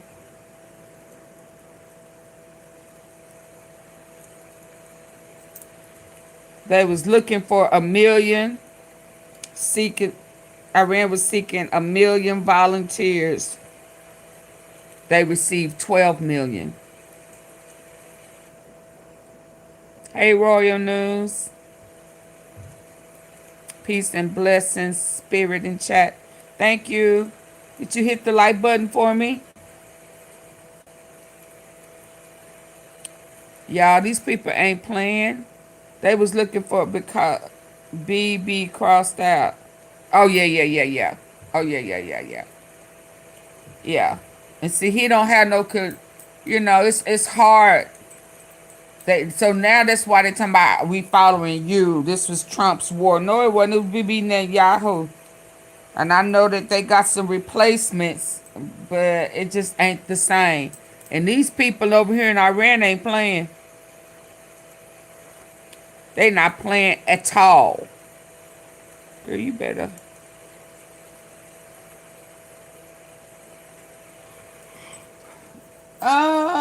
Is it prophecy? I don't know. I got something else because it's always been wars and rumors of wars. So it just depends on, why you saying it's prophecy. If you talking about two brothers fighting on land, I debunk that. Wars and rumors of wars, that's always been there. No, I'm telling you, this is prophecy. But why are you saying it's prophecy? Based on what? I mean, but there's some other things that has to happen, but it's not prophecy that Iraq and Iran and the U.S. Joining. That's not prophecy. Yeah, I get that. I get that. But I'm saying every war that has happened in the Middle East, they say it's prophecy. Do you understand that? Every war, they have said it was prophecy. This time, they came out and said it's prophecy because this is two brothers fighting over land. Esau and Jacob, Israel. You know, they tried to make it seem like this was Israel. It's biblical. As it is questioned, has the wounded head has healed. Yeah, I don't know what you're trying to say. I don't know what you're trying to say. Copy and paste in the comment section what it says, Matthew 24. Put it in there. Everybody don't know what it says. All I'm trying to say is, I'm asking is why you say this war. What about the fighting of Israel in Lebanon? Why that one can't be? I'm trying to understand. I'm trying to connect that dot. Is that the stolen legacy? What stolen legacy? What legacy was stolen? The takeover of Palestine? The Palestinians? What about the wounded head? What do you mean the wounded head?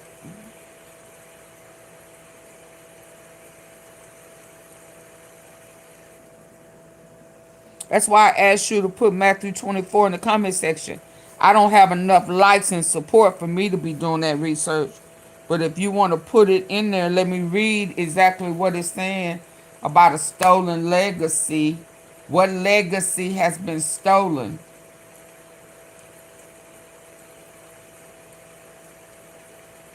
What wounded head? What head was wounded? Only to face a dramatically different battlefield reality. Even as it declares victory, Iran has issued a clear warning that the situation remains volatile, emphasizing that negotiations are merely an extension of the battlefield and that any misstep by the opposing side will be met with immediate and forceful retaliation. This announcement comes just hours after Donald Trump revealed a temporary 2-week suspension of U.S. military strikes, a move that now appears to align with Tehran's claim that Washington has been pushed toward accepting its conditions. Iran has made it clear that the reopening of the Strait of Hormuz remains conditional, insisting that no movement will occur unless all U.S. and Israeli attacks are permanently halted, underscoring the high stakes surrounding global energy flows. Looking ahead, both sides are preparing for high-stakes negotiations set to begin in Islamabad, with a timeline of up to 15 days. Stalin. Tactics what's left of dwelling leadership has its own people, Israel, U.S. seceded overall power determined to overthrow the regime.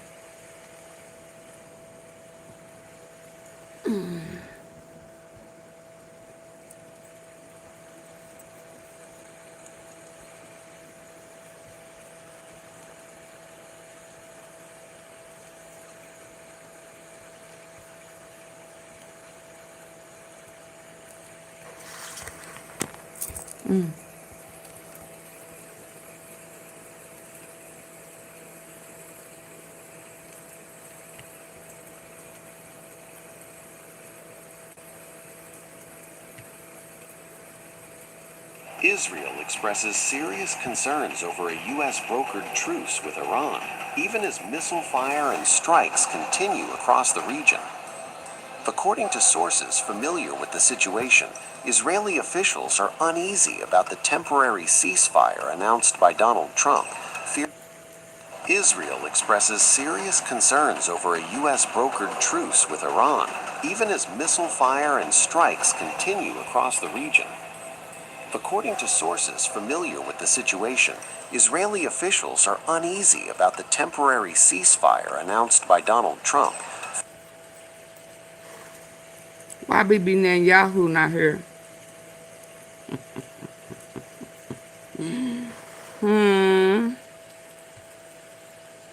Why Bibi Netanyahu not there? Israel expresses serious concerns over a U.S. brokered truce with Iran, even as missile fire and strikes continue across the region. According to sources familiar with the situation, Israeli officials are uneasy about the temporary ceasefire announced by Donald Trump, fearing it could halt military momentum at a critical stage of the conflict. Why he's sitting at the head? Is this that interim?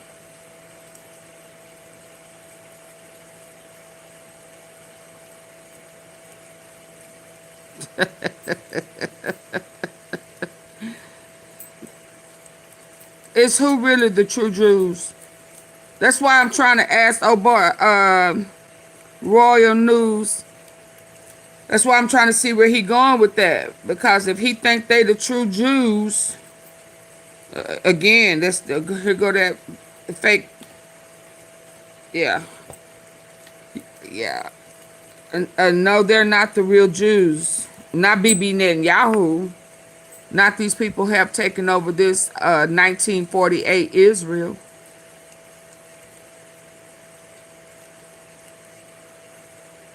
Donald Trump was born, I think, in Germany.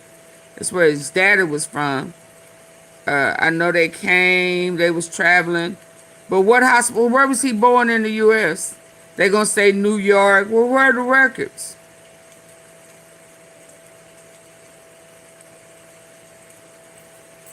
Yeah, I'm just saying. It's a lot of stuff that has been altered and lied. His last name is not Trump. His last name was changed. Bibi Netanyahu is not a Netanyahu. When they came over, they changed the last name. He's a Malinowski. He's Poland. Poland. I'm just trying to understand. Where Bibi Netanyahu? Why he not here? Why he not sitting in front like he normally would have been? Woo! Is that his Palestine is the real Jews? Yes. I'm just trying to understand. That's why I asked him to put Matthew 24 up here, so let's check it out. While Israel has agreed to abide by the ceasefire in line with Washington's position, it is doing so reluctantly, with officials indicating that several high-value targets in Iran remain unaddressed and African Americans objectives are yet to be achieved. Israeli Prime Minister Benjamin Netanyahu had earlier signaled this dilemma, acknowledging Trump's leadership while stopping short of committing to a full halt in military operations.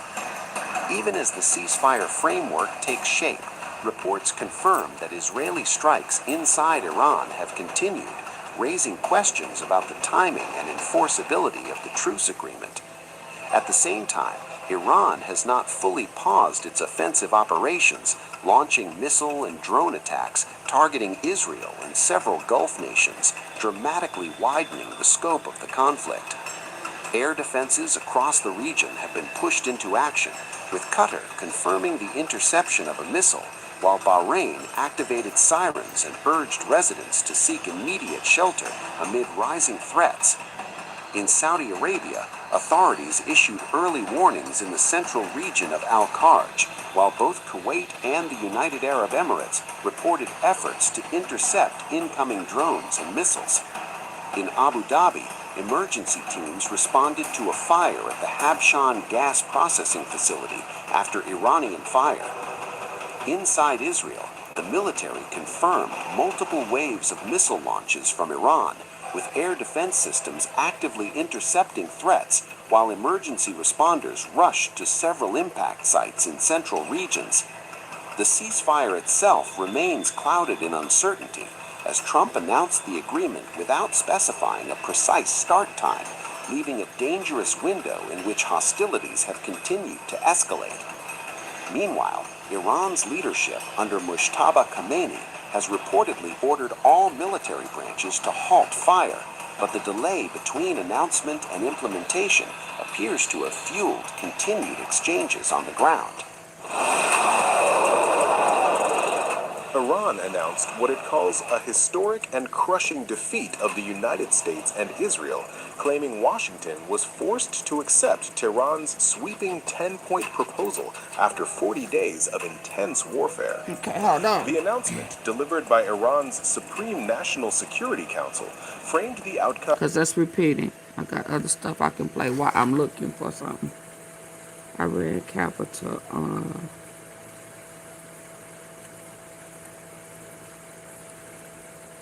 Death to America. Iranian burn Israel. Oh, they over there burning flags, y'all.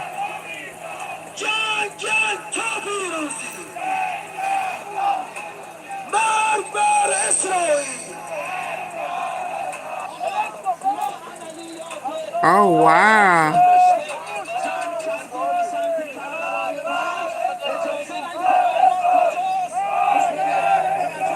Oh, it is not trustworthy.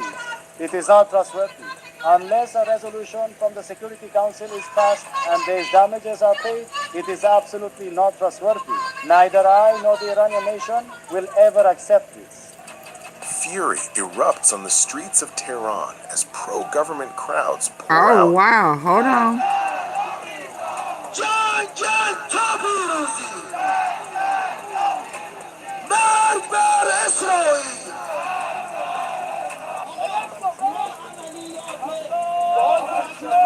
They're not talking about this either, are they?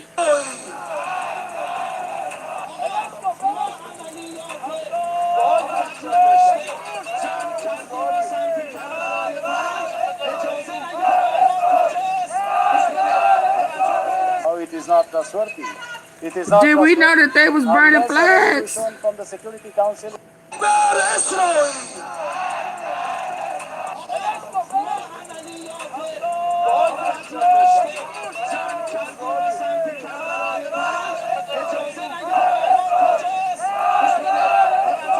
Oh, it is not trustworthy.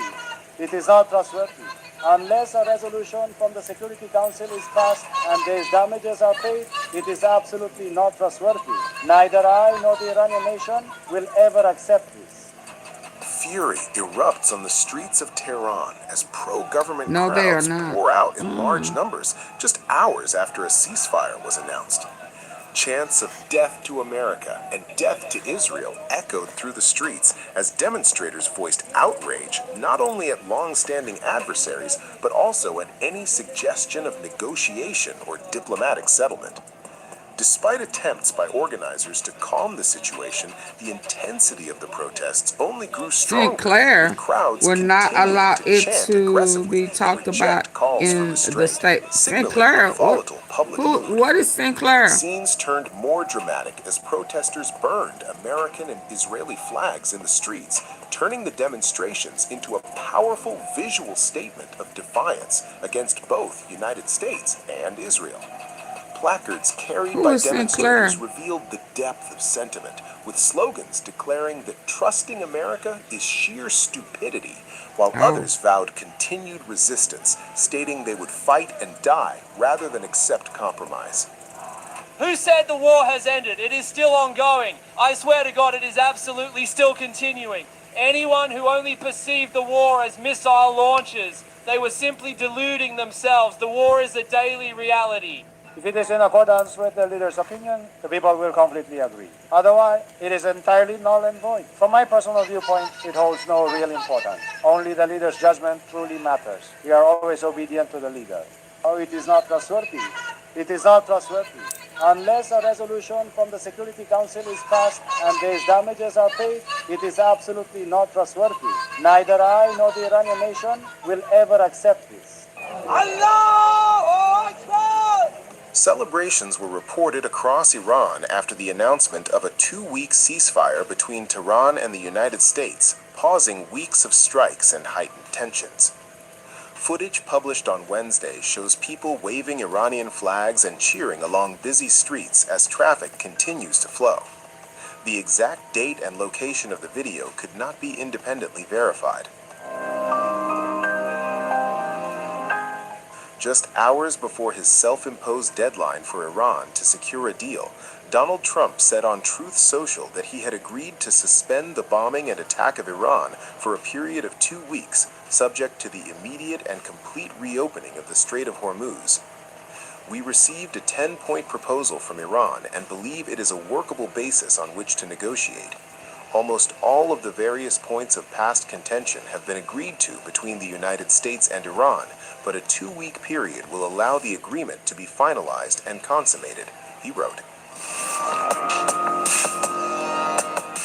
Iranian Foreign Minister Syed Abbas Araghchi said Iran's armed forces would cease defensive operations if attacks against the country are halted. He added that Iran would allow safe passage through the Strait of Hormuz for 2 weeks, coordinated with its armed forces. Pakistani Prime Minister Shehbaz Sharif confirmed the ceasefire in a post on X, stating that Iran and the United States, along with their allies, had agreed to an immediate ceasefire across multiple regions. He added that Iranian and U.S. delegations are expected to meet in Islamabad on Friday, April 10th, to negotiate a final agreement to resolve outstanding disputes. These negotiations, marked by complete distrust of the American side, will commence in Islamabad on Friday, April 10th. Iran will allocate 2 weeks for these talks. This period can be extended by mutual agreement. It is essential. Trump had earlier warned that the United States would target Iranian energy infrastructure and bridges and wipe out the civilization if a ceasefire was not reached by 2000 EST on Tuesday. In a dramatic last-minute reversal, President Donald Trump pulled back from the edge and announced a surprise 2-week ceasefire with Iran. In a stunning post on Truth Social, Trump said that the United States will suspend planned strikes on Iran, citing urgent diplomatic interventions and a conditional agreement tied directly to one of the world's most critical oil choke points, the Strait of Hormuz. The decision did not come in isolation, as Trump disclosed that direct conversations with Pakistan's Prime Minister Shehbaz Sharif and Army Chief Field Marshal Hold on.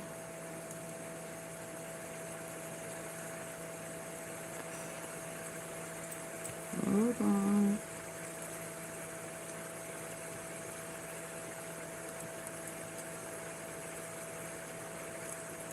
Who is this? Impeach Trump. Impeach Trump now. Okay, let me go back to what I had before I saw that. Hold on.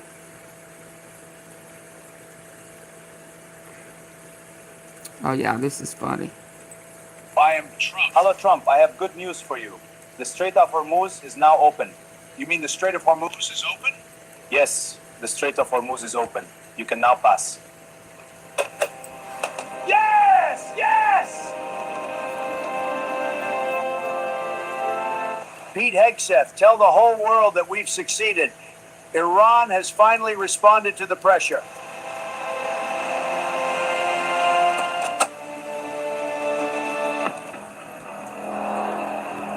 Hello, Trump. I have good news for you. The Strait of Hormuz is now open. You mean the Strait of Hormuz is open? Yes, the Strait of Hormuz is open. You can now pass. Yes! Yes! Pete Hegseth, tell the whole world that we've succeeded. Iran has finally responded to the pressure.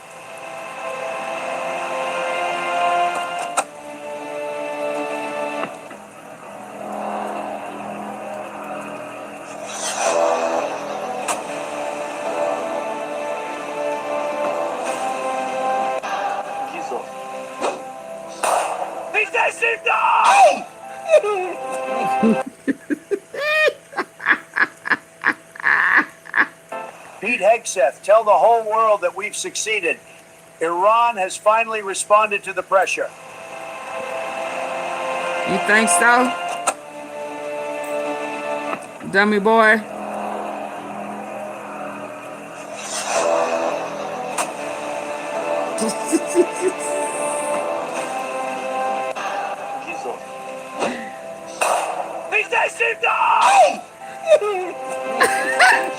This is getting too close. Jesus. Y'all hear him? Jesus.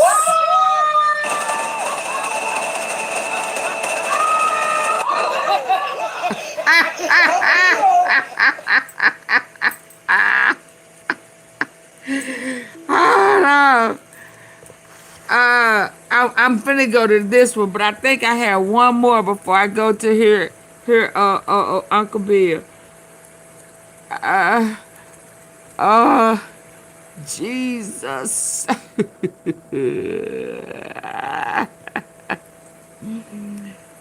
Jesus. Did we hear him? Oh, this one. دست به جرم خیانت به پیامم به صفحه پیج اینستاگرام نتانیاهو فرستادم. به جرم خودشخصی برای دشمن ایران. گفتم که اسرائیل داره از بالا میزنه، ما هم از پایین داریم. پیامم به صفحه پیج اینستاگرام نتانیاهو فرستادم. پیامم به صفحه پیج اینستاگرام نتانیاهو فرستادم. Are they به جرم خودشخصی Iran captured پیج اینستاگرام نتانیاهو فرستادم. پیامم به صفحه پیج اینستاگرام نتانیاهو فرستادم. به جرم خودشخصی برای دشمن ایران. پیامم به صفحه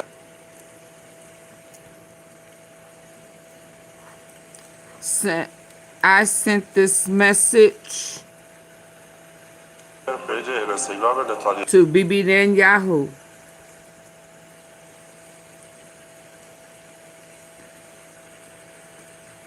Y'all see this? پیامم به صفحه پیج اینستاگرام نتانیاهو فرستادم. به جرم خودشخصی برای دشمن ایران. Traitor to Iran.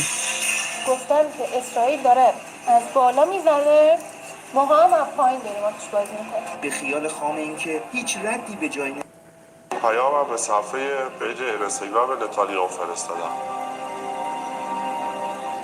به جرم خودشخصی برای دشمن ایران. Traitor to Iran. گفتم که I اسرائیل said داره that Israel از بالا is میزنه، striking ما from هم از above, پایین داریم آتش and بازی we are میکنیم. selling fireworks, native assumption, leave no trace, وابسته به دشمن صهیونی ارتباط affiliated with the Zionist enemy. ارتباط امن اینترنشنال بهشون پیام دادم.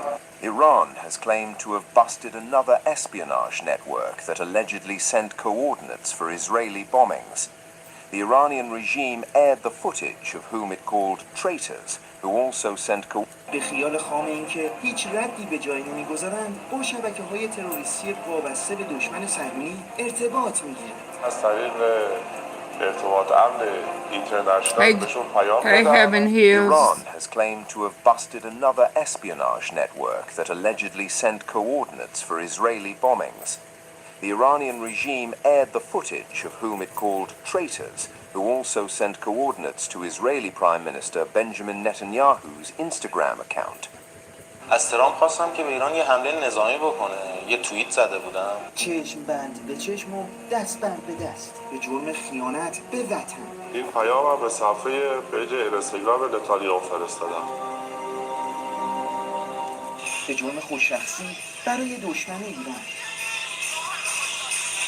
گفتم که اسرائیل داره از بالا میزنه، ما هم از پایین داریم آتش بازی میکنیم. به خیال خام این که هیچ ردی به جای نمیگذارند با شبکه‌های تروریستی وابسته به دشمن صهیونی ارتباط میگیرند. از طریق ارتباط امن اینترنشنال بهشون پیام دادم. با شبکه معاند من و تو تماس گرفتم. سرمست از حمله دشمن به خاک ایران. سلام جان، زنگ زدم هزاران بار تبریک بگم، روزه که لبخند روی لب ما اومده. جان، اخبار نزدیک به تهران زدن. کارمند پتروشیمی هم و در جریان ماجرا هست. کار درستی بوده. هم وطن فروشی میکنند. یه سری اطلاعاتی از من خواستم، من بهشون اطلاعات دادم. دمت گرم اینو زنگ زدی به ما گفتی محله لانچرا را اعلام کردم. هم وطن فروشی. آدرس محله تجمع مردم رو دادم که بیاد بمبارون کنه. ایست بازرسیش هم بغل همین عوارضی وای میسته. گفتم نقشه‌ش رو بگیم بزنن. عوارضی ایست بازرسی وای میسن. اگه میشه یه زحمت بکشید برید بزنه راحتمون کنه. بهشون پیام دادم میانه رو چرا نمیزنید بزنید. مکانایی که تو اصفهان خمینی شهر هست و به یه شبکه به اسم اعلام کردم فرستادن تا اسرائیل بمبارون.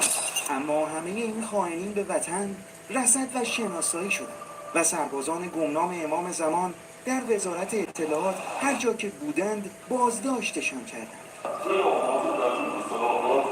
5 فروردین اینجا صدای انفجار اومدم از بالا پشتمون نگاه کردم، از اون قسمت دود میومد.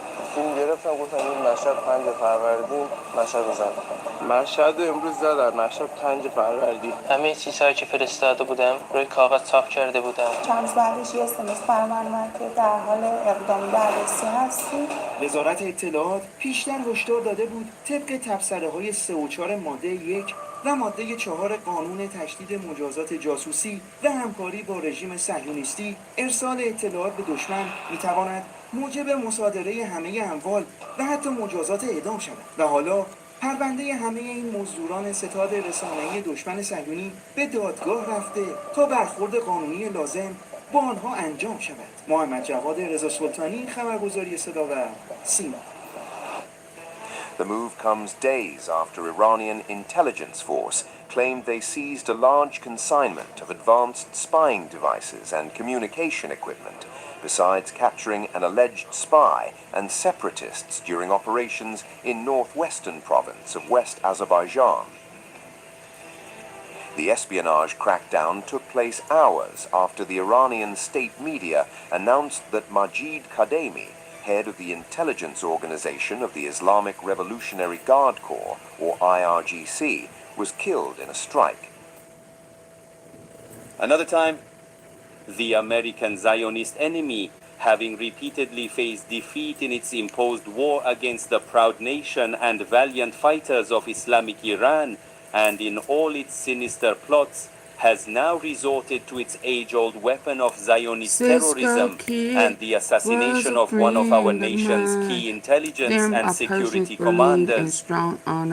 IRGC Major General Sayed Majid Hamdami, who for many decades rendered extensive and quiet services in the nation's security, intelligence and defense fields, was granted the honor of martyrdom. The steadfast ranks of the combatants and the devoted mujahideen on the path of truth and righteousness in Islamic Iran, along with its self-sacrificing armed forces, have forged such a towering front and an impregnable foundation that no act of terror or criminality can ever undermine their sacred jihadi cause. Iran agrees to negotiate. I extend my heartfelt congratulations and deepest condolences on the martyrdom of this valiant and unsung commander to his esteemed family, his fellow combatants, and the leadership of the intelligence organization of the Islamic Revolutionary Guard Corps. I humbly pray to the Almighty God for his elevated spiritual station. U.S. President Donald Trump has expanded his threat against Iran pissed because to include all he power was plants successful. and Who's bridges pissed Monday, because who as was his successful? ultimatum to make a deal Paul, ticked closer after who was Tehran successful? rejected a 45-day ceasefire proposal Iran? and said it wants a permanent end to the war. We have regime change, but we didn't do this for regime change. We did it for the fact, and my view is very simple. I saw somebody said, "Oh, he doesn't have a plan." I have the best plan of all, but I'm not going to tell you what my plan is. I still don't trust. You better not trust Trump. Who was pissed? Trump? 9:47 in the morning, and then we're going to do this, and then we're going to. Because Iran was successful. I have a plan. These people know what the plan is. Everybody here knows what the plan is, but. It's very unfair. Your plan was that you didn't think that they was as good as they was. They was talented. You said they were very talented. You didn't even say that about the U.S. military. People that are sober, you just saw 2 great, and John Ratcliffe 3. We don't have no hostages. They have a plan. They have several. Every single thing has been thought out by all of us. Thank you, Mr. President.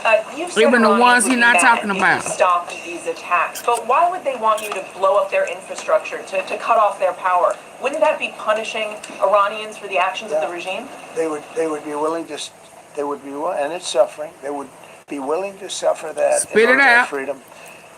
The Iranians have, and we've had numerous intercepts. Please keep bombing. Bombs that are dropping near their homes. Oh, he lying. Please keep bombing. What that mean? What are you talking These about? are people that are living where the bombs are exploding, and when we leave and we're not hitting those areas, they're saying, "Please Trump come is back, humiliated, come back, come very. back."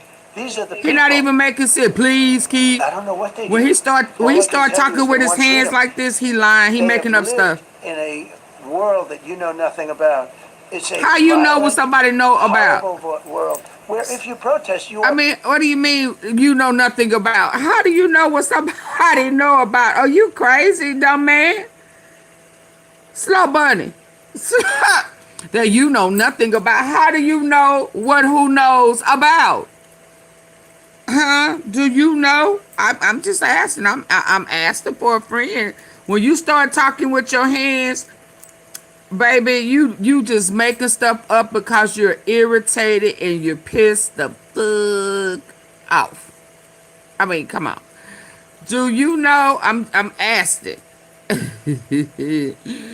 Do you know that the whole town is making fun of you? Everybody, they done had a whole party in the streets.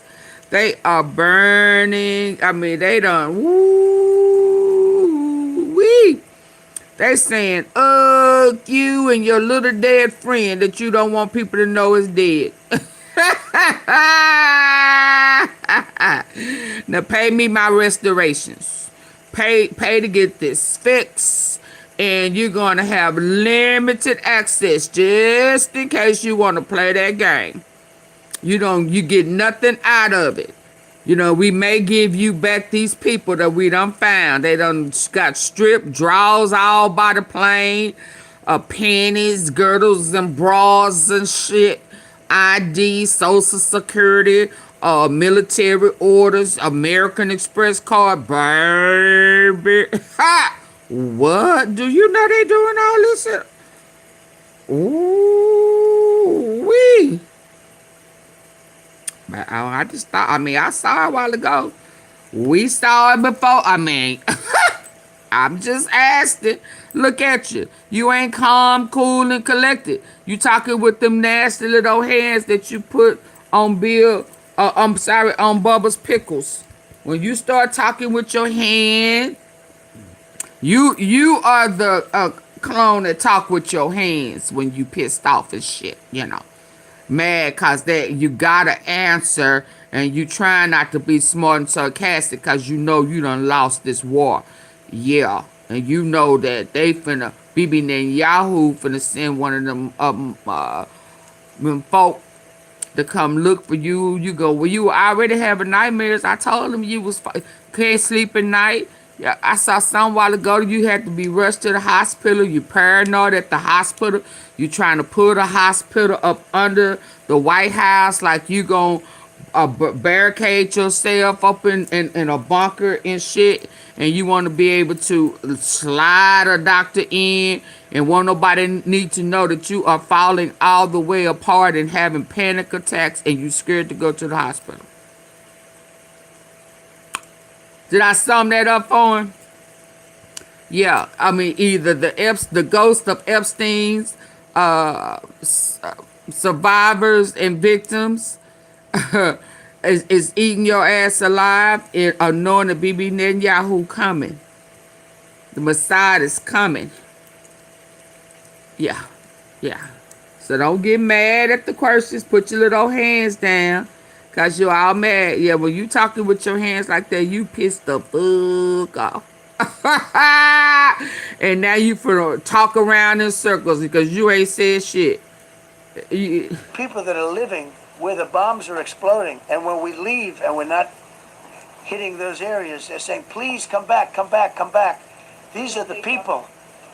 Look at them. I don't know what they do. All I can tell I don't know what they do. These are the people. Well, what about the people in the U.S. that you done took aid from and assistance from? We're saying stay here, stay here, stay here.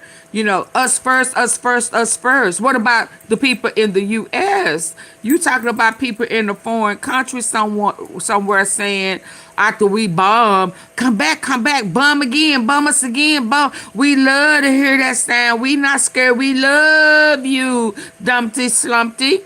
I mean, what are you saying? Yeah, get your baby already.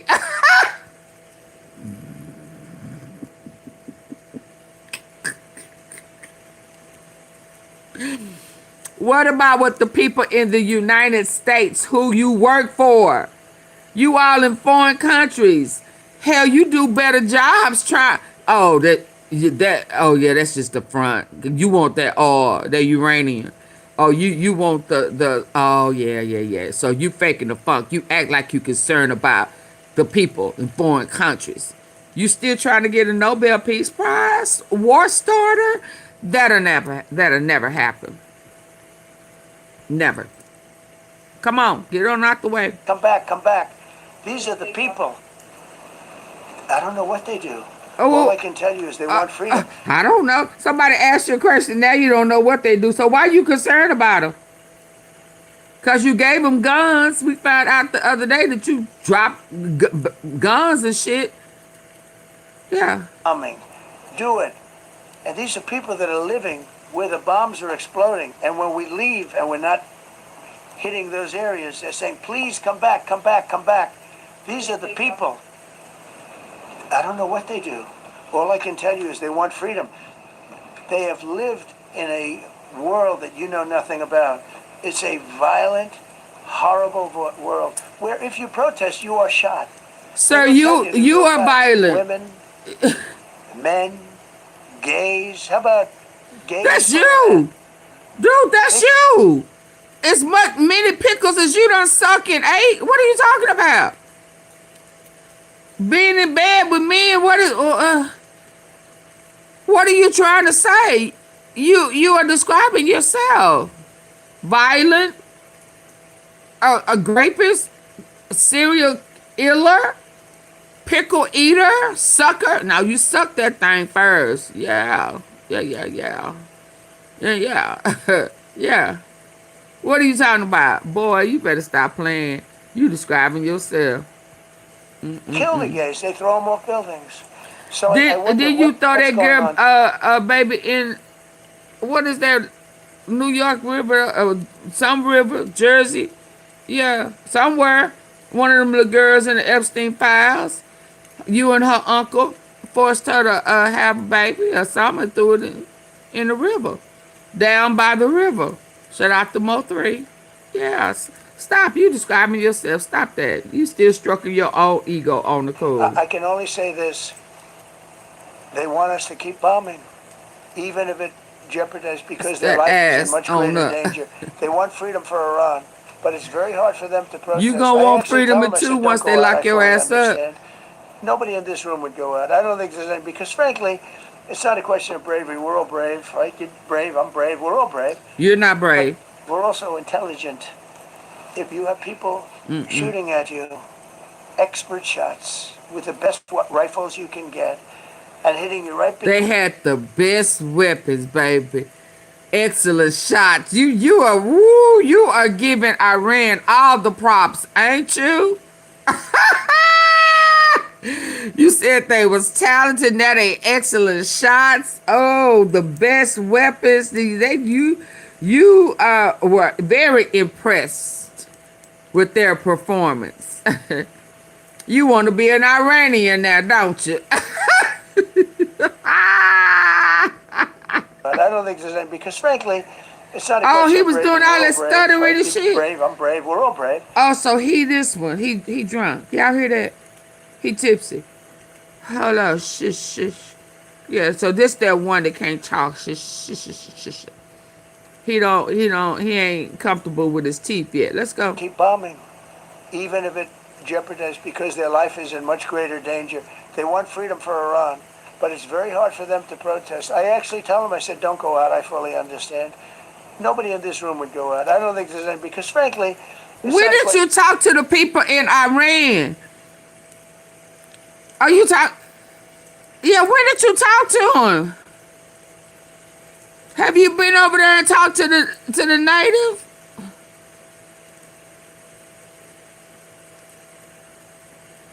When did he talk to him? When did you tell him don't go out? This man is crazy. You was dreaming. That's what you told him in your dream. Okay. I said, don't go out. I fully understand. Nobody in this room would go out. I don't think there's any, because frankly, it's not a question of bravery. We're all brave, right? You're brave, I'm brave, we're all brave. But we're also intelligent. If you have people shooting at you, expert shots. With the best Instagram, rifles you okay. can get, and hitting you right between the eyes every single time. And you're looking here, and you're seeing, and you're looking here. You're out of there. I don't care who it is. Baby, the cartoon show. I can show find them, can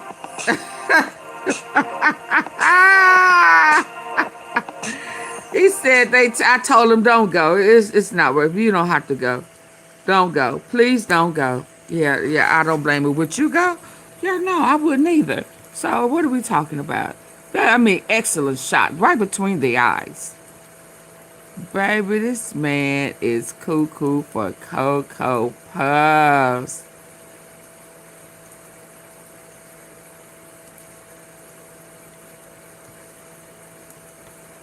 Enhance your I'm membership trying to with find. Platinum card and access over $3,500 Okay, hold in on. annual value to experience the.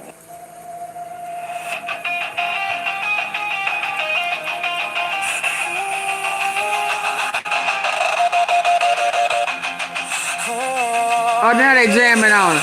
They having a concert, y'all.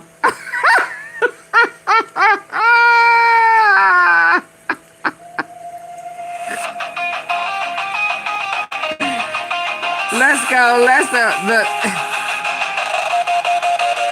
Putin. Let's go. Pete.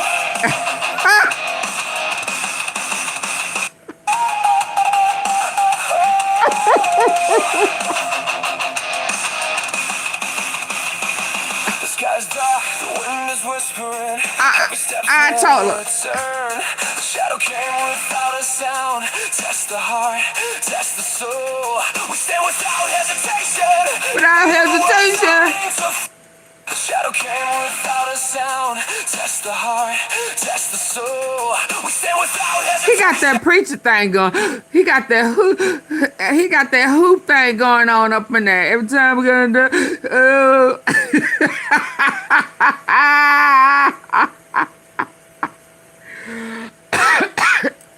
girl, you better stop.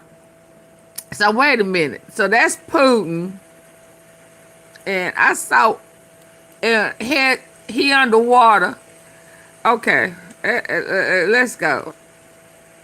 Is this the Strait of Haman or is this the military? I mean, who making these funny videos? It's different people.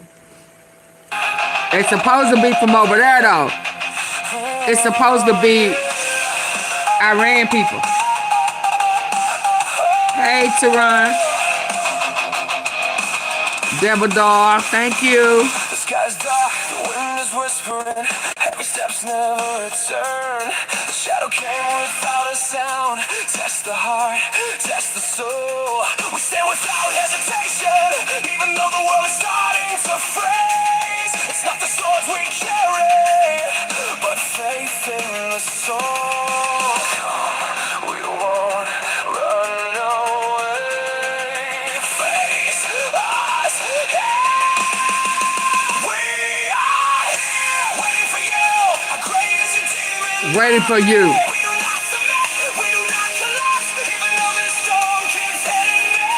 We are here, standing still, will not be shaken by illusions. You can come with anything, but we won't give up.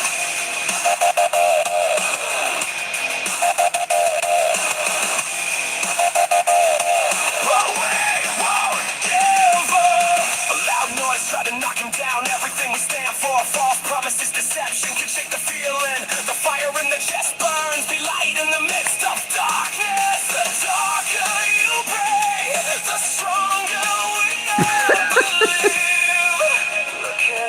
Look here. Still here.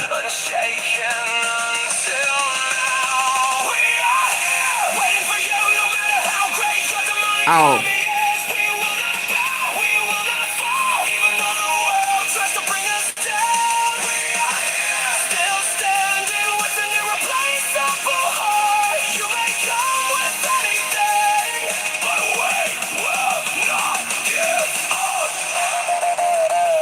I look at the kids.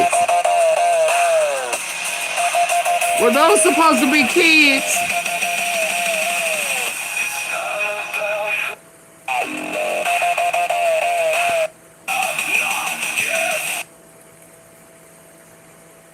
Oh. Oh. Oh. Oh, wow.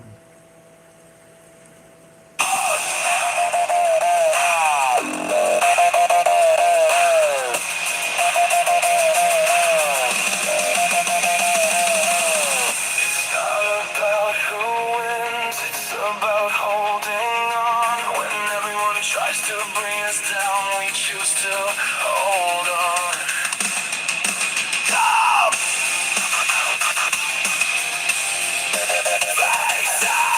Face it.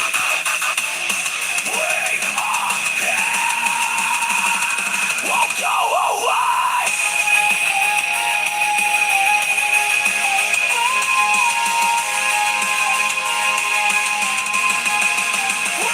Ooh! Did y'all see that? Oh my God. Oh, that is the Bill Pickle, the Bubba in the pickle in the library. That's him on his knees for Bubba. Oh my. Wait! That was him. You know, you gotta pay close attention to their message. The Department of War. They took the war off laughing. Oh, wait, what? You gotta slow this down. Failed of veterans. Hold on. Joey. Failed veteran. Oh my God. Oh my God. Hold on. Oh, he got that ass up. He got that ass up.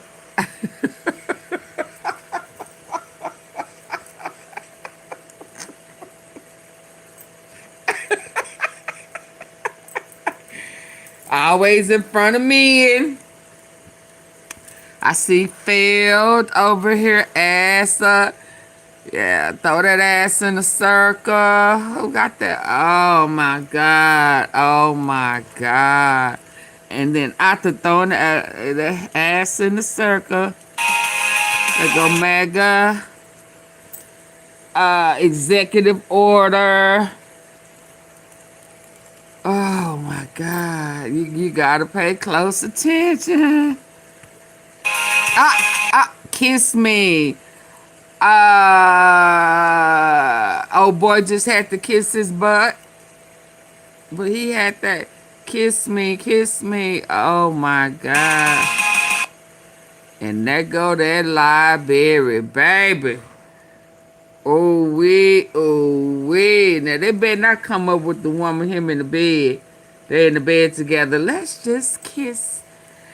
Yeah. What's not better, right? Oh, man to man.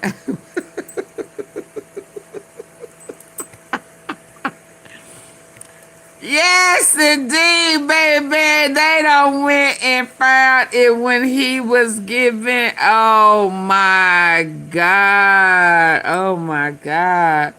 And y'all know I got this picture. So just in case you thought it was... Oh, wow. And look, he put his head back.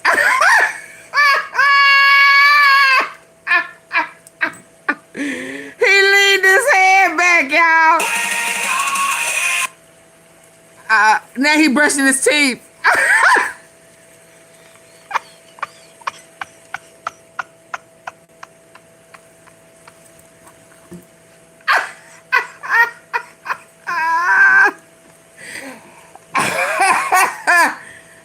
Oh my God. Did he go back for more? Round two? Round two? Baby, whoever this is funny.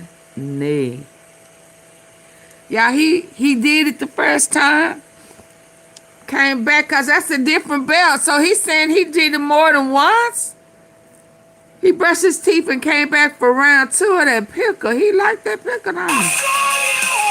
Blowjob queen. Faith is my protection. Who was BJ Queen?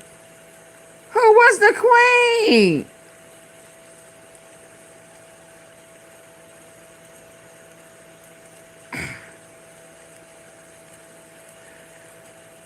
Did he dress up? Faith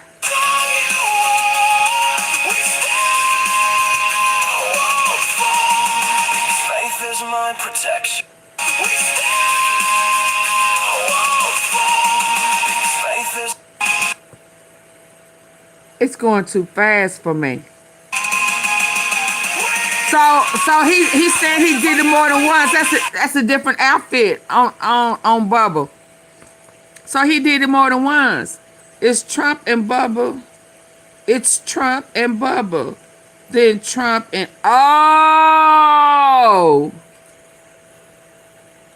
So this is a head spit, the whatever. Headset.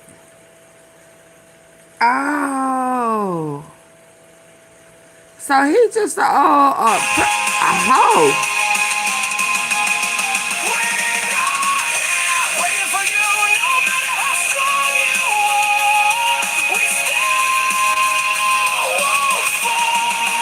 Faith is my protection. That what they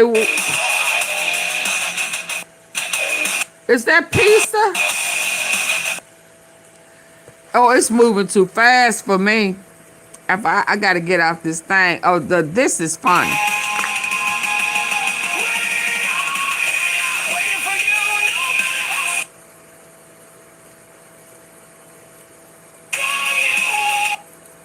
Now who is the BJ Queen?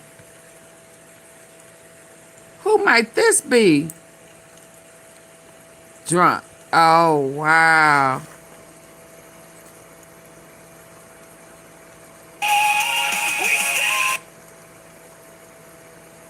Now who is this supposed to be? This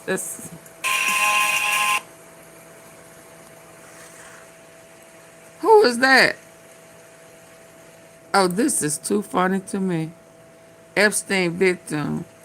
Epstein war. Who's the bald-headed guy?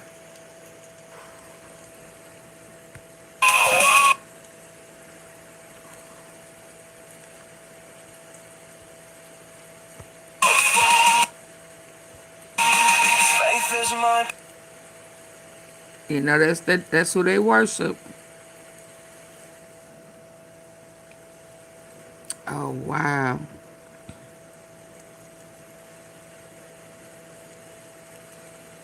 Bondi. Oh, wow. These are the little kids, y'all. So are they saying after the bombing they still got kids in them brothels? Hey, Joe. What about Faith? Hold on.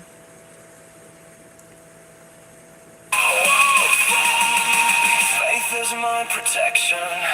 Faith is my protection. Pizzagate.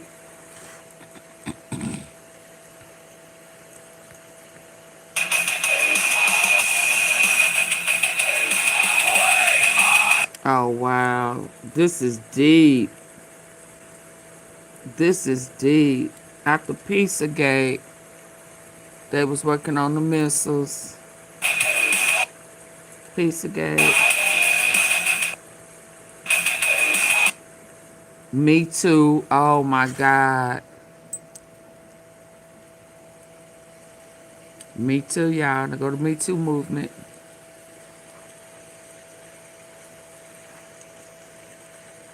Mm, mm, mm, mm.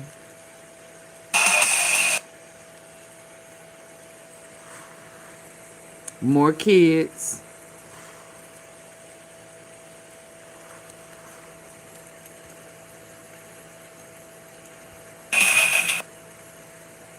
The bombings.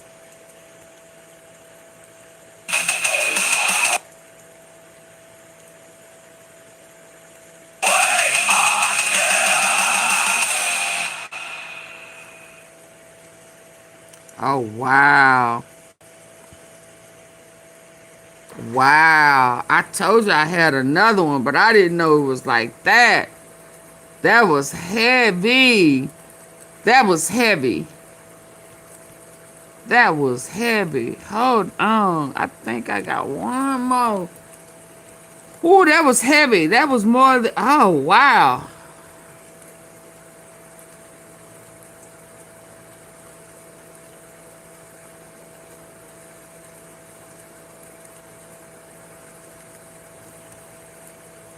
Yeah, that was heavy.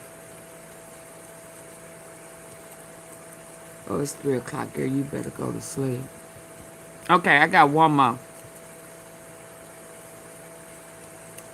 What y'all think about that, though?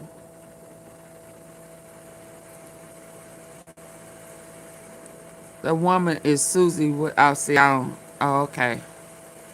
Oh, that was woo-wee.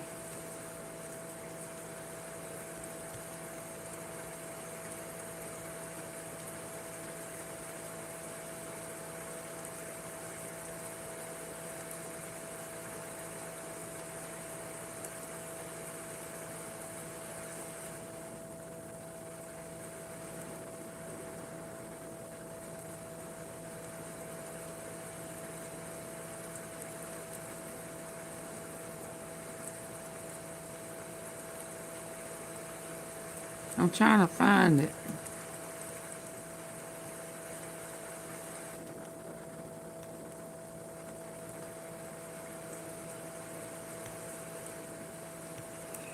Now, Trying to make sure this is the one. I don't think it is.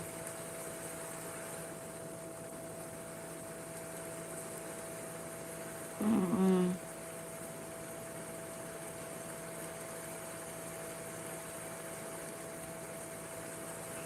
the clock starts.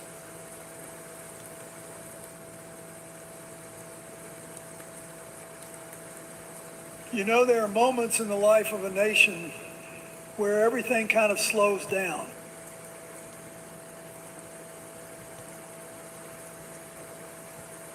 Oh, Lord, I've been on here 5 hours.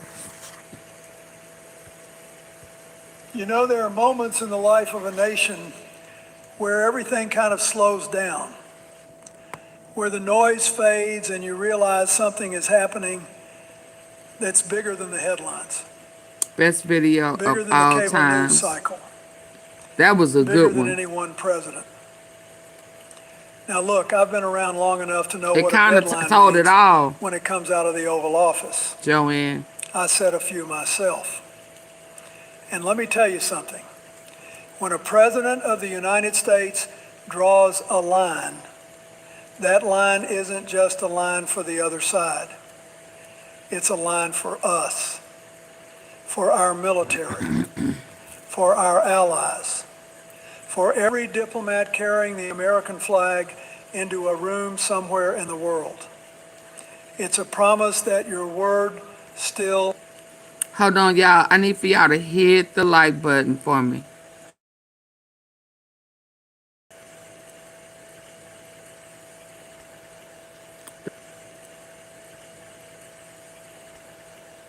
Did nobody hit the like button? means something. I remember sitting to know what a deadline means when it comes out of the Oval Office. I set a few myself. And let me tell you something. When a president of the United States draws a line, Yep, it's a that line shame. isn't just a line for the other side. It's a line for us, for our military, for our allies, for every diplomat carrying the American flag God into bless a you, room sister. somewhere You're in the welcome. world. Thank you. It's a promise that your word I'm gonna shut it still down. means something. I remember sitting in that office, looking at Kosovo, looking at North Korea, and understanding one thing very clearly. The moment you speak, the clock starts, not for them, but for you. Because the whole world is watching whether America means what it says. And right now, as I'm looking at what's unfolding with Iran, the ultimatums, the extensions, This was before the he retaliations, the surrendered. Allies stepping back, I have to be honest with you. This concerns me. Not as a Democrat, not as a former president trying to score points.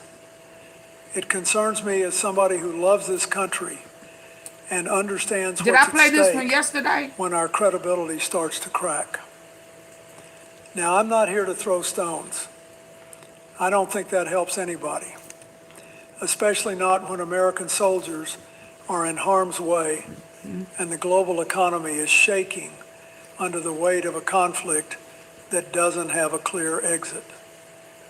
But I do think we owe it to ourselves, every single one of us, to look at what's really happening here. Not the spin, not the talking points, the facts.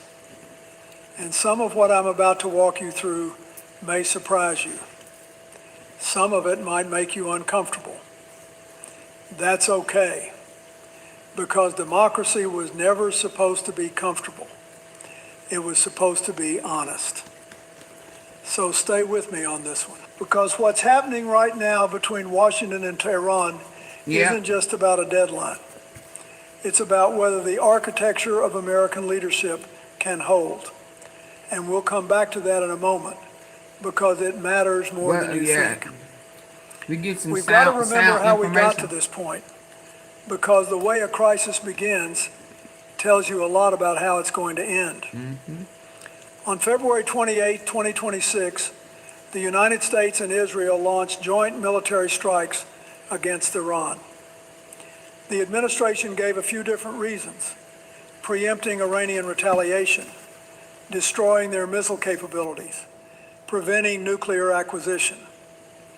Now, each of those reasons might sound reasonable on its own, but when the rationale keeps shifting, that tells you something. It tells you the decision came first and the justification came after. Right. I've seen that before, and it never ends well. Now, here's something folks don't always talk about. The killing of Supreme Leader Khamenei in those strikes, that was supposed to be the moment the regime crumbled. A lot of people in Washington genuinely believed that if you took out the top, the whole thing would fall apart. But it didn't. In fact, it did the opposite. Yep. It unified the country. Iranians who had been protesting their own government for years suddenly rallied behind the flag. And I'll tell you, that is one of the oldest lessons in the book. So he just When you bomb a contradicted people, Trump. You don't turn them against their leaders. You turn them into a nation. He just contradicted Trump, talking about they were saying the bombs that just, they were saying, don't leave, don't leave, don't leave. A bomb, like they was co-signing what he was doing. Nope. He just said opposite. Their own government for years suddenly rallied behind the flag. And I'll tell you, that is one of the oldest lessons in the book. When you bomb a people, You don't turn them against their leaders. You turn them into a nation. Within days, Iran closed the Strait of Hormuz. That was March 4th. That single waterway carries 20% of the world's oil. Then came the retaliatory strikes on Saudi Arabia, Bahrain, the UAE, Kuwait. 6 American soldiers were killed at Shuaibah port in Kuwait on March 1st. As of today, 15 American service members, that was March 4th. That single waterway, and I'll tell you, that is one of the oldest lessons in the book. When you bomb a people, you don't turn them against their leaders. You turn them into a nation. Within days, Iran closed the Strait of Hormuz. That was March 4th. That single waterway carries 20% of the world's oil. Then came the retaliatory strikes on Saudi Arabia, Bahrain, the UAE, Kuwait. 6 American soldiers were killed at Shuaibah port in Kuwait on March 1st. As of today, 15 American service members are confirmed dead, over 200 wounded, more than 2,000 Iranians killed. Oil has surged past $118 a barrel, and there is no defined exit strategy. This is where the story takes a turn that nobody in Washington wanted to admit. Because the question that should have been asked before the first missile was launched, what's the plan to end this, apparently never got a satisfactory answer. And now we're all living with the consequences of that silence. Now look, I'm not somebody who believes in war for its own sake. Nobody who's actually had to make the decision to use force does.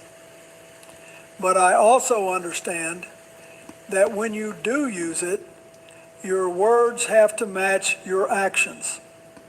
Otherwise, you're not projecting strength, you're projecting confusion. Here's the honest truth about what's happened with these deadlines.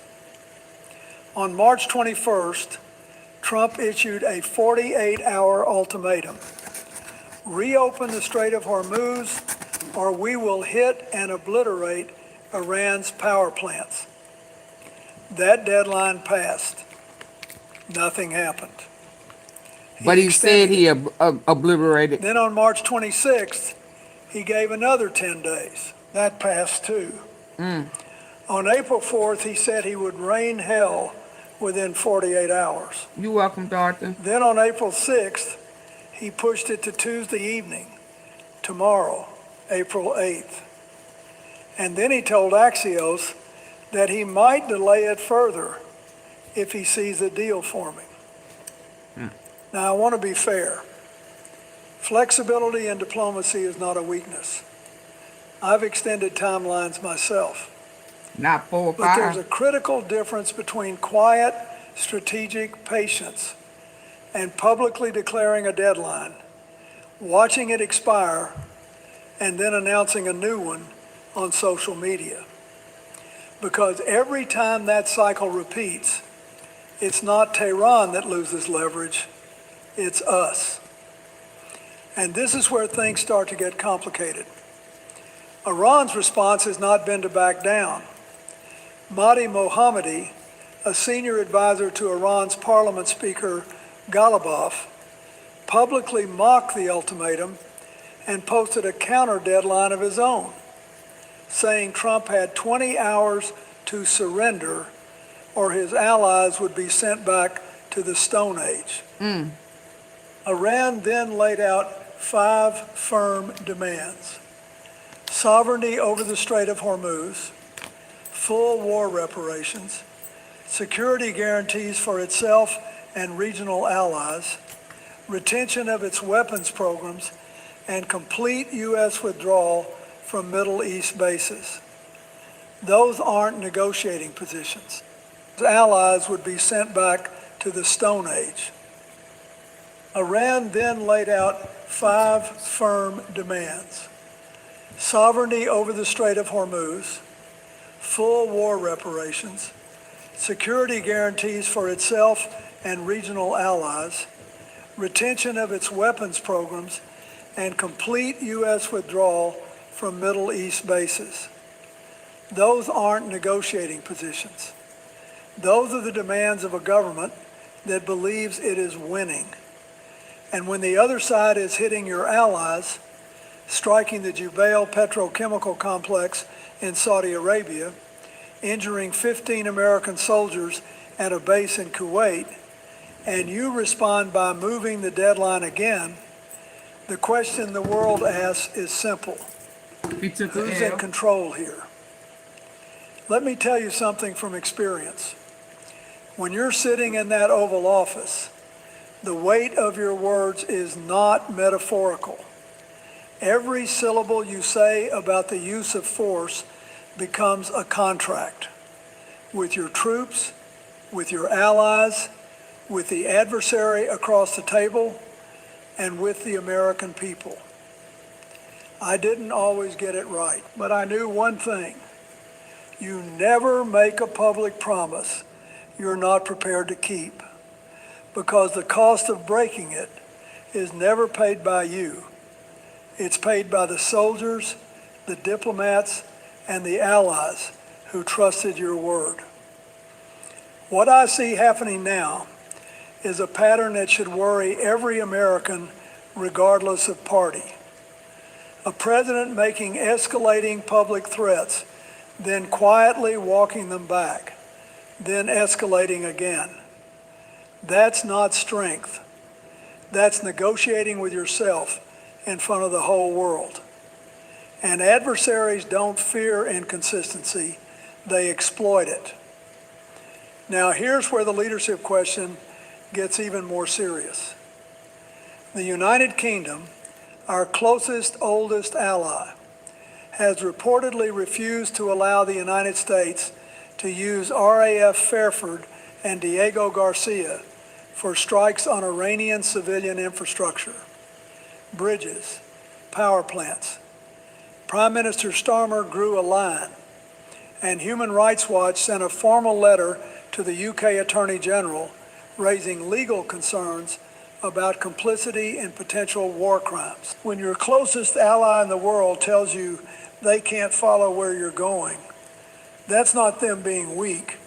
That's them telling you something about where you are. And then there's the Guardian's April 3rd report asking whether U.S. strikes on schools, health centers, and civilian infrastructure violate the Geneva Conventions. And on April 6th, the reporting that American military officers themselves are facing the dilemma. Do you obey orders that may constitute war crimes, or do you refuse? I want to treat that with the solemnity it deserves, because that is not a partisan question. That is a question about the soul of our military and the rule of law. No American officer should ever be put in that position. And the fact that we are even having that conversation tells you how far off course this has gone. You know, America's strength was never just our military. It was the system we built around it, the alliances, the institutions, the economic architecture, the moral authority. We built something after World War II that was the envy of human history, a network of partnerships, treaties, and shared commitments that kept the peace for decades. And I'll tell you, it's a lot easier to break these things than it is to build them. So let me walk you through what's under strain right now. First, the alliance system. NATO cohesion is being tested. Gulf state trust is fracturing. Saudi Arabia, our longtime partner, just had its Jubail industrial city struck by Iranian missiles. That facility accounts for roughly 7% of Saudi GDP. The Saudis are now caught between their security relationship with Washington and the reality that this war has made them a target. That's not a position you want your allies in. Second, the economic architecture. Oil hasn't just risen, it's surged more than 50% since the strikes began on February 28th. The Strait of Hormuz has been disrupted since March 4th, choking off 20% of global oil supply. The Center for Strategic and International Studies has described this as an attack on the global economy itself. We're looking at stagflation fears, a shaken petrodollar system, and the kind of inflationary pressure that hits working families hardest. When gas goes up $1, that's not an abstraction. That's a family choosing between filling the tank and filling the refrigerator. Third, and this is the one that keeps me up at night, the constitutional and legal norms. Where is the congressional authorization for this war? What are the legal boundaries the executive branch is operating within? When we target civilian infrastructure, who made that decision and under what authority? I'm not accusing anyone. I'm asking the questions that our institutions exist to answer. And if those institutions aren't asking them, then something fundamental has broken. Because the genius of America was never one person's judgment. It was the system of checks that made sure no single judgment could go unchallenged. Here's what history teaches us if we're willing to listen. Every time in modern history that an outside power has bombed a country thinking the people would turn on their government, it has done the opposite. That was true in London in 1940. When the Blitz didn't break British resolve, it forged it. It was true in Hanoi, when years of American bombing didn't fracture North Vietnam, it hardened it. And it is true in Tehran today.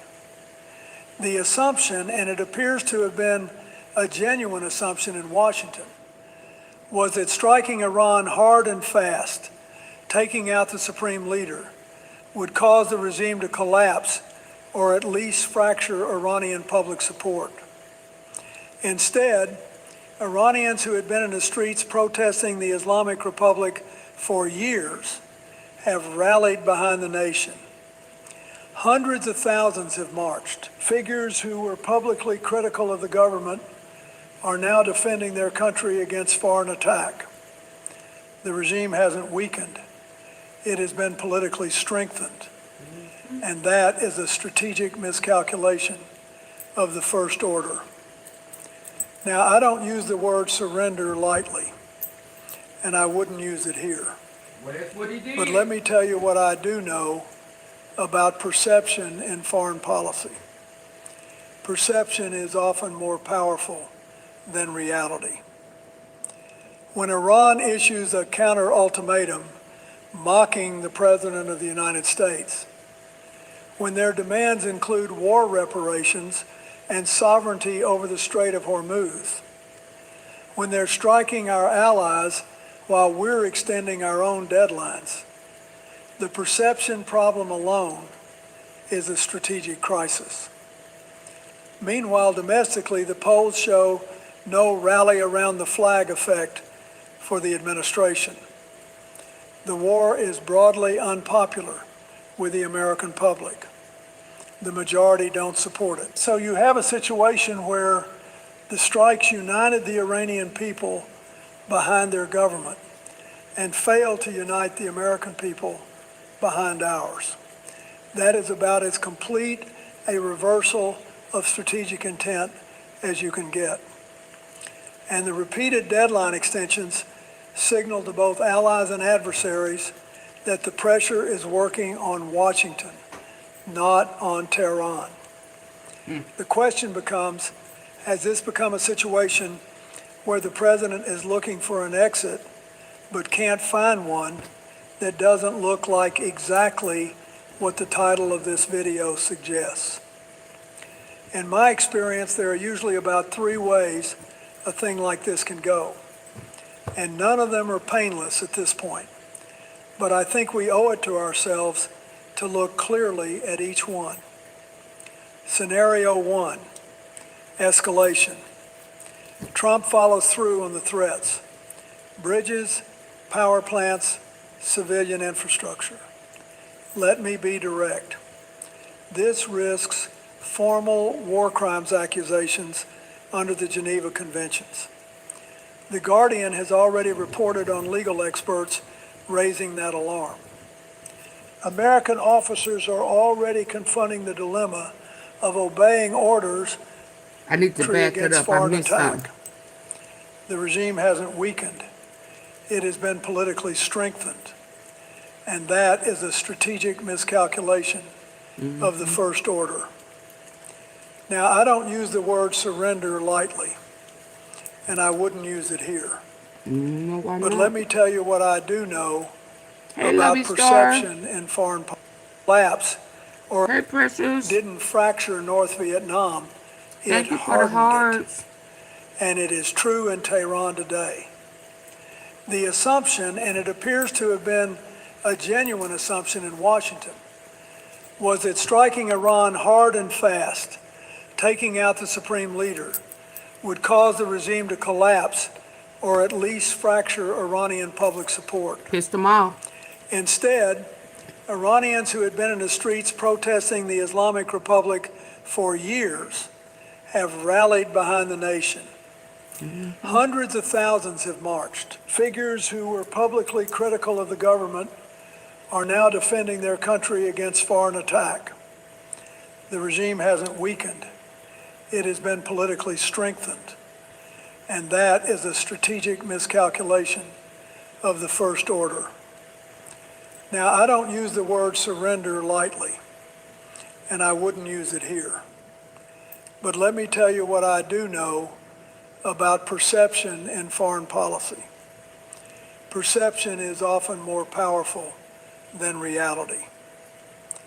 When Iran issues a counter-ultimatum mocking the President of the United States, when their demands include war reparations and sovereignty over the Strait of Hormuz, when they're striking our allies while we're extending our own deadlines, the perception problem alone is a strategic crisis.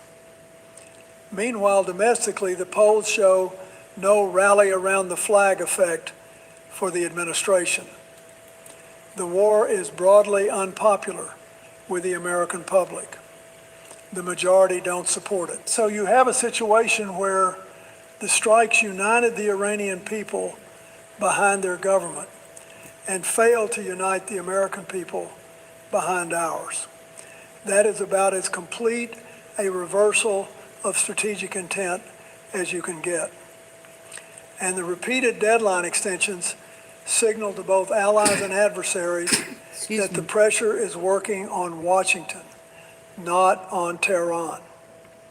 The question becomes, has this become a situation where the president is looking for an exit but can't find one that doesn't look like exactly what the title of this video suggests?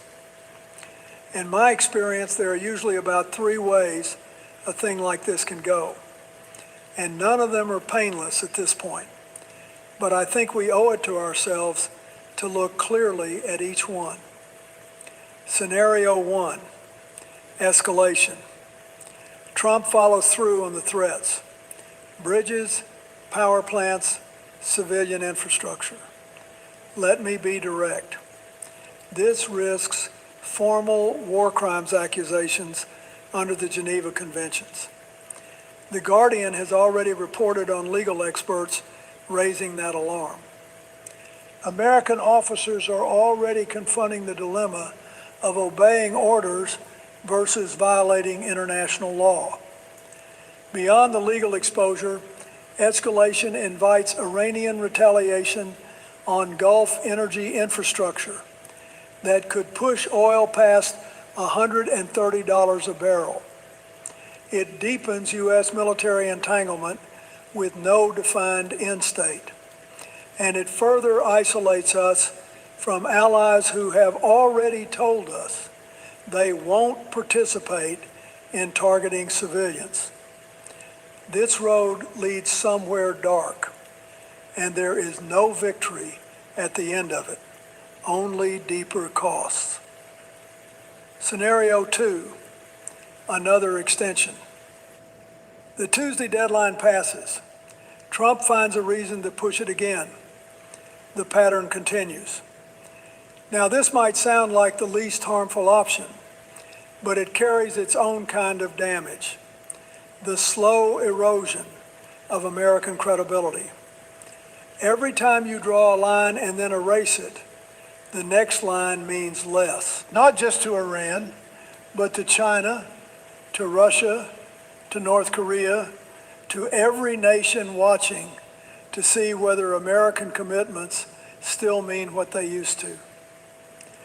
Mediators have warned the White House that Iranian decision-making doesn't operate on Twitter timelines, and that patience, real patience, not performative patience, is required.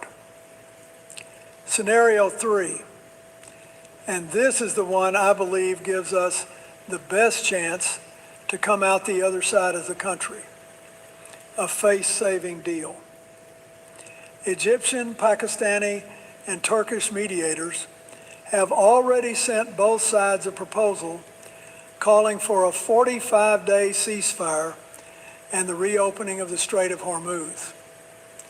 Iran has rejected a temporary arrangement. They want a permanent end. But Iran's own 10-point counterproposal dropped some of the most extreme demands. That's a signal. That's a door that's cracked open. The U.S. needs to get serious about multilateral diplomacy. Bring in the mediators. Build a framework that isn't dependent on one president's social media timeline. It will require concessions that are politically painful. But the alternative, every alternative is worse. You know, at the end of the day, this isn't really about one president or one party or one war. It's about the country we want to be. 15 American service members are confirmed dead, over 200 wounded, more than 2,000 Iranians killed, many of them civilians, ancient sites damaged, a global economy shaken, alliances strained in ways that will take years to repair. And the fundamental question of congressional war powers, the question the founders thought was important enough to put in Article 1 of the Constitution, remains unresolved. We went to war without a clear authorization, without a defined exit strategy, and without building the international consensus that gives military action legitimacy and sustainability. Now, I still believe in this country, not because we don't make mistakes, we do, Lord knows, but because when we do, we have the tools and the tradition to fix them. We have a Congress that can reassert its authority. We have courts that can examine legality. We have a free press that can demand answers. We have allies who, even when they disagree with us, care enough about the relationship to tell us the truth. Those are not weaknesses. Those are the very things that make America exceptional. But only if we have the courage to use them. What I'm asking for is not anger. It's not partisanship. It's responsibility. I'm asking for honest conversations about what this war was supposed to achieve and whether it's achieving it. I'm asking for congressional hearings, real ones, about authorization, cost, and strategy. I'm asking for multilateral diplomacy, that treats our allies as partners, not obstacles. And I'm asking every American to pay attention because the decisions being made right now, this week, tomorrow, they will shape the world your children inherit. America's greatness was never our ability to start wars. It was our ability to build peace. The Marshall Plan, Camp David, the post-Cold War order, those were the moments that made the world look at us and say, that's the country I want on my side. And we can be that country again, but not by extending deadlines and hoping the problem goes away, not by threatening hell and then flinching, by doing the hard, unglamorous, patient work of diplomacy, by telling the truth about where we are, and by remembering that the question isn't whether we're strong enough to keep fighting. We are. The question is whether we're wise enough to know when fighting isn't working and brave enough to try something else. Thank you for staying with me on this. It matters. It matters. Did that help anybody? Was that helpful to you?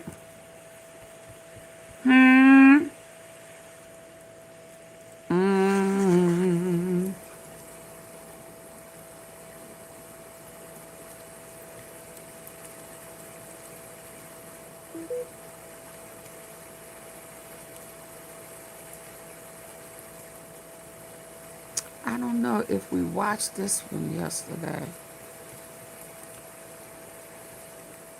Y'all hanging with me? I'm gonna be sleeping in a minute. I just took something to put me on to sleep.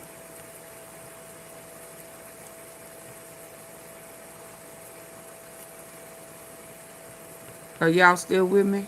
Y'all hanging in there?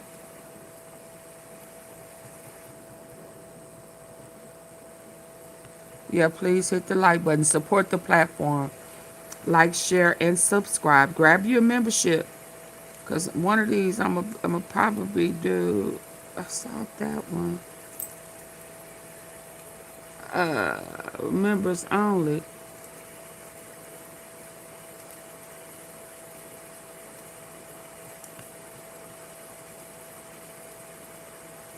Oh, they got some nukes. Ooh. Let me see something. Welcome back to U.S. Command Insight. Stop. This was why I've been live. Hold on. Iran received RS-28, some nukes from Russia.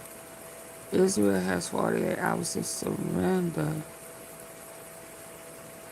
I saw just a minute ago where they also said that the ceasefire did not include breaking news. Israel says U.S.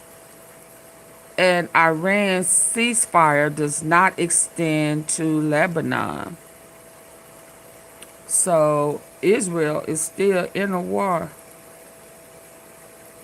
Israel said that the ceasefire did not include Lebanon. It was unclear whether ship operators considered the Strait of Hormuz safe for transition. I'm sorry, for transit, or if word of the deal had reached local Iranian commanders. Thank you for all that. I don't know. Okay, so this was an hour ago. Every empire that attacked. He keeps wanting that message out, though. America is next. Every empire that attacked Iran died there. He keeps putting that message out. It's almost as if he's for. Okay, so this one.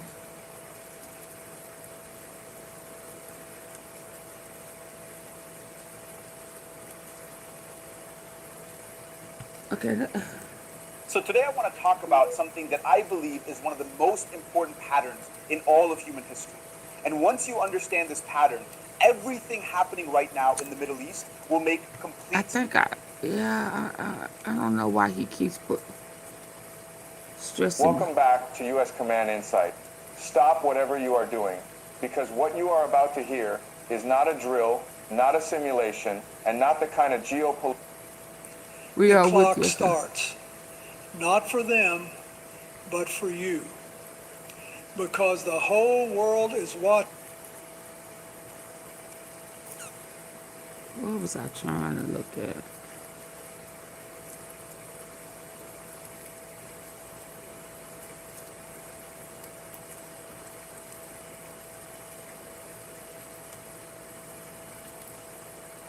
Hold on, y'all. I'm trying to make sure our last one be a good one, but I don't. Now, I've sat in that Oval Office. Okay, so. The clocks.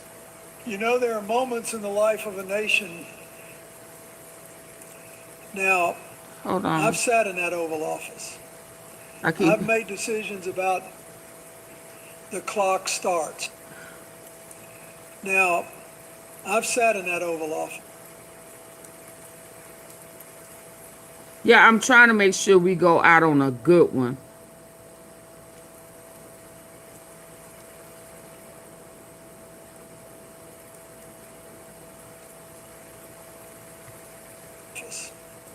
I've made decisions about when to use American military. You know, every once in a while something happens. The clock starts. Not for them, but for you. Now, you know, every once in a while something happens in this country that stops Israel you cold. is. Not because it's surprising. Man, Israel got If you've shit been paying going attention, on you can all see it across. building. But because the weight of it finally lands on your chest, and you realize this is one of those moments. You know, every once in a while something happens in this country that stops you cold. Not because it's surprising. If you've been paying attention, you could see it building. But because the weight of it finally lands on your chest, and you realize It's heavy. this is one of those moments. This is one of those nights that's going to define who we are for a very long time. Now look, I want you to hear something. Earlier today, April the 7th, 2026, the President of the United States posted 6 words on social media I think we listened to this that I one never yesterday. thought I'd see an American president write. I think I saw this one yesterday. He said, a whole civilization will die tonight. Let that sit with you. Not a military target, Oh, no, I didn't. not a command structure, a civilization. And then he added, almost as an afterthought, I don't want that to happen, but it probably will. Now, I've sat in that Oval Office. I've made decisions about when to use American military power and when to hold it back. And let me tell you something. The words a president chooses in moments like these We watched this one. carry No, consequences it couldn't have been that yesterday. Are you outlive talking about any early? deadline, any news cycle, Because it was the any 7th. social media post. They echo for generations. Tonight, as that 8 p.m. deadline approaches, there are ordinary Iranian Oh, we heard it families, earlier. Okay. mothers, young students, grandparents, forming human chains around power plants with their own bodies. We heard because that. they believe America might actually end their world tonight. We heard this. And we'll come back to that image in a moment because it matters more than most people realize. But first, we need to understand how we arrived at this extraordinary and dangerous hour. Now, to understand tonight, you've got to understand the road that brought us here. and most people only know pieces of it. So let me walk you through it, because the sequence matters. On February the 28th of this year, the United States and Israel launched combined airstrikes against Iran. By 12 o'clock tomorrow night, every power plant in Iran will be out of business, burning, exploding. I don't think we heard that. I just think he's using. We've heard him say that. Of its civilian infrastructure. On Monday at a press conference, he said, and I'm quoting directly, "Every bridge in Iran will be decimated by 12 o'clock tomorrow night. Every power plant in Iran will be out of business, burning, exploding, and never to be used again." Y'all heard him say that?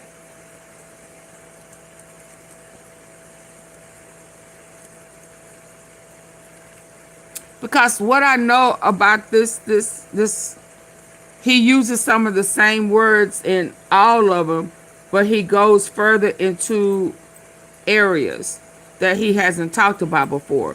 So we heard him say that.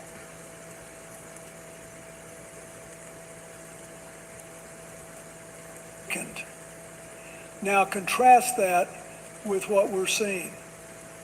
Foreign policy announced through expletive-laden social media posts on Easter Sunday. When a White House spokesperson was asked what the president meant by "a whole civilization will die tonight," the response was, "And I wish I were making this up.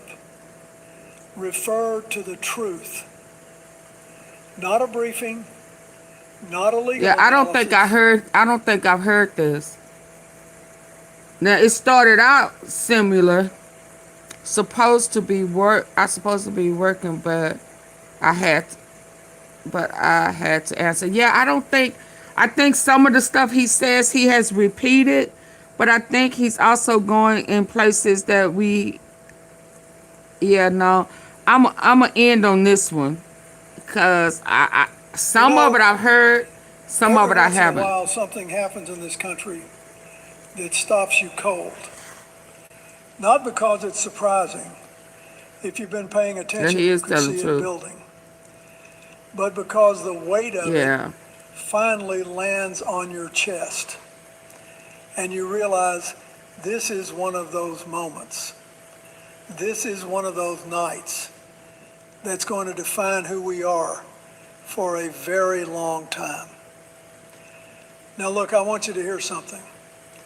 Earlier today, April the 7th, 2026, the President of the United States posted 6 words on social media that I never thought I'd see an American president write. He said, "A whole civilization will die tonight." Let that sit with you. Not a military target, not a command structure, a civilization. And then he added, almost as an afterthought, "I don't want that to happen, but it probably will." Now, I've sat in that Oval Office. I've made decisions about when to use American military power and when to hold it back. And let me tell you something. The words a president chooses in moments like these carry consequences that outlive any deadline, any news cycle, any social media post. They echo for generations. Tonight, as that 8 p.m. deadline approaches, there are ordinary Iranian families, mothers, young students, grandparents, forming human chains around power plants with their own bodies because they believe America might actually end their world tonight. And we'll come back to that image in a moment because it matters more than most people realize. But first, we need to understand how we arrived at this extraordinary and dangerous hour. Now, to understand tonight, You've got to understand the road that brought us here. And most people only know pieces of it. So let me walk you through it, because the sequence matters. On February the 28th of this year, the United States and Israel launched combined airstrikes against Iran. Those strikes killed Supreme Leader Ayatollah Ali Khamenei, along with dozens of senior political and military officials. Now, I want to be clear. I have no sympathy for that regime. Their missile program, their proxy networks, their repression of their own people. These are real threats, and any American president has a responsibility to take them seriously. But here's what most folks don't know. Just hours before those February 28 strikes, Oman's foreign minister, who had been brokering indirect talks between the U.S. and Iran, announced that a nuclear breakthrough was within reach. Iran had reportedly agreed to zero stockpiling of enriched uranium. That's enormous. That's the kind of concession diplomats work years to achieve. And then the bombs started falling. I want you to hold that in your mind, because it matters enormously for what comes next.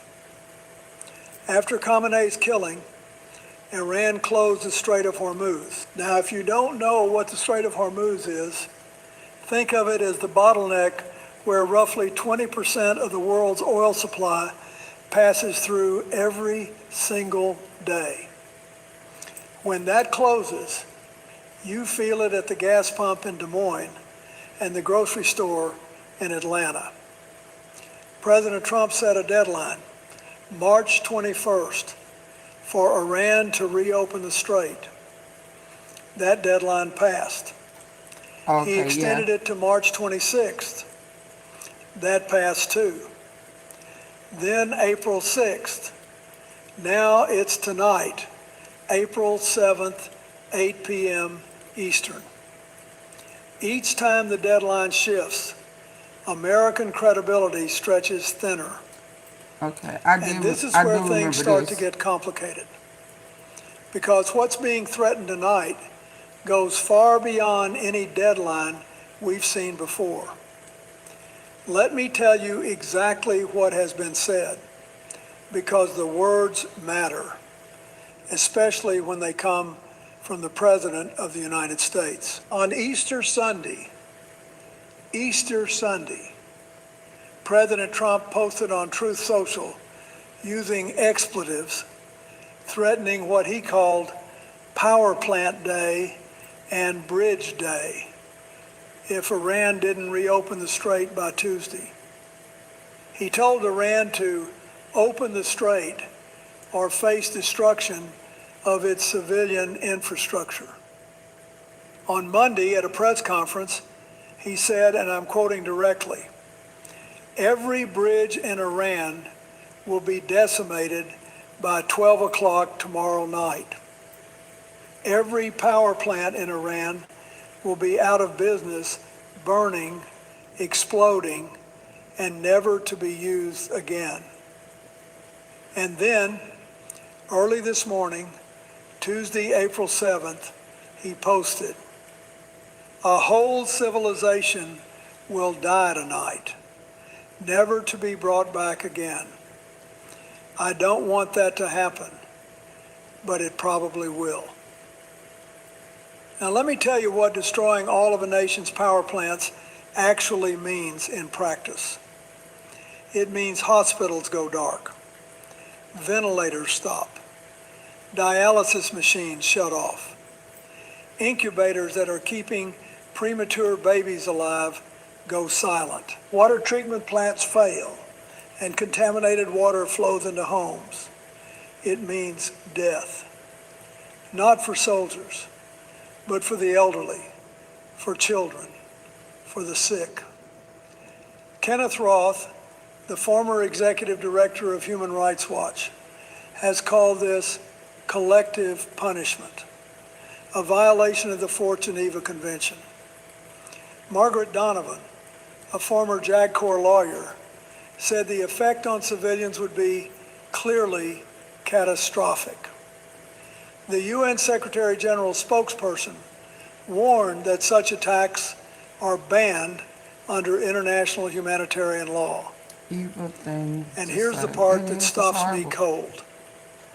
Even former Trump ally Marjorie Taylor Greene posted on X, 25th Amendment. Yeah, he in there more than We anybody. cannot kill an entire civilization. This is evil and madness. When the people who stood by you the longest start using words like evil, the facts are speaking for themselves. Let me tell you something from personal experience. When I authorized strikes against Iraq in 1998, when we intervened in Kosovo, when we came to the brink with North Korea in 1994, every single one of those decisions went through a deliberate, rigorous process. The National Security Council met. Allies were consulted. The Office of Legal Counsel reviewed the legal authorities. Military JAG officers assessed the targets for compliance with the laws of armed conflict. Public messaging was coordinated so that American credibility would be strengthened, not weakened. Now contrast that with what we're seeing. Foreign policy announced through expletive-laden social media posts on Easter Sunday. When a White House spokesperson was asked what the president meant by a whole civilization will die tonight, the response was, and I wish I were making this up, refer to the truth. Not a briefing, not a legal analysis, refer to the social media post. We've got to remember, the chain of command exists for a reason. It exists to prevent catastrophic miscalculation. It exists so that the awesome power of the American military is directed by judgment, not impulse. When deadlines shift 4 times, March 21st, March 26th, April 6th, now April 7th, that doesn't project strength. It projects confusion. And confusion in a situation with this much destructive potential is perhaps the most dangerous thing of all. Now, some will say the president is using strategic ambiguity, keeping the enemy off balance. And look, I understand that tool. Yep, illegal war. I've used it. But there is a critical difference between strategic ambiguity and strategic chaos. Ambiguity means your adversary doesn't know exactly what you'll do. Chaos means your own allies, your own military, your own people don't know what you'll do. And when the Washington Post is reporting that our own military is in a legal and moral quandary about whether they can carry out these orders, we have crossed that line. Here's the honest truth that keeps me up at night. What's at stake here is bigger than Iran, bigger than the Strait of Hormuz, so the military, bigger even than it's tonight's gonna be a whole deadline. big old problem. What's at stake is the architecture of international order that the United States wants. And look, I understand that tool. I've used it. But there is a critical difference between strategic ambiguity and strategic chaos. Ambiguity means your adversary doesn't know exactly what you'll do. Chaos means your own allies, your own military, your own people don't know what you'll do. That was true. And when the Washington Post is reporting that our own military is in a legal and moral quandary about whether they can carry out these orders, we have crossed that line. Here's the honest truth that keeps me up at night. What's at stake here is bigger than Iran, bigger than the Strait of Hormuz, bigger even than tonight's deadline. What's at stake is the architecture of international order that the United States spent 80 years building. After World War II, we didn't just win a war. We built a system. The Geneva Conventions, the United Nations Charter, NATO, the laws of armed conflict. We built these things not because we were weak, but because we understood that even the most powerful nation on earth needs rules, because rules protect us too. When an American president publicly threatens to destroy an entire nation's civilian infrastructure, every one of those institutions takes a body blow. Our military officers are trained from their first day at West Point and Annapolis at the Air Force Academy that they have a legal obligation to refuse unlawful orders. When the Commander-in-Chief broadcasts what international law experts are calling war crimes on social media, he puts those men and women in an impossible position. That's not leadership. That's abdication. Trump is not normal. I agree. And think about what this does to diplomacy. Pack things not because we were weak, but because we understood that even the most powerful nation on earth needs rules, because rules protect us too. When an American president publicly threatens to destroy an entire nation's civilian infrastructure, every one of those institutions takes a body blow. Our military officers are trained from their first day at West Point and Annapolis at the Air Force Academy that they have a legal obligation to refuse unlawful orders. When the Commander-in-Chief broadcasts what international law experts are calling war crimes on social media, he puts those men and women in an impossible position. That's not leadership. That's abdication. And think about what this does to diplomacy. Pakistan, Egypt, and Turkey had been mediating. A 45-day ceasefire proposal was on the table. But when the president is publicly promising total destruction, mediators lose their leverage. Moderate voices on both sides lose room to maneuver. Iran rejected the latest ceasefire in part because a temporary pause, in their words, the ceasefire would allow adversaries agreed upon to prepare for a continuation. And honestly, when the other side is openly promising annihilation, can you entirely blame them for that calculation? Congress, meanwhile, has not passed a formal declaration of war. There is no authorization for use of military force specifically covering a full-scale war with Iran. The War Powers Framework is being stretched beyond recognition. And when the legislature abdicates its constitutional role, the checks and balances that protect every American citizen start to erode. That erosion doesn't repair itself overnight. It takes generations. Now look, I'm going to say something that may surprise some of you. I'm not going to make this purely partisan, because the truth is, this crisis is fracturing lines that used to be predictable. Marjorie Taylor Greene, who was one of Trump's most loyal defenders, is calling for the 25th Amendment. Tucker Carlson, who shaped conservative media for a decade, I don't remember is hearing calling him on saying this officials earlier. to resist. On the Democratic side, Chuck Schumer called the president an extremely sick person. Ed Markey and Rashida Tlaib are calling for impeachment.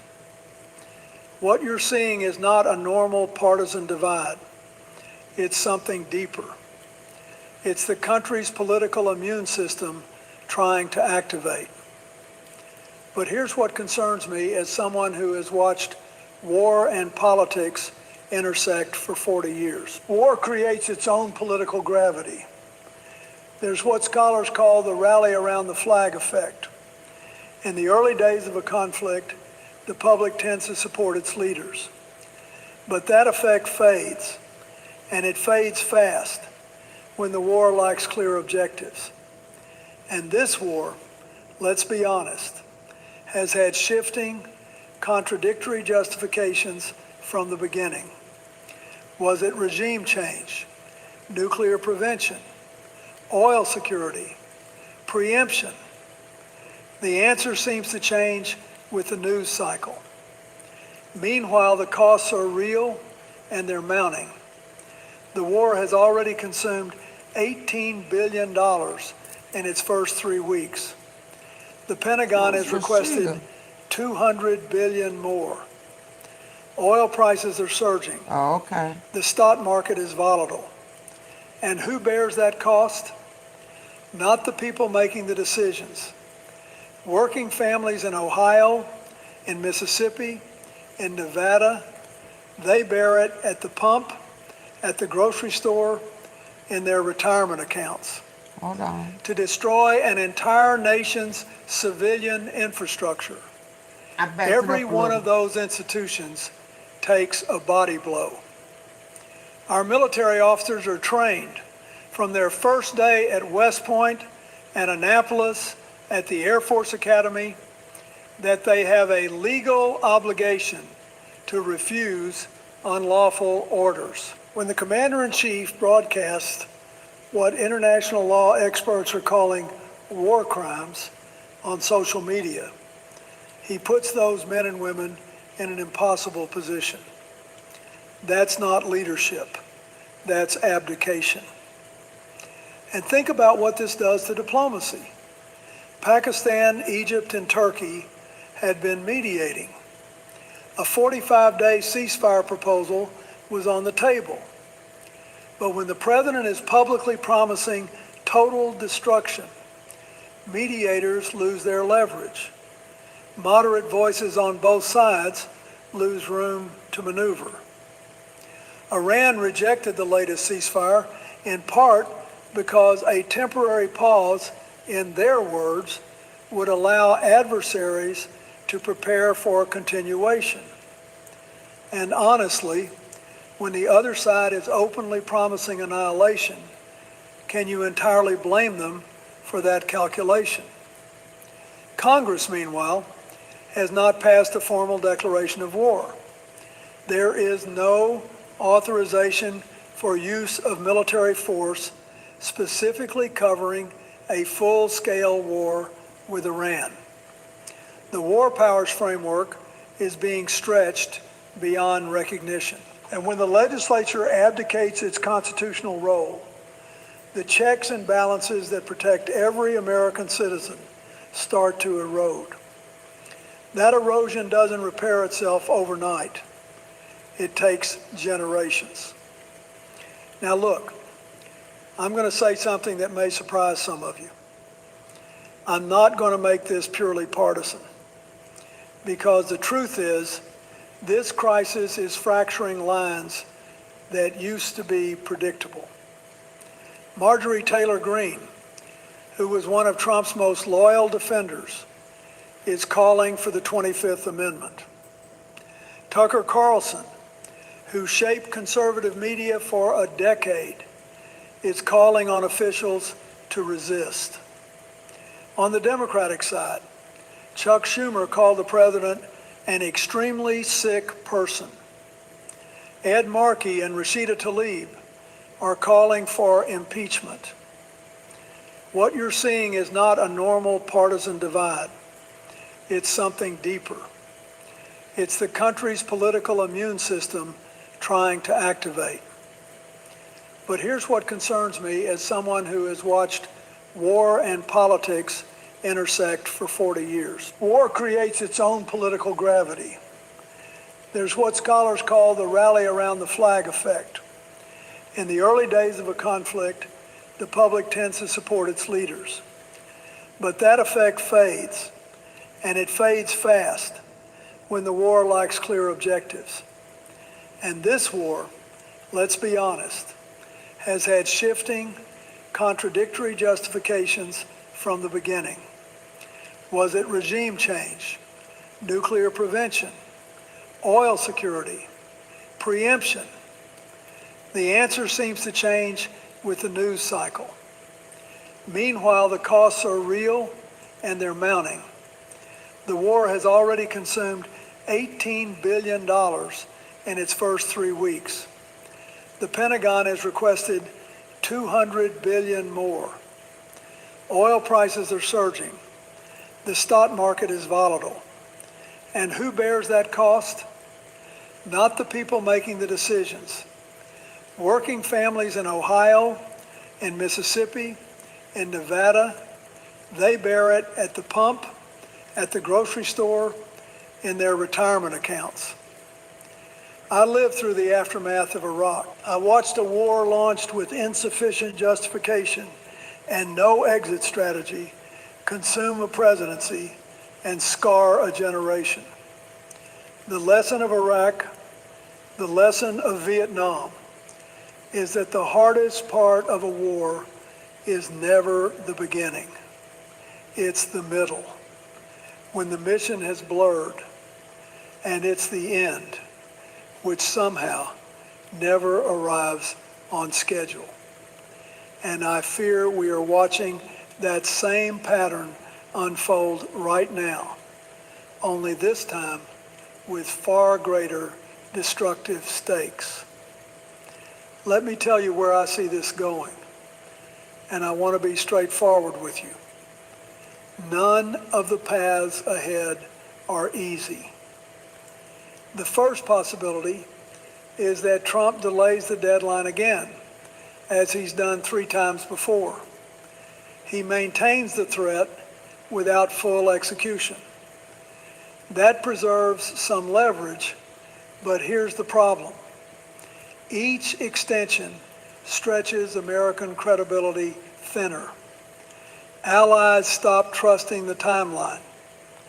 Adversaries start calculating that the threats are performative. And the world's financial markets, which crave certainty, keep lurching. The second possibility is that the strikes happen at scale.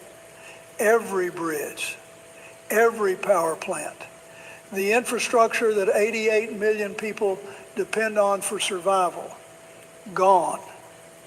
And then what? You harden Iranian resistance for a generation.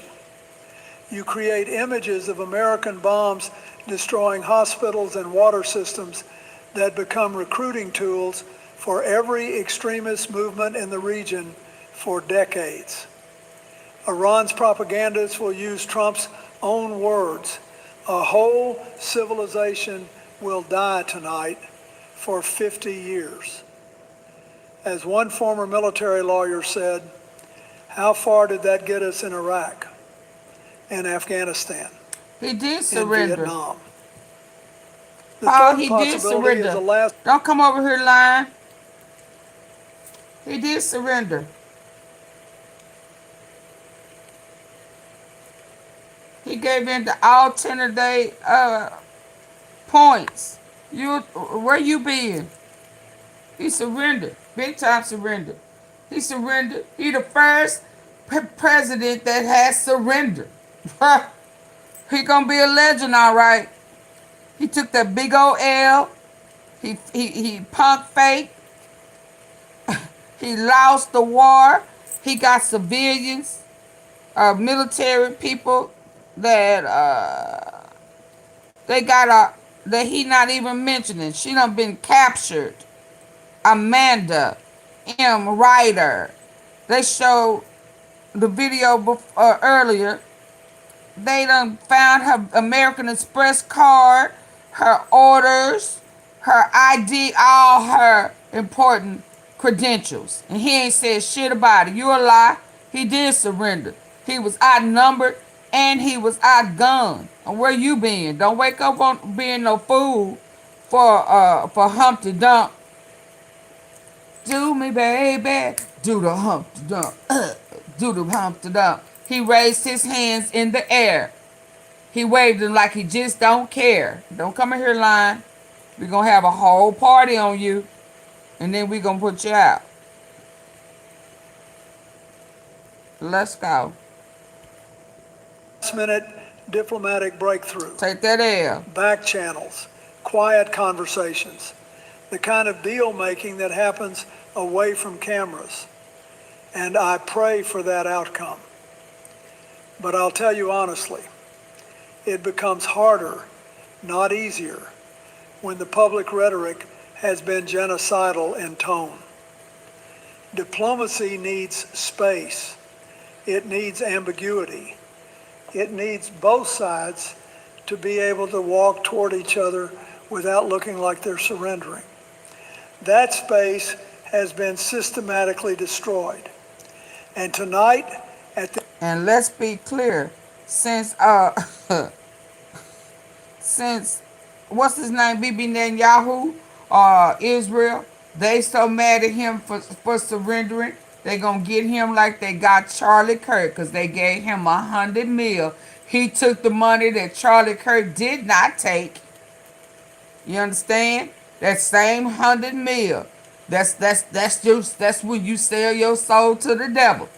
He took that $100 million. You understand?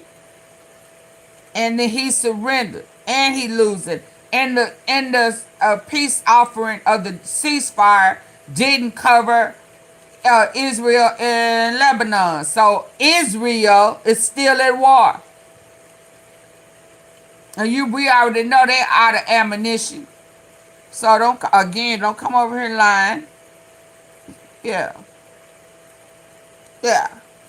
And they gonna get his ass just like they got Charlie Kirk, cause he took their money. He sold his soul to the devil. He trying to backpedal. The devil say you gotta pay.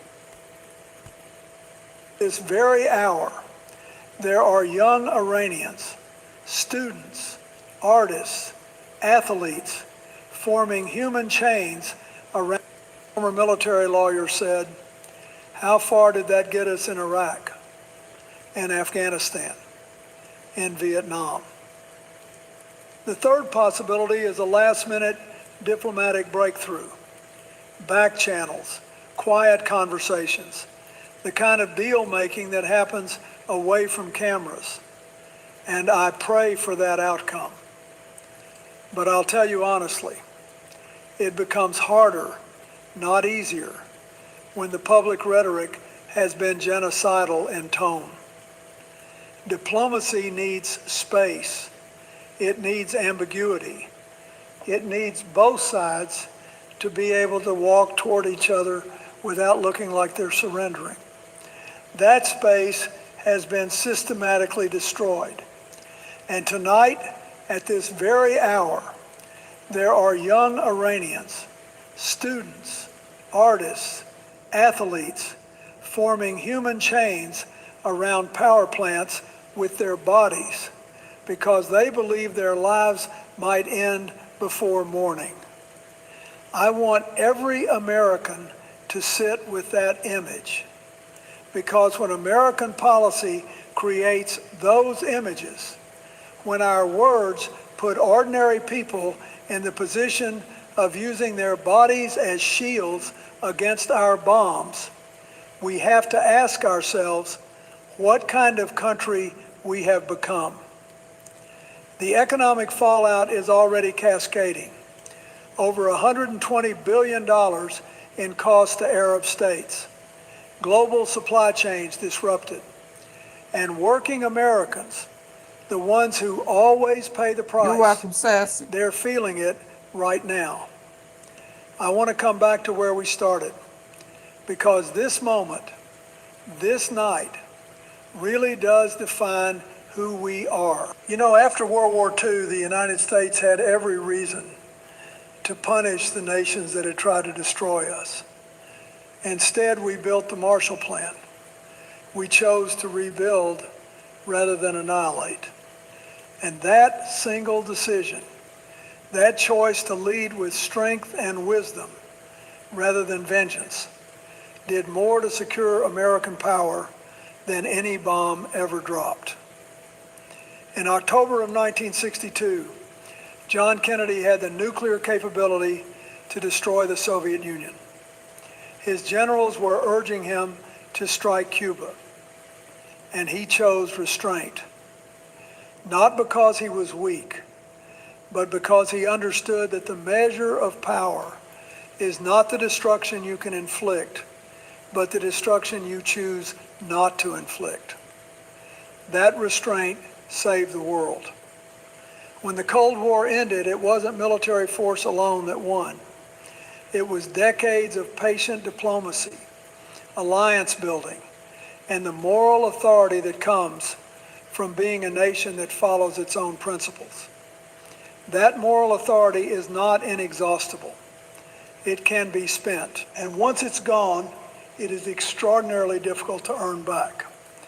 Now, I want to be absolutely clear. I believe we must be strong against Iran's provocations. Their missile program, their proxy networks, their threats to regional stability, these require firmness. But firmness and wisdom are not opposites. You can be strong enough to deter and wise enough to know that destroying a nation's civilian infrastructure doesn't create peace. It creates the next war. It creates the next generation of people who hate us. And we have learned that lesson before at terrible cost. So tonight, I'm asking every American to do something. Call your representative. Demand that Congress exercise its constitutional authority over war and peace. Insist on accountability. Insist on oversight. The democratic tools are still there, battered but not broken. Our system's immune response is weakened, but it is not dead. And it falls to the citizens, to you, to activate it. I've sat in that chair. I know the weight of it. I know what it feels like when the military options are on your desk and the clock is ticking and the world is watching. And I know this. The measure of a president is not the destruction he's capable of. It's the destruction he chooses not to inflict. God bless America. And God bless the people of Iran who are tonight waiting to learn whether they will survive until morning.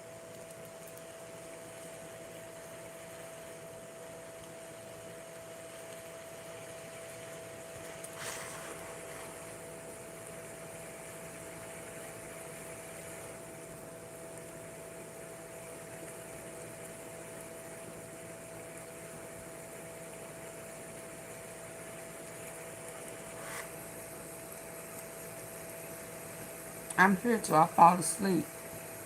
Hold on. This is another one I didn't watch. Hold on. I was going to watch, but I was going to wait until I did something else. Is it this one? Let me hit refresh, y'all.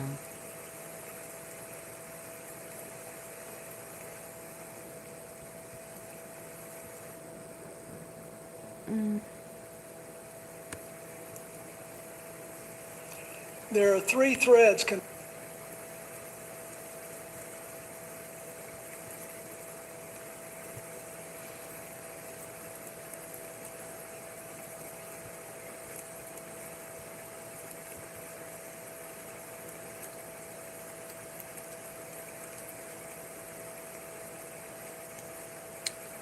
No, I want to do this.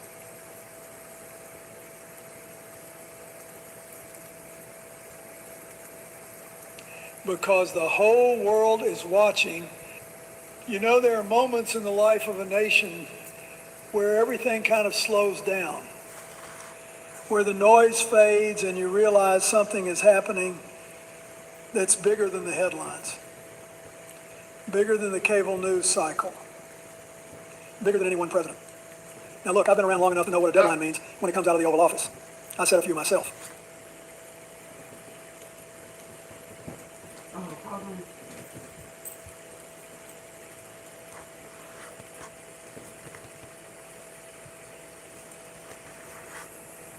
Because the whole world is watching whether America means what it says. And right now, as I'm looking at what's unfolding with Iran, the ultimatums, the extensions, the retaliations, the allies stepping back, I have to be honest with you.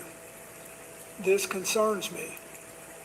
Not as a Democrat, not as a former president trying to score points.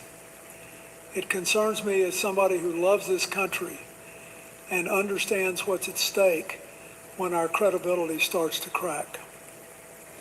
Now, I'm not here to throw stones. I don't think that helps anybody, especially not when American soldiers are in harm's way and the global economy is shaking under the weight of a conflict that doesn't have a clear exit. But I do think we owe it to ourselves, every single one of us, to look at what's really happening here. Not the spin, not the talking points, the facts. And some of what I'm about to walk you through may surprise you. Some of it might make you uncomfortable. Yeah, hold on. That's okay, because democracy was never supposed to be comfortable. It was supposed to be honest. So stay with me on this one, because what's happening right now between Washington and Tehran isn't just about a deadline. It's about whether the architecture of American leadership can hold. And we'll come back to that in a moment, because it matters more than you think. We've got to remember how we got to this point, because the way a crisis begins tells you a lot about how it's going to end. That's not what I'm... On February. It's this one. Hold on. I don't know why it's moving like this.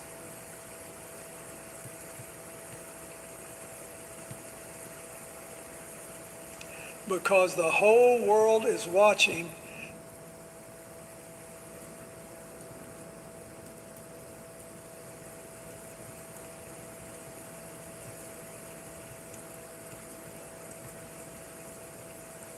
They released a hostage, but I don't know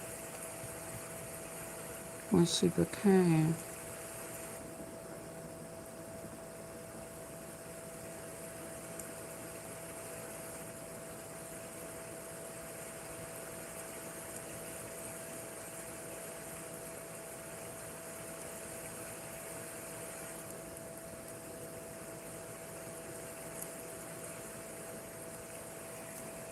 Where is it at?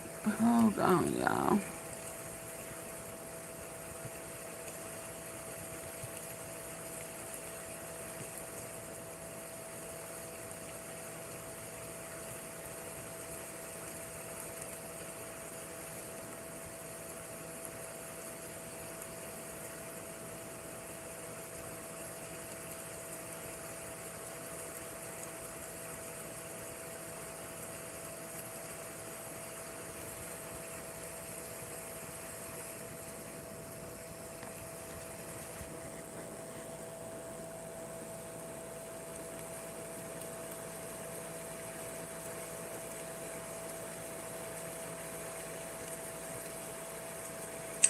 Well, I think it's important for people in the United States and Canada to understand that the Strait of Hormuz was not closed by Iran. It was Lloyd's of London that closed the strait.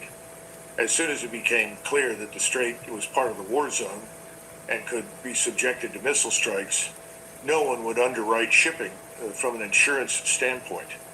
That's the first thing. So that's what really put an end to the commercial traffic, which has dropped off about 95%, obviously. Secondly, if the owner of the shipping is not, well, I think it's important for people in the United States and Canada to understand that the Strait of Hormuz was not closed by Iran. It was Lloyd's of London that closed the strait. As soon Lords of London. Let's get down to it. Because it's one big organized crime. You know, Lords of England, that goes into them Rothschilds. But let's listen. Please hit the like button. Like, share, subscribe. Get your membership. We serve hot tea. For real, we really do. Ouch. Even late in the midnight hour. Let's go. as it became clear that the strait was part of the war zone and could be subjected to missile strikes, no one would underwrite shipping from an insurance standpoint. That's the first thing. So that's what really put an end to the commercial traffic, which has dropped off about 95%, obviously. Secondly, if the owner of the shipping is not working in support of the United States or Israel, and in fact is willing to purchase the oil in yuan, they are allowed to pass through the straits, or the strait. Now, that's already happened for a number of tankers going to Japan, Korea, as I understand it, and China, as well as India. Right now, I think India has another 9 tankers waiting to move through.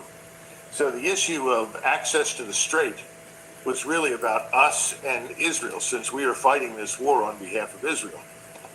So that's understandable. Now, as far as the offer of peace, what I just received myself was a 5-point peace framework from China via Pakistan. The Chinese foreign minister held talks with the Pakistani deputy prime minister and foreign minister in Beijing. These countries have now taken the lead. They've also sent their diplomats to Egypt and Turkey. It looks like the Turks and the Egyptians will be on board for this. And these are the 5 points that they've raised: immediate cessation of hostilities, start of peace talks as soon as possible, security of non-military targets, security of shipping lanes, and primacy of the UN Charter. Now, as far as the non-military targets and shipping lanes are concerned, everybody needs to understand that in addition to taking 15 million barrels of oil offline, which is essentially what the Strait of Hormuz has experienced, we've created an enormous problem for food, fuel, feedstock, and fertilizer. If we don't open this strait, in other words, if there is not a resumption of normal traffic very soon, you're looking at famine in vast parts of the world, Africa, the Middle East, South Asia, in the next 6 to 12 months. So that's very important. The other point is, of course, the desalination plants. The desalination plants are a lifeline for the people that live in the Gulf region. There are roughly 50 of them, maybe a few more, and the Iranians have not struck them. But if we strike Iranian desalination plants, along with the oil infrastructure, which is something we said we would do if Iran did not, quote unquote, meet Israel's terms, which is really what we're fighting for, then the Iranians have said they would destroy all of them. And if you just go to Al-Jabail, the port on the Persian Gulf, that Saudi port has a desalination plant, and it provides 90% of the water to Riyadh, the capital of Saudi Arabia. If that plant is destroyed, you're talking about evacuating the capital of Saudi Arabia because there's no water to drink. So this is a very dangerous situation. It could cause millions to die of thirst. This war needs to end. The world recognizes that, but for some reason, we've been behaving as though it's not our concern. It is our concern. Yeah.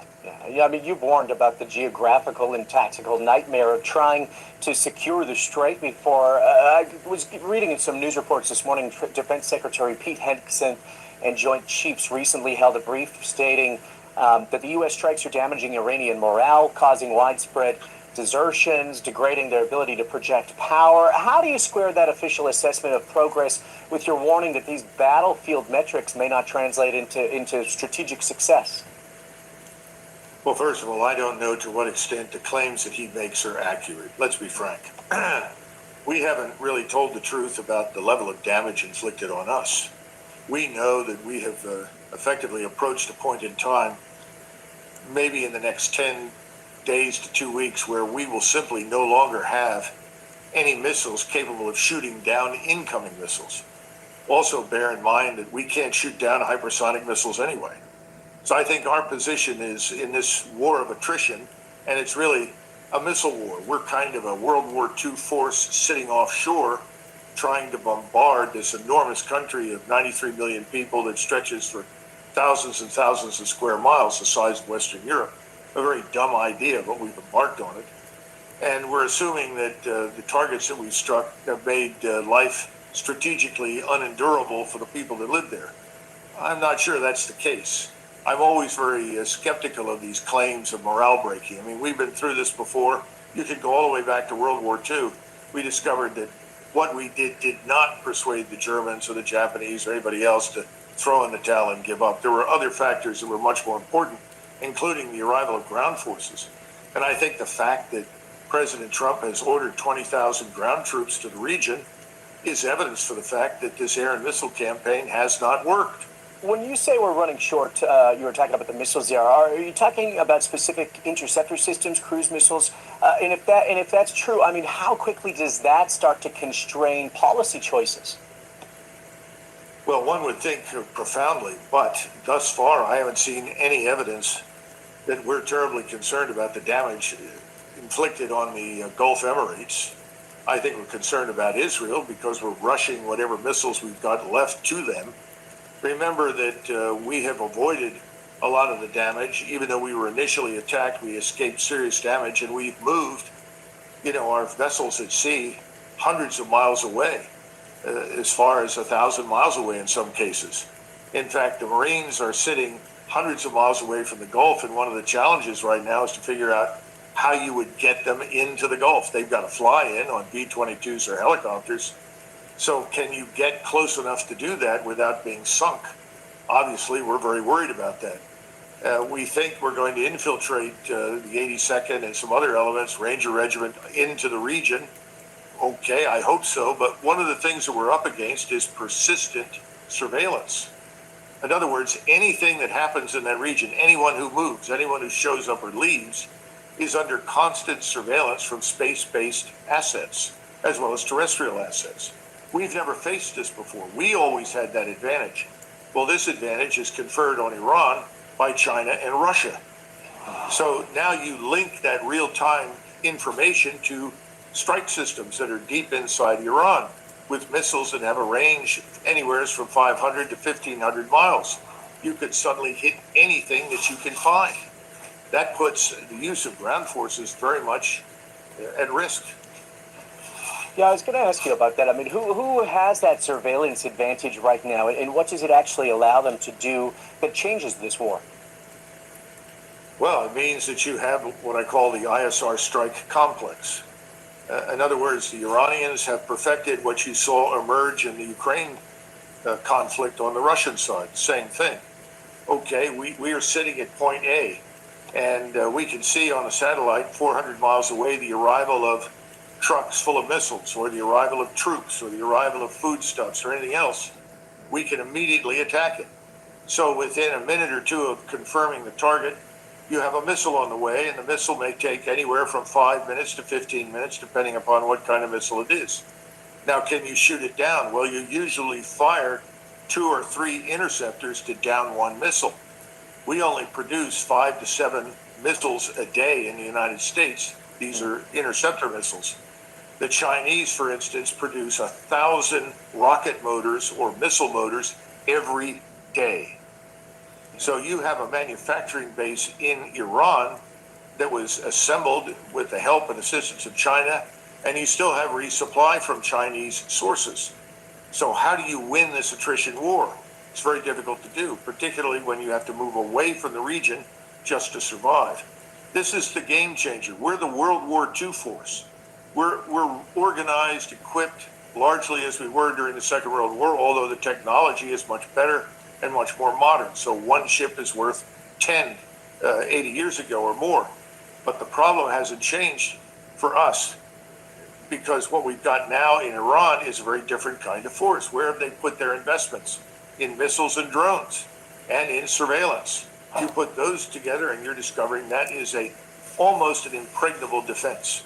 Now, that doesn't mean that the Iranians want to keep this up. I'm sure they would like an end to this, as would anybody with any brains. The whole world wants an end to it for the reasons I outlined at the beginning. But the question is, what about us? What is President Trump willing to accept? Because everything with President Trump is mortgaged to vanity. He has to walk out into the spotlight as the victor. If he can't do that, I'm not sure he'll give up. Yeah. You know, it's interesting bringing it back to the markets. I mean, Jamie Dimon was on Fox this morning, and he said that the markets will stay concerned here until this is over. I mean, we can see a bit of evidence with these tweets going on right now. The Iranian president, markets are starting to, climb. I think oil's down to $100 a barrel as we take this. With Jamie Dimon saying this morning that markets will stay concerned until this is over. And that is what matters, whether this is completely successful. Colonel, what does success actually look like here? Well, very quickly, in response to Jamie Dimon, I think he's the master of understatement. And President Trump has said a number of things over the last several days were obviously designed to manipulate the market, to calm nerves, to reassure people that this wasn't going to last much longer. But every time he does that, the market tends to rebound, but each time the rebound is weaker. I don't think he has much slack left in that rope. And I do think there's a lot of pressure on him to put an end to this thing. So when you say, what does victory look like? I don't think victory is attainable, not in the terms that have been articulated by President Trump, Secretary Rubio, or Secretary Hegseth, because they're really talking about the destruction of Iran. Let's go back to the beginning. The hope from the very beginning was that you would have some sort of internal unrest in Iran that would work to your advantage. And it was a readiness to attack Iran in the midst of the unrest on the assumption that this would precipitate regime change. Well, that failed very quickly. And we discovered it really wasn't what it was billed to be. We've said they killed 30,000 people. That's a complete lie. Only about 3,000 were killed or injured. And these people were activated by the Mossad and the CIA. They were equipped with weapons by the Mossad. They were urged to shoot at policemen. So the death of 3,000 demonstrators was precipitated by our interference. Now it was shut down, and then after it was shut down, you had Mr. Netanyahu come to the United States and make it clear to President Trump that he has to honor his promises, which means you now have to help us strike Iran. I think President Trump was reluctant, so Israel began the process on its own, and we felt obligated to join the fight. So we moved into it. Now we've exhausted tremendous reserves, something like 11,000 precision munitions in the first few weeks of the conflict. The expense is outrageous. I mean, some of these munitions cost $1.5 million or more apiece. We are in a position right now where we're trying to resupply and replenish, not just missile defense, but also precision-guided weapons and systems. And this then raises the question, all right, we failed at regime change or decapitation, whatever you want to call it. What are we doing now? The answer is we're trying to inflict tremendous pain on the Iranian people, but this is a very large state. This is not one of the weaker Sykes-Picot states created in the Arabian Peninsula in the Middle East in 1919. This is a real country with a real national identity and thousands of years of history behind it. It's not going to roll over and plead dead. So I think they figured that out. So now they're going to try and destroy it and punish it, and you're going to add ground troops. They're going to try and send them into the Gulf to seize something on the assumption that's going to be a game changer, and suddenly the Gulf opens up and everybody starts using it again. That won't happen. And if you put Marines and paratroopers in these isolated islands or on the coastline, they can be just as easily targeted and destroyed by theater ballistic missiles and, of course, drones as any other target in the region. So I don't see a good ending. I think at some point, you've got to do what I think several people have urged President Trump to do privately and pretend, well, we've achieved victory. We've destroyed everything. This is the best we can do and we're leaving. But that fails to address an important element here. Who's really in charge? And the answer is Israel and the lobby. They're in charge. They wanted this war. They bought it by buying the politicians in Congress and buying the White House for Trump. this is their war. They want it. And they're not going to be very pleased if suddenly Donald Trump turns around and says, well, look, I think we've done all we can do. They won't accept that. So there are other forces at work in this process. Right, right. And you know what, you talked about something interesting there briefly. I want to pivot on how these military tactics are directly impacting the commodities market, because, I mean, you recently noted that we're fighting a 21st century war of missiles and these unmanned systems using an old World War II kind of mindset. I mean, Bloomberg has reported what would be the first known combat loss of an E-3 Sentry jet after an Iranian strike on a Saudi base. If that is correct, what does it tell us about the vulnerability of our legacy military infrastructure against this persistent drone warfare? Well, we should get the message that the forces we've got right now are not prepared for this new kind of warfare. If we deployed the U.S. Army and Marines to Ukraine to fight the Russians, we would take terrible casualties. They're now reorganized and prepared to fight on a battlefield dominated by persistent surveillance and strike weapons, unmanned and manned. We're not really ready for that. Nope. We're not ready for it at sea either. So I hope that, we will find a way to end this quickly and go back and review everything. I mean, this is similar in some ways to the Russo-Japanese War that took place in 1905. If anybody had paid attention to it in the West, they would have understood this is the prelude to a future war like World War I. Trenches, barbed wire, machine guns, quick-firing artillery, and so forth. So I hope we'll do that. But in the meantime, I don't... Breaking news. Or maybe not. Maybe not. Hold on. Why is this just... Tel Aviv or Jerusalem or possibly south toward the area of Ashkelon. And what we have seen mostly in recent days is these cluster bombs that come through. 5 minutes from the time we got the announcement that we had that Truth Social post, and you read it on the air there, then the phone started lighting up indicating that more missiles were inbound. From looking at what we get over the rather sophisticated phone alert system that they have here in Israel, looks like these missiles will fall probably somewhere between Tel Aviv and Jerusalem or possibly south toward the area of Ashkelon. And what we have seen mostly in recent days is these cluster bombs that come through. That way, even when the interceptors get them, you get them, they break up into dozens of bomblets, each of them with about 10 pounds of explosives in them, so they can still be quite lethal. And there have been situations where people have been out on the street, they didn't get into the bomb shelters, and those bomblets are enough to kill people. But clearly an act, either the message didn't get through, or what we often see in the Middle East here, when there's an agreement, someone just tries to be defiant one more time before the agreement goes through. Right. 5 minutes from the time we got the announcement that we had. So somebody got one off. You read it on. And of course it's Fox News. I think we have the means at our disposal to induce the kind of response from Iran that the Israelis want and that we have promised to extract from them. You know, we're seeing confirmation as well of a drone strike crippling some Russian Baltic oil ports and Iranian strikes damaging major aluminum facilities in the Gulf. Are investors making a mistake by focusing only on crude when, and you brought it up there, I mean, the broader story is diesel, jet fuel, LNG, fertilizer, aluminum, metals?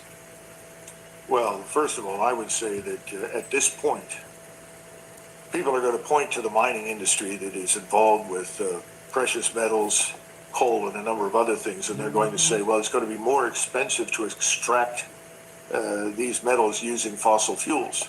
Well, that may be true in the short run, but the payoff for extracting these metals is absolutely beyond estimation. We are going to be more dependent on these precious metals. Everything from helium, which is not really a metal, but a gas, all the way to gold, silver, titanium, you name it, everything than we ever have been in the past. And for those of us that live on the North American continent, this becomes vital to our, what I would call, resource sovereignty. We can't be dependent on China or any other country in the world to provide us with refined rare earths. We have to build refineries that will refine the rare earths, refine the uranium, and so forth. That's vital, and more vital today than it's ever been in the history of our country, because it's a matter of self-defense and self-preservation. So I would just tell anybody out there, if you've got money, sure, you want to put it into oil, that's going to pay off for you, oil and gas, but don't walk away from precious metals, because in the long run, they are going to go through the roof.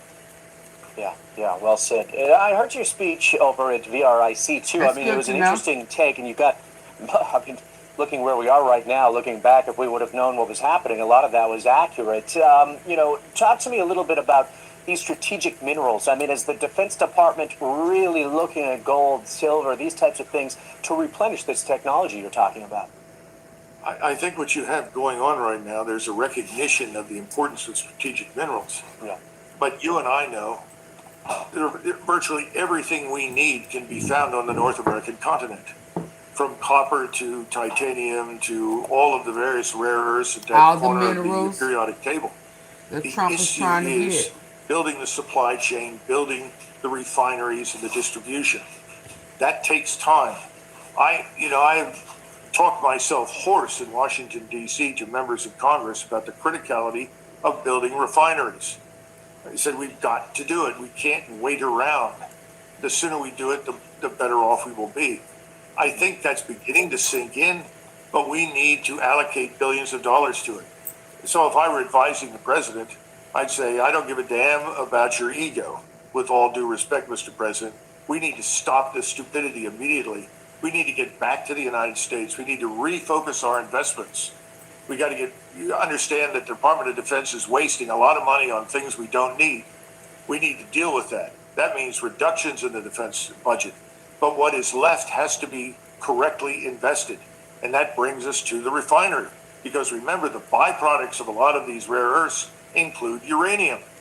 And what do you do with it? What do you do with the waste from the uranium? You've got to put it someplace. Who does that? The Department of Defense. We have places for that in Nevada. And Nevada, of course, is home to some of the best gold producers in the world. All of these things need to be examined carefully, repackaged, and we need to refocus investment on the national level to get where we need to be. Because right now, about 90 to 95% of the rare earths that are refined that we use and need come from outer Mongolia. Yeah. Good Lord. That means some Chinese bureaucrat is deciding what we will or won't get. I don't think we want to live with that. Yeah, I was going to ask you, I mean, because you're saying the real bottleneck is no longer finding the metal, but refining it, processing it, building that supply chain around it. I mean, we've heard a lot of rhetoric about this. I mean, we've even have a strategic reserve in place for strategic minerals now. Are they moving fast enough, and has China won that game? The dental care you need isn't always the most affordable. Well, the game is not over. Yeah. China has stolen a march on us because they started 30 years ago. When Deng Xiaoping began the whole experimental process with capitalism and focused narrowly on some areas where you had some entrepreneurial activity, that was the beginning of something much larger. And the Chinese began thinking very hard about the criticality of their own resource sovereignty. And the reason for that is obvious. We have the largest and most powerful navy in the world. They have been hostage to other people's navies, particularly the Royal Navy in the past. You go back to the Opium Wars and how the Royal Navy controlled the coast of China, opened up the rivers, and forced the Chinese to accept opium into their societies, which had a terrible deleterious effect. We need to now look at our own vulnerabilities. And that means we have to be sovereign with our own resources. So the Chinese have built this one belt, one road. Why do you do that? Because you don't want to ship across the Pacific. You don't want to have to deal with the United States Navy. So they're building this enormous infrastructure for transportation, primarily rail, also road, all across Eurasia. It's going to reach all the way into Africa, all the way to Rochefort in France. And we need to think in those terms. We need to build our own transportation infrastructure as well as the refining, because we need to also be prepared to export as well as import. We've lost the plot on a merchant marine. We should have fast sea lift that moves in and out of ports on both coasts. We need fast trains, high-speed trains. If we built it properly, we could outpace the Chinese One Belt, One Road. Because the One Belt, One Road goes through numerous nations, which means as it moves, you end up paying more for transportation. You pay for security. You're negotiating agreements. We can move things from the Atlantic to the Pacific, where we speak one language, we have one law, and we don't have to deal with those other intervening problems. But again, getting America to think strategically in those terms at home has been enormously difficult because everything's focused on what people see as profitable interventionism.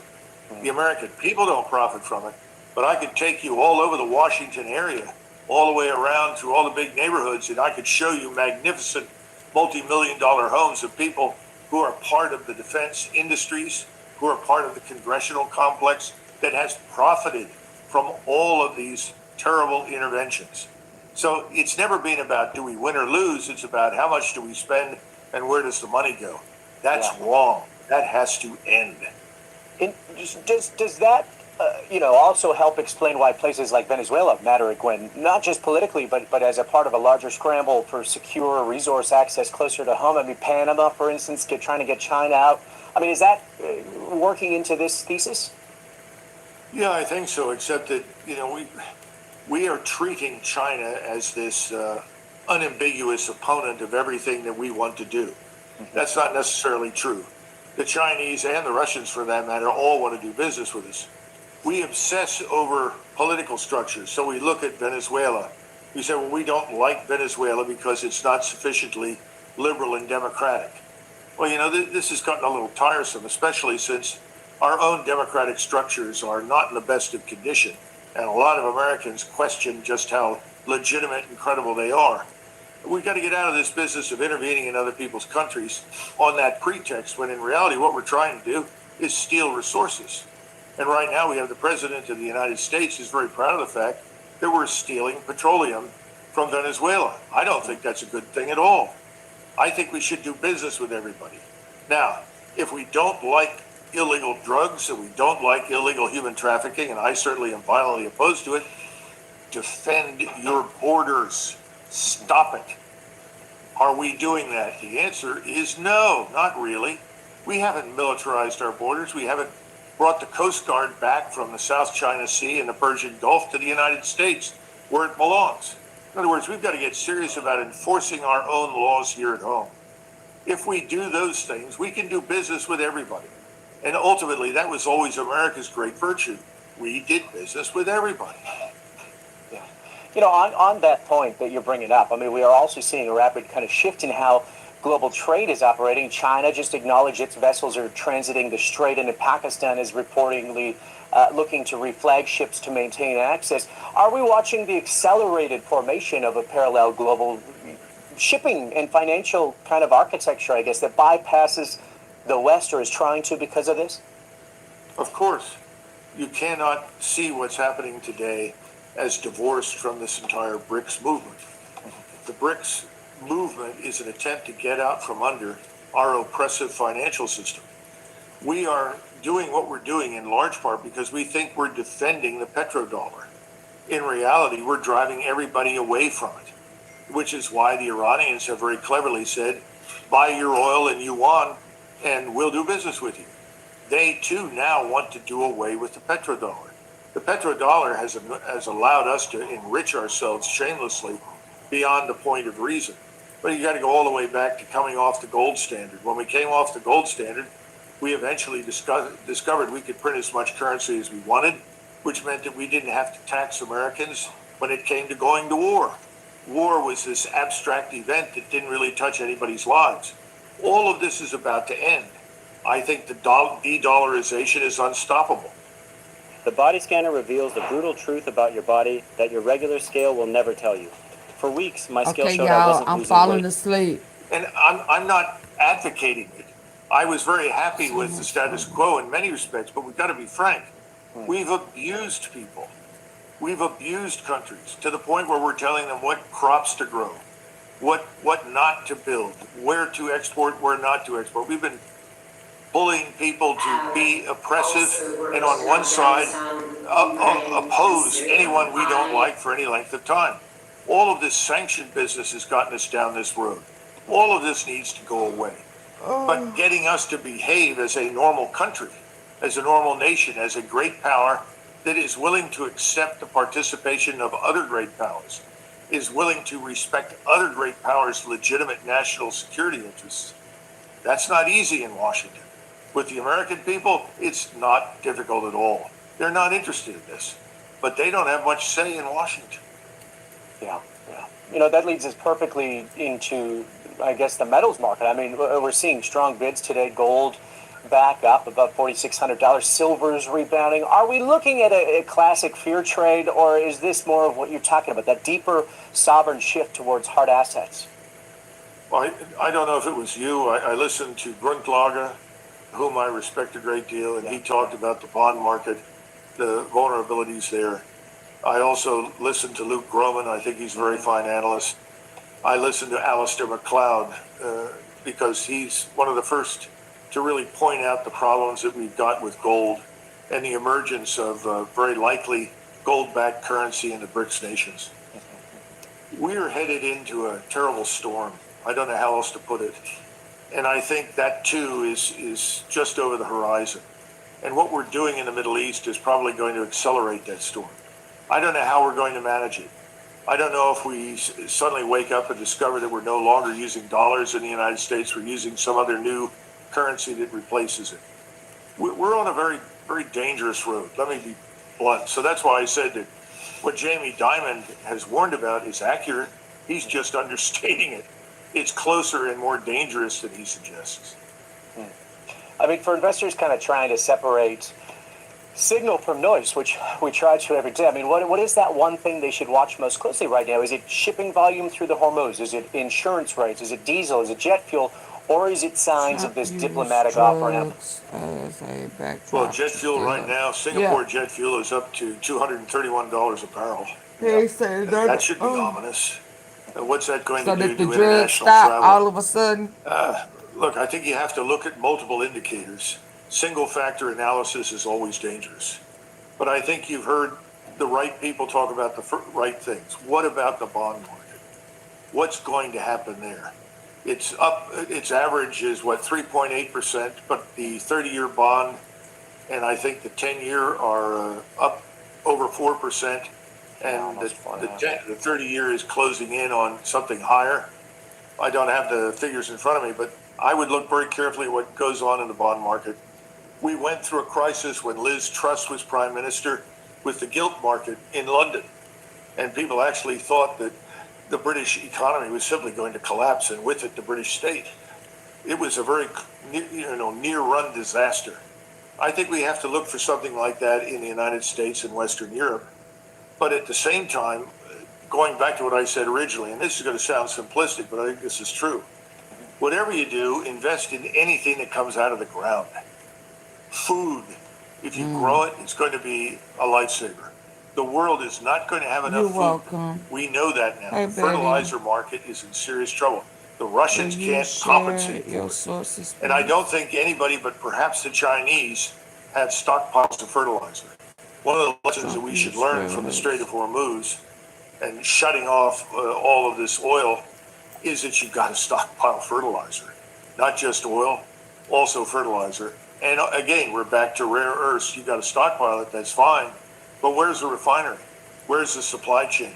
Who's going to own that? How do we do it? I'm not suggesting it should be nationalized. I don't suggest that at all. But we have to help firms and corporations out there see clearly into the future now. But to do that, we have to come to strategic reality as a nation. We aren't there.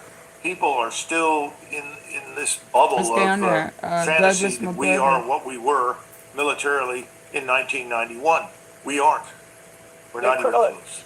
Before I let you go, I mean, just on a personal note, I mean, you're in Washington, you know the congressmen, you've been talking to them, you've been lobbying for this type of stuff. Do you find that where we are right now, are they listening more closely? Do you see it now? Realizing that this should have been done earlier, or are we just not there yet? We're not there yet.